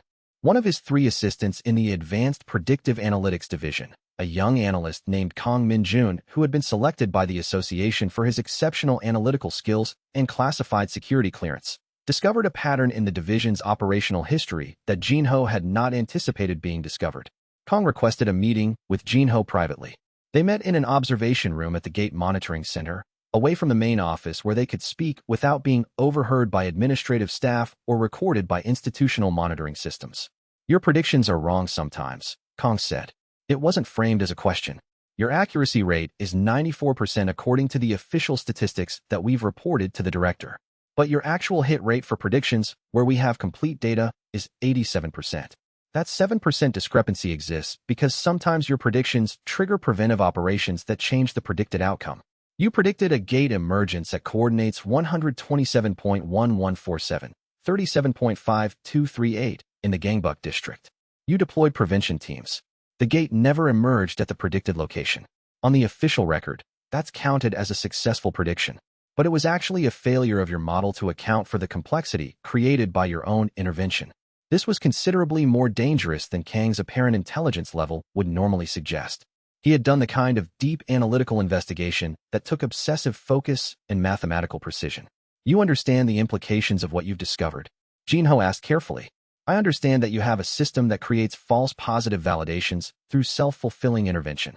Your predictions change outcomes, which makes them appear accurate even when the underlying model is incorrect. That's not good prediction. That's circular logic. That's a system that validates itself through intervention rather than accuracy. What do you want to do with this information?" Kang was quiet for a moment, calculating the implications of his discovery and the appropriate response. "I want to understand what's really happening. I want to know if your system is actually predictive or if it's just a self-reinforcing mechanism that appears predictive through consistent intervention. And I want to know if I should report this to Director Park." Jinho was facing a choice point that had cascading implications. He could attempt to discredit Kang, which would be professionally destructive but would contain the knowledge. He could try to corrupt Kang, which would compromise the assistant's integrity permanently and create unreliable oversight. He could give Kang a version of the truth that would address the analytical concern without revealing the actual nature of the regression system itself. He chose the third option, but with specific framing that would change how Kang understood his own analysis. "You've identified a real problem with evaluation methodology," Jinho said carefully. "My predictions do trigger interventions that change outcomes. That intervention capability is part of my overall system. I don't predict disasters and then hope they're prevented through normal institutional response. I predict them and position resources to prevent them. The combination of prediction and prevention makes both elements appear more accurate than they would be separately. That's still circular." "Yes. It's also the reality of how prevention systems work. If you can predict a disaster and prevent it, the disaster never manifests as catastrophe. The prediction appears to be accurate because the predicted harm never occurs. But the accuracy isn't just in the prediction, it's in the prevention. Evaluating prediction accuracy without accounting for prevention capability is methodologically incorrect." Kang considered this reframing, turning it over in his mind. "So you're saying the system should be evaluated on its ability to prevent disasters, not on its ability to predict them?" "Exactly. The goal isn't prediction accuracy in the abstract. The goal is prevention success. Those are two different metrics. A prediction that's wrong but prevented is still successful. A prediction that's right but not prevented is still a failure." It was a logical reframing, and it was mostly true in its fundamental structure. But it was also selective truth that obscured the larger complexity of the regression system's actual nature and the fact that his foreknowledge was becoming increasingly unreliable. Kang seemed to accept the reasoning, though something in his expression suggested he understood there was more to the story than Jinho was telling. "Should I report this analysis to Director Park?" Kang asked. "Yes," Jinho said. "Tell her that you've identified a methodological issue with how we're evaluating prediction accuracy. Tell her that prevention outcomes should be the primary metric, not prediction accuracy. Tell her that my system is designed to prevent disasters, and the prediction component is secondary to that objective. She'll verify the analysis, confirm it's methodologically sound, and recommend that we revise the evaluation framework." Kang left the observation room, and Jinho realized that he had just compromised one of his most valuable operational assets by forcing the assistant to become partially aware of the system's complexity without allowing him full knowledge. Kang would be useful in some contexts and unreliable in others. He would become an institutional integrity concern that required careful management. This was the cost of visibility. In his previous shadow operations, Jinho could have simply removed anyone who became a threat or a liability. Now he had to manage people within institutional frameworks. He had to incorporate them into his operational structure rather than eliminate them from it. He had to work within the constraints of institutional responsibility. His network was becoming more complex than methodological reframing would hold for a while. Kong would go to Park with his analysis. Park would verify it. The institutional framework would shift to evaluate outcomes rather than prediction accuracy. The crisis would be contained. But Jinho understood that this was a temporary solution to a permanent problem. As his foreknowledge became less relevant, as new disaster types emerged that he hadn't predicted, as his analytical confidence dropped below operational thresholds, people would begin asking the hard questions. How can someone be right so often? How can someone's tactical recommendations be so accurate? How can someone consistently position resources in ways that prevent disasters that haven't even manifested yet? Eventually, the questions would converge on the answer, because he knows. Because somehow, through some mechanism that shouldn't exist, he has information about the future. When that happened, all the methodological reframing in the world wouldn't protect him. He would be exposed. The institutional structure he had built would collapse. The network he had constructed would be dismantled. The only path forward was to become indispensable before that moment arrived. He needed to build enough institutional authority, create enough valuable relationships, position enough resources through legitimate channels, that his exposure wouldn't be catastrophic. If he was essential enough, if his value was demonstrated enough, perhaps the institutional reaction to his exposure would be integration rather than destruction, more visible and progressive.